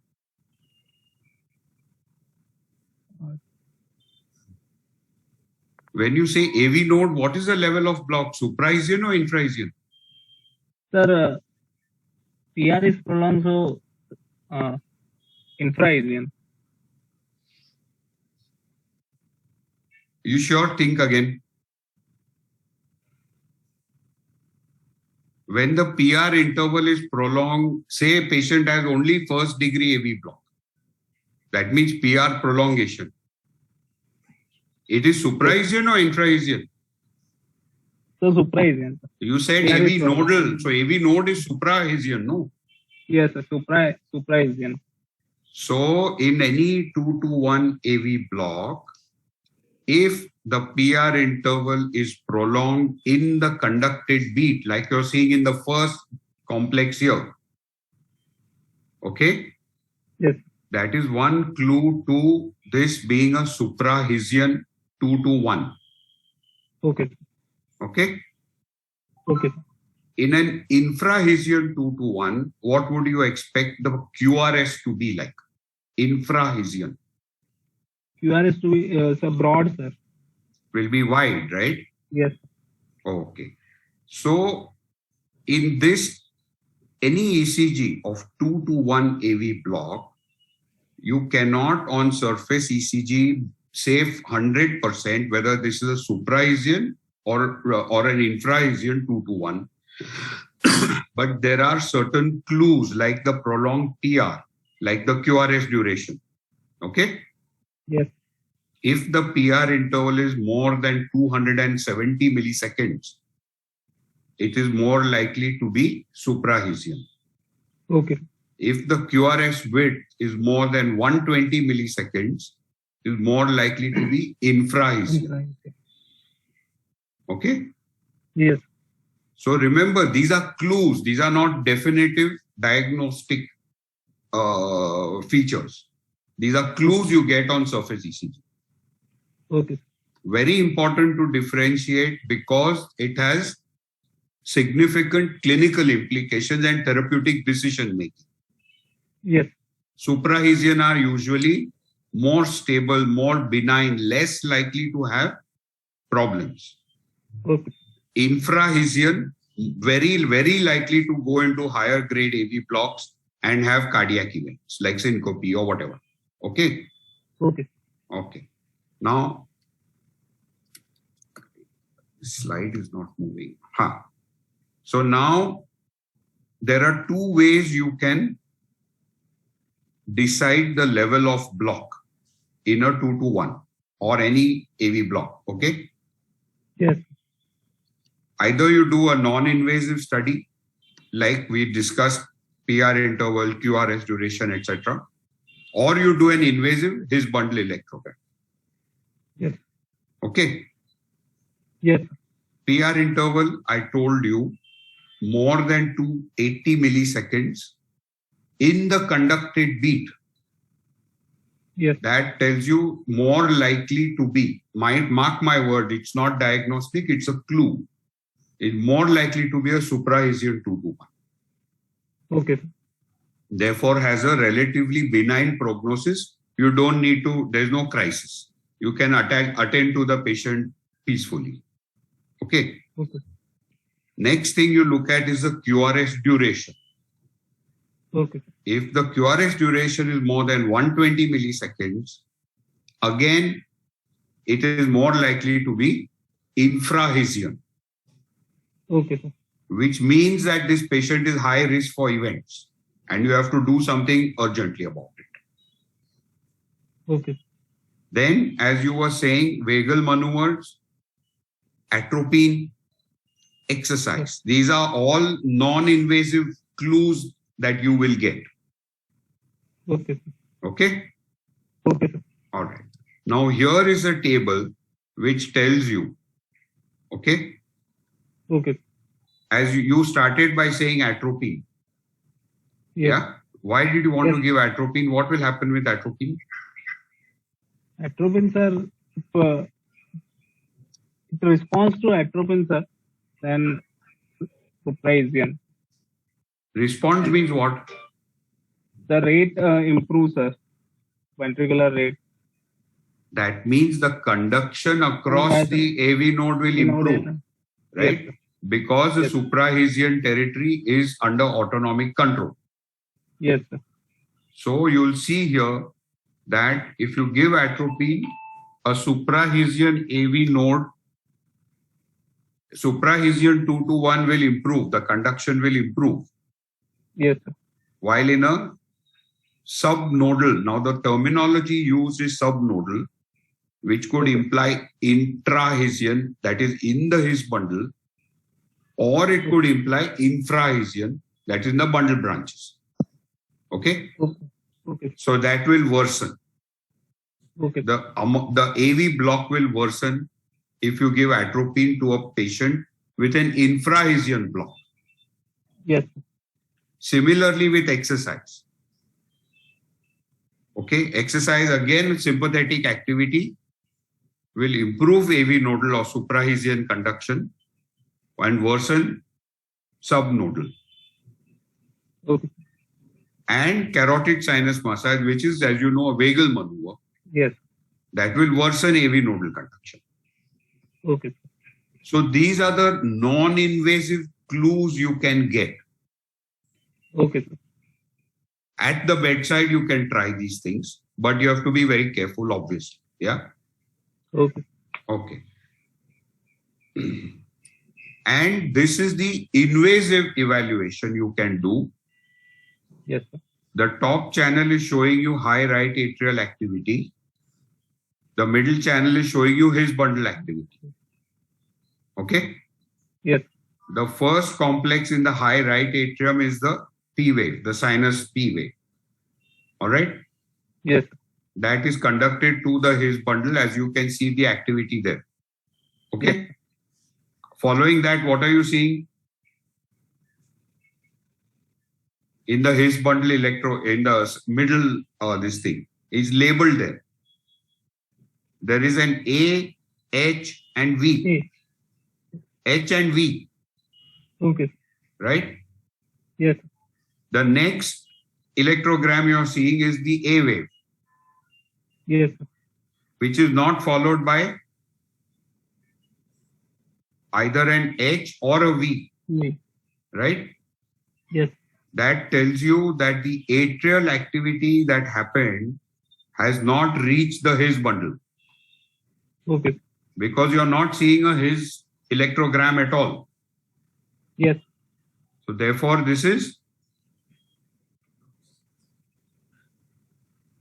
if the impulse doesn't reach the His bundle, where is the level of block? The supra-Hisian, sir. It is above the His bundle, so it's supra-Hisian block. Supra-Hisian. Correct? Yes, sir. So this proves this is the invasive way of determining the level of block. Yes. This proves to you when you go back to see the ECG, you suspect from this ECG that since the PR is so prolonged, the QRS is narrow duration, this is more likely to be a supra-Hisian 2 to 1. Okay. Correct? Yes, sir. Yes. And then when you do the invasive EP electrograms, His bundle study, so to say, you see that there is no His activation in the block beat.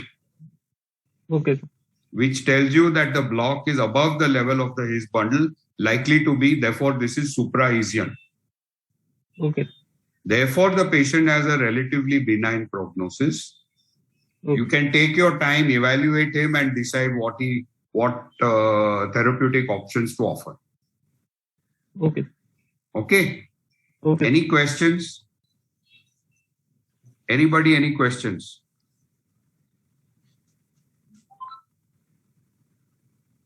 No. Okay. So that this is a candidate for PPN or XL.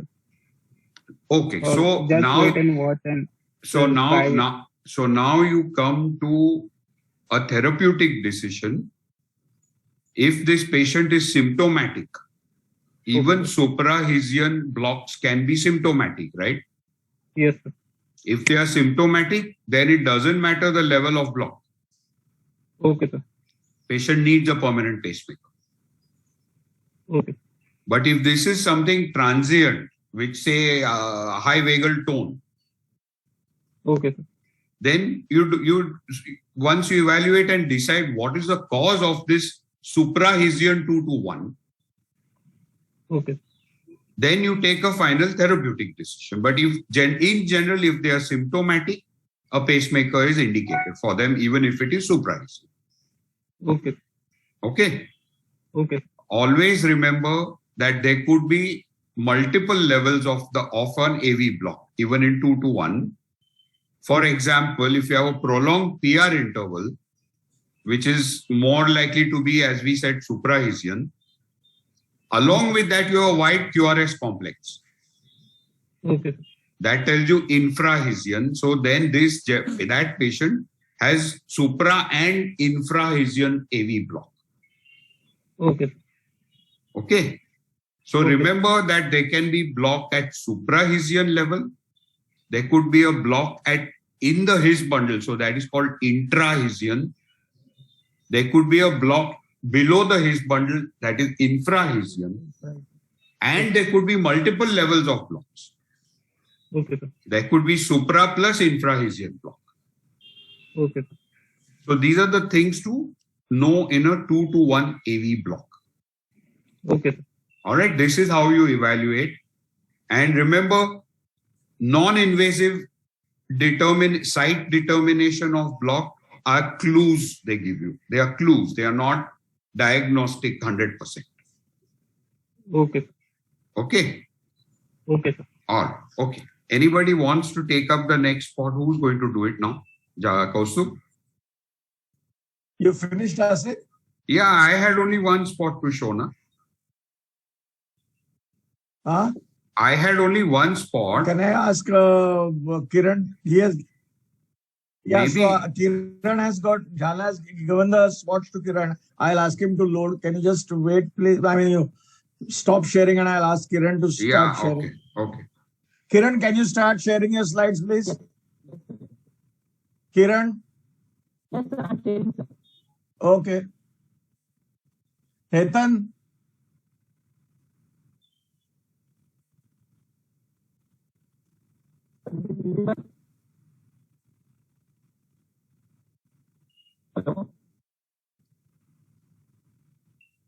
Hetan?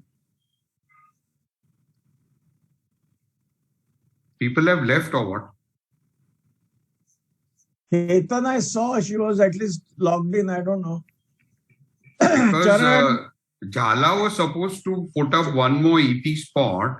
I don't know what he has done. Yeah, Charan is here. Charan is Yeah. is here. Just join back. Yeah. Yeah. I think we have This done we have this. seen already from. Yeah. So we'll go directly from this to, I think, next one.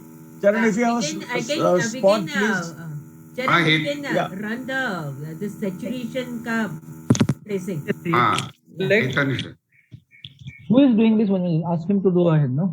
Yogesh, go ahead. We had This done has been this. done. Next. This Jhala had finished. This. Next. Okay. Next. Next. ये हो गया बेटा. Next. No, go ahead, Kiran. Next.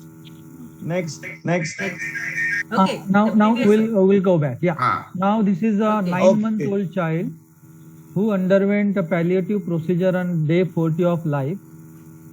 See the saturations and pressures and please give the diagnosis. Who is the presenter? Ma'am, I'm Yogesh here. Okay, yeah, Yogesh, just read. I think you even Jagdish and Ankita and Baba Sahib, they can also attempt. Ankita, tell this. What is the diagnosis?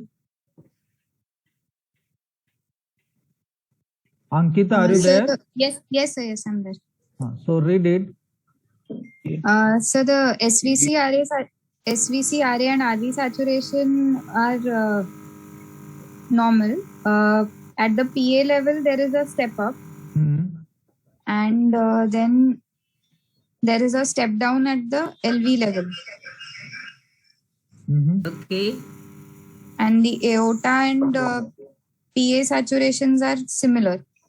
Yeah, but aorta is less. That means that is a desaturation. Desaturation, yes, ma'am. Okay. Now just see the pressures. Pressures are. No, same slide. Yeah.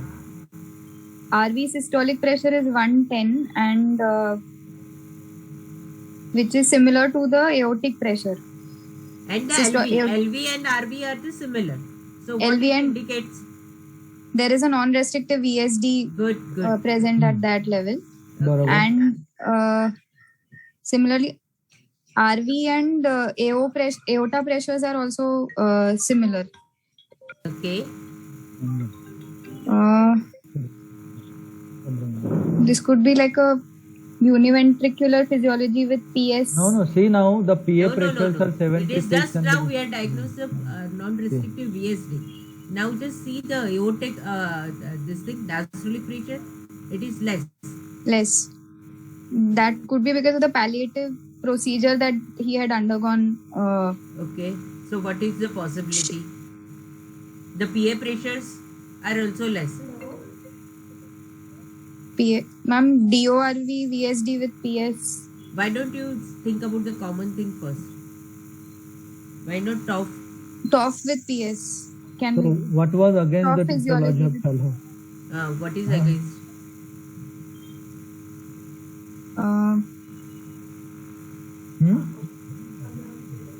And you said shunt also, so means probably you said there is some procedure shunt, palliative procedure must have been. Yes, sir. At 9 months, if the child is undergoing a palliative procedure, it is more likely to be a complex congenital heart as compared to just simple TOF. Yeah, and what about the RA pressure? RA pressure is also elevated, ma'am. Yeah, so what is the possibility? So as you can see, there is a significant gradient across the pulmonary arteries, right? The ROT gradient is there. Yes, sir. So still, this is a VSD pulmonary stenosis situation. It is a TOF physiology, but so TOF physiology, it's normal, and some shunt has been done. Period. On saturations, why do you say that there is a probably shunt has been done? What's the thing there on saturations and this thing? The wide pulse pressure is there. There is 110/50 pressure. So yes. The wide pulse pressure is linked because of the shunt. Yeah. Okay. and the saturation is 85, which is good for a patient with pulmonary stenosis. So what is the and a possibility? right to left shunt. So it is a top physiology. Top physiology post BT BT shunt. Which condition? As in one? Which condition? Possible? It is a garden variety of top? No, with pulmonary atresia probably. Yeah, but it is that we can see the PA pressures. No? Severe. Okay. We can't enter into the PA. So what is the possibility? Ma'am, Jagdish here, ma'am, classical top, ma'am. Yeah, but RA pressures are also high. So possibility either a tricuspid atresia or a DORB situations where we can, it is not a garden because classical top also 9 months with usually we don't do palliative. It could be a severe form of tetralogy also. Yes. Okay. Yeah. Good. Can we go to the next slide? Where is Charan? Yogesh, you answer this, please. Yeah. Yes, sir.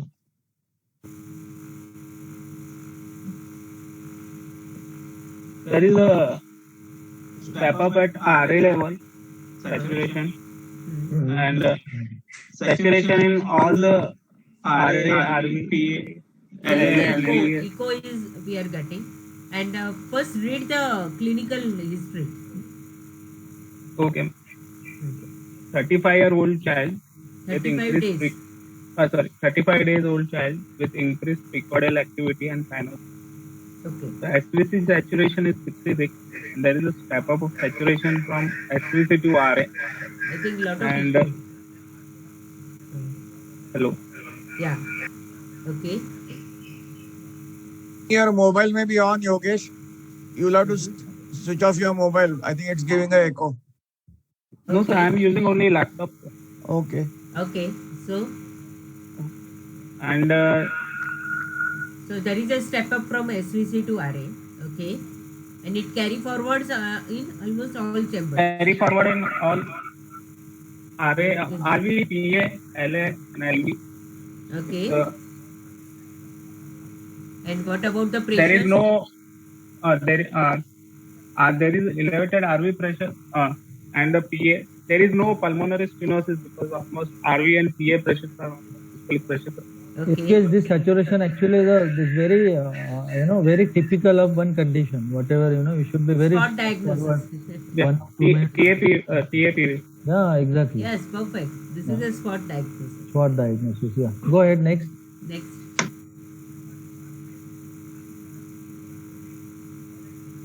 Kiran, next slide.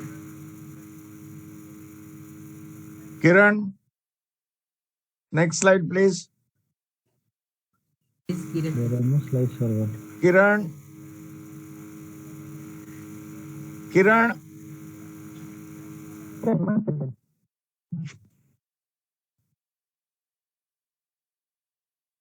Okay. Chalo, Baba Sahib, are you there?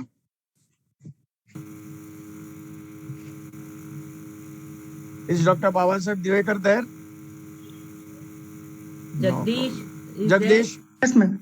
Yeah. Here, 18-year-old boy, ma'am, with class 2 effort intolerance, recently detected heart disease.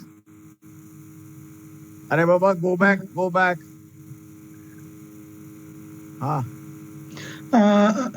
The SVC saturation is 68, ma'am. There is a step up from pulmonary artery. Pulmonary artery to left atrium, ma'am. No, pulmonary artery to left atrium. Left nose. Connection is not there, so don't worry about that. Yes. And there is a step down from left atrium to ascending aorta and femoral arteries. With pressure of RV and PA pressure are suprasystemic. Identical. Suprasystemic. Okay. So what is the condition? There is a femoral artery desaturation.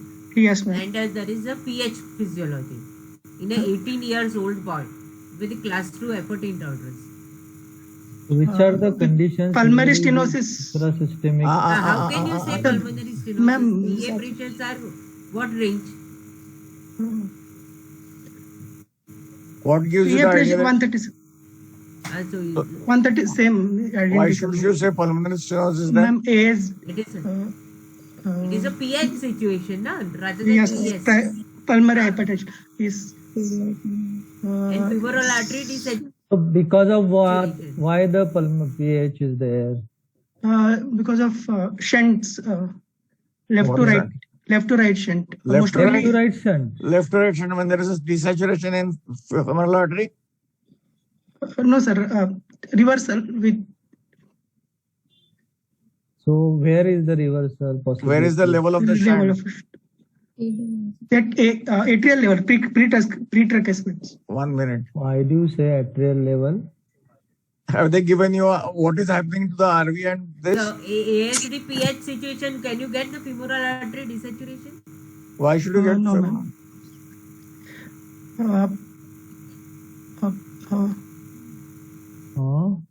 With PDM. Yeah. PDA with reversal option. PDA with reversal. So, okay. And where is the PDA attached? Post ductals. Post? After the subclavian artery. Barabar. That's true. Correct. Yes. Okay. Can go to the next slide. Yeah, next slide, please.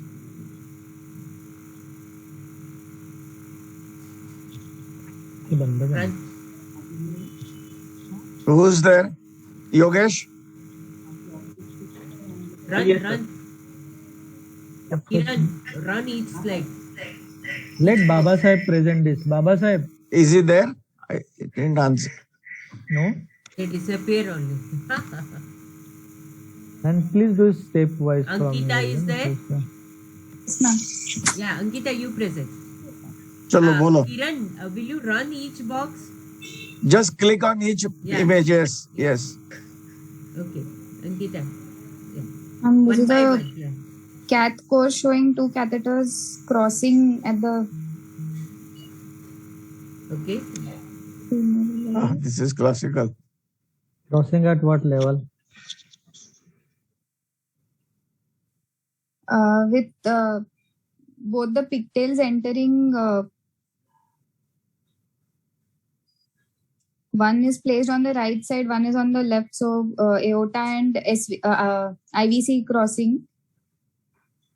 Okay. And once you ascend And up, So once it ascends up, both are freeze over entering here. into freeze, the. freeze.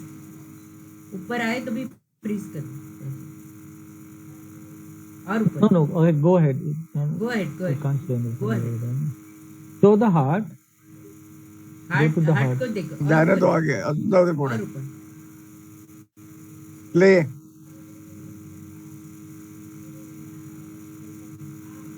No, no, don't. Are play Baba, this. this the same one. First one. First one. Through a left-sided aortic artery Freeze. is entering Freeze. Freeze. ठीक है रहने दो. You speak. हाँ. one of the catheters which is traversing through the left side Freeze. of the spine. Left side of the spine, it is entering through a left-sided aortic arch into a distal chamber, and the other one is from the right side, possibly IVC to RA. And Please. Yeah. Thank you. So when you This take is- two pictal catheters, do you think they are taken for systematic artery side or for one catheter is the venous? one is on the venous and one is on the arterial side. So why probably he has taken, the operator has done the pictal catheter for venous side? Generally, you choose a pictal catheter for venous side. We generally choose a use? JR, NIH. Judkins right, NIH catheter. Barabar. So I think it may not be available there for good injection. They must have taken a pictal catheter, right? So they are in the same. They are not through the VSD in the same ventricle, no? So Can in the you make out AP on the- projection, we cannot make out whether it is in Okay, the. good.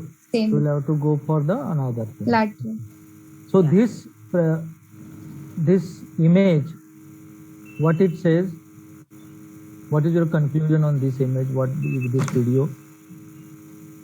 So probably aorta is connected to the one of the chamber, which may be a left-sided ventricle, which is LV, and the IVC is connected through the RA, probably into the another ventricle. It could be RV, right? Yes, sir. That is one, and situs. Visceroatrial situs is solidus. Now next, go to the next. Next. Next box. I think freeze that, and I think lower jo box hai na wo pehle karo. Mitral projection. See the whole angiogram first, okay, and then present, okay? Okay. Yes, sir. 2 to 3 times let it loop.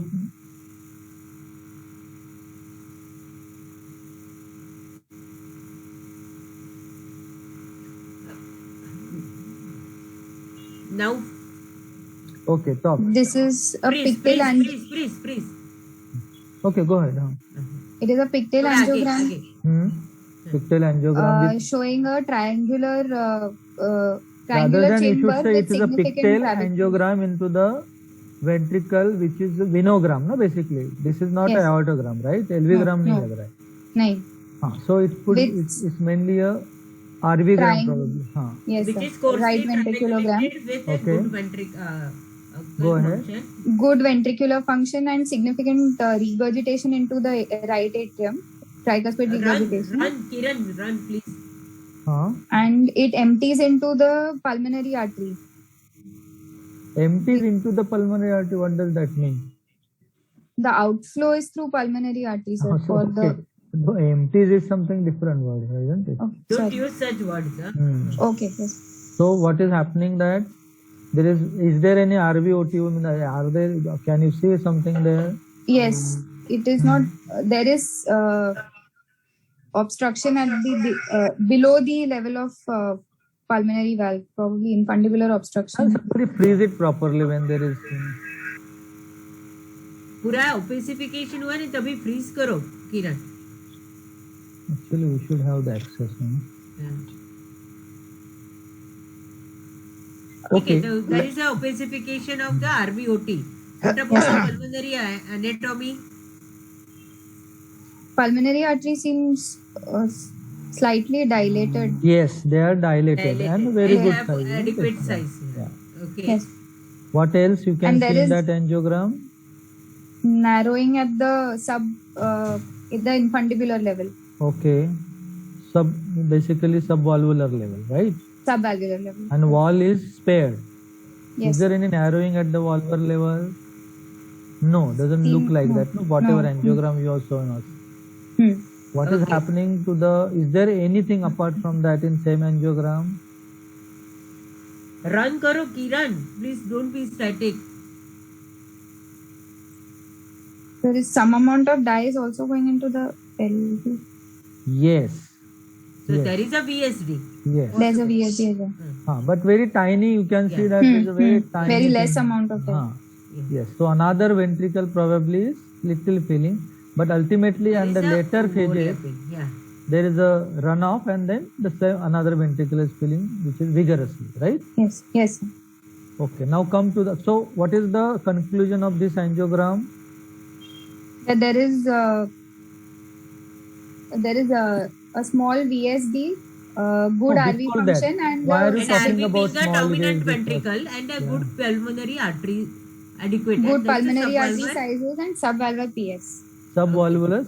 So probably severe subvalvular stenosis is seen as far as anatomical narrowing is there. Pulmonary arteries are good, okay, and there is a small kind of a VSD, right? You can, for which we'll have to see another ventricle. Suppose you want to show the VSD, which is the best view to show the VSD, and where do you inject?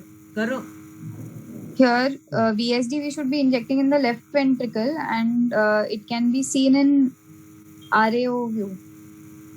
RAO view, generally you do the LAO, no?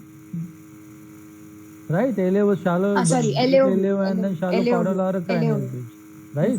Yes, sir. So this must be the LAO only, right? So what angiogram is showing? Read complete, complete angiogram reading. It is Which a. ventricle is injecting?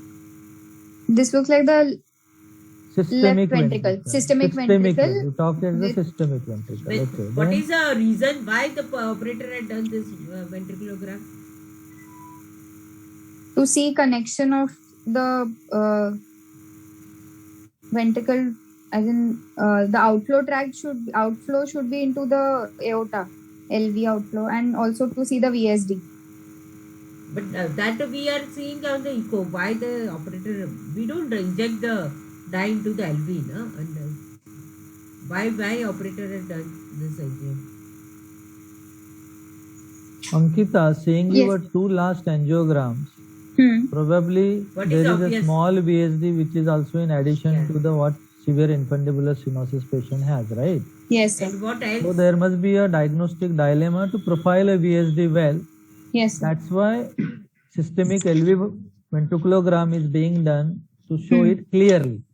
Yes, Because sir. because RV is not going to show the VSD well. It's a LV which will show right. Okay. So now what is happening in this? What else apart from VSD delineation? What else you can see? Function of the left ventricle, Okay. Which is normal. Okay. which is normal, and What is the feature? Where is aneurysm of aortic the annulus and where is the mitral annulus? There is aortomitral. continuity is here. It is maintained. Where is a mitral? It is. I think there is a conus. A point. This is a. Where is the? The LV from LV aorta is very well is getting done. There is no discontinuity in this angiogram. I think it is basically a VSD. severe infundibular PS with VSD. So which cases you get? Which of the cases? One more angiogram is One more angiogram. Yeah, Just go run ahead. it. Run Then we'll go for the diagnostic. What is the final diagnosis? Okay. Go to the last angiogram, please. Run it.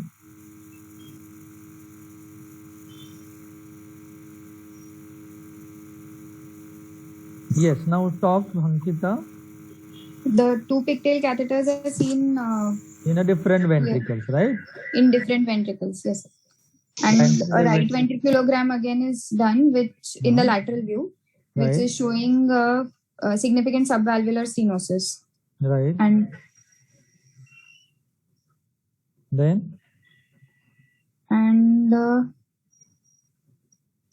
Here. so it is a infundibular. And both pigtail stenosis. catheters are into the different ventricles. Yeah, That it could be a- ventricles. It could be a muscle band, okay? Right? Infundibulus Yes. is what? Is a muscle band, right? So in which cases and it there is is a a VSD, VSD, mild, PS small physiology. VSD. So what Yes, is sir. this final diagnosis of this angiogram? This is a Which Gasul occurs? phenomenon. Yes. Yeah. With So what And happened? sub- with Gasul? VSD, basically VSD is in gazulized, okay? And this is Yes, sir. happening the severe What stenosis age and the RVOT. presentation? The patient usually Gazulization. Usually second decade with second or third decade with cyanosis and What are the And there is a differential? acquired RVOTO. It is related with the RVOT angle, and that's why it's What are the acquired different? RVOT. What are the differential diagnosis of gazulization on angiogram? Suppose this is, we are saying there's a VSD and infundibular CS type. Another differential can be dual chamber right ventricle. DCRV. Then you can see Good a answer. differentiating chamber. And there will How be do you some diagnose that DCRV on cath? On cath, Confirm there will be in the cath. the gradients will there will Pressure. The pullback Yeah. pressures you Gradient do in you the have to chambers take, and yeah. analyze the pressure gradient in two different chambers.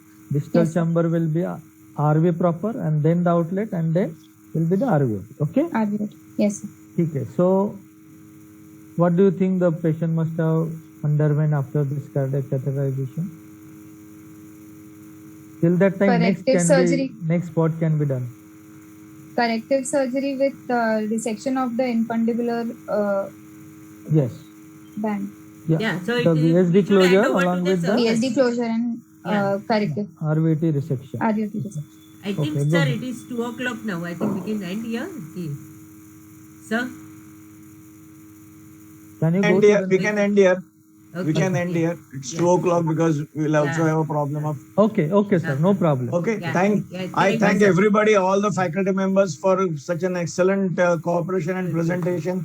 I'm sure all the students must have gained a lot, and all those who are appearing for exam, all the best to them.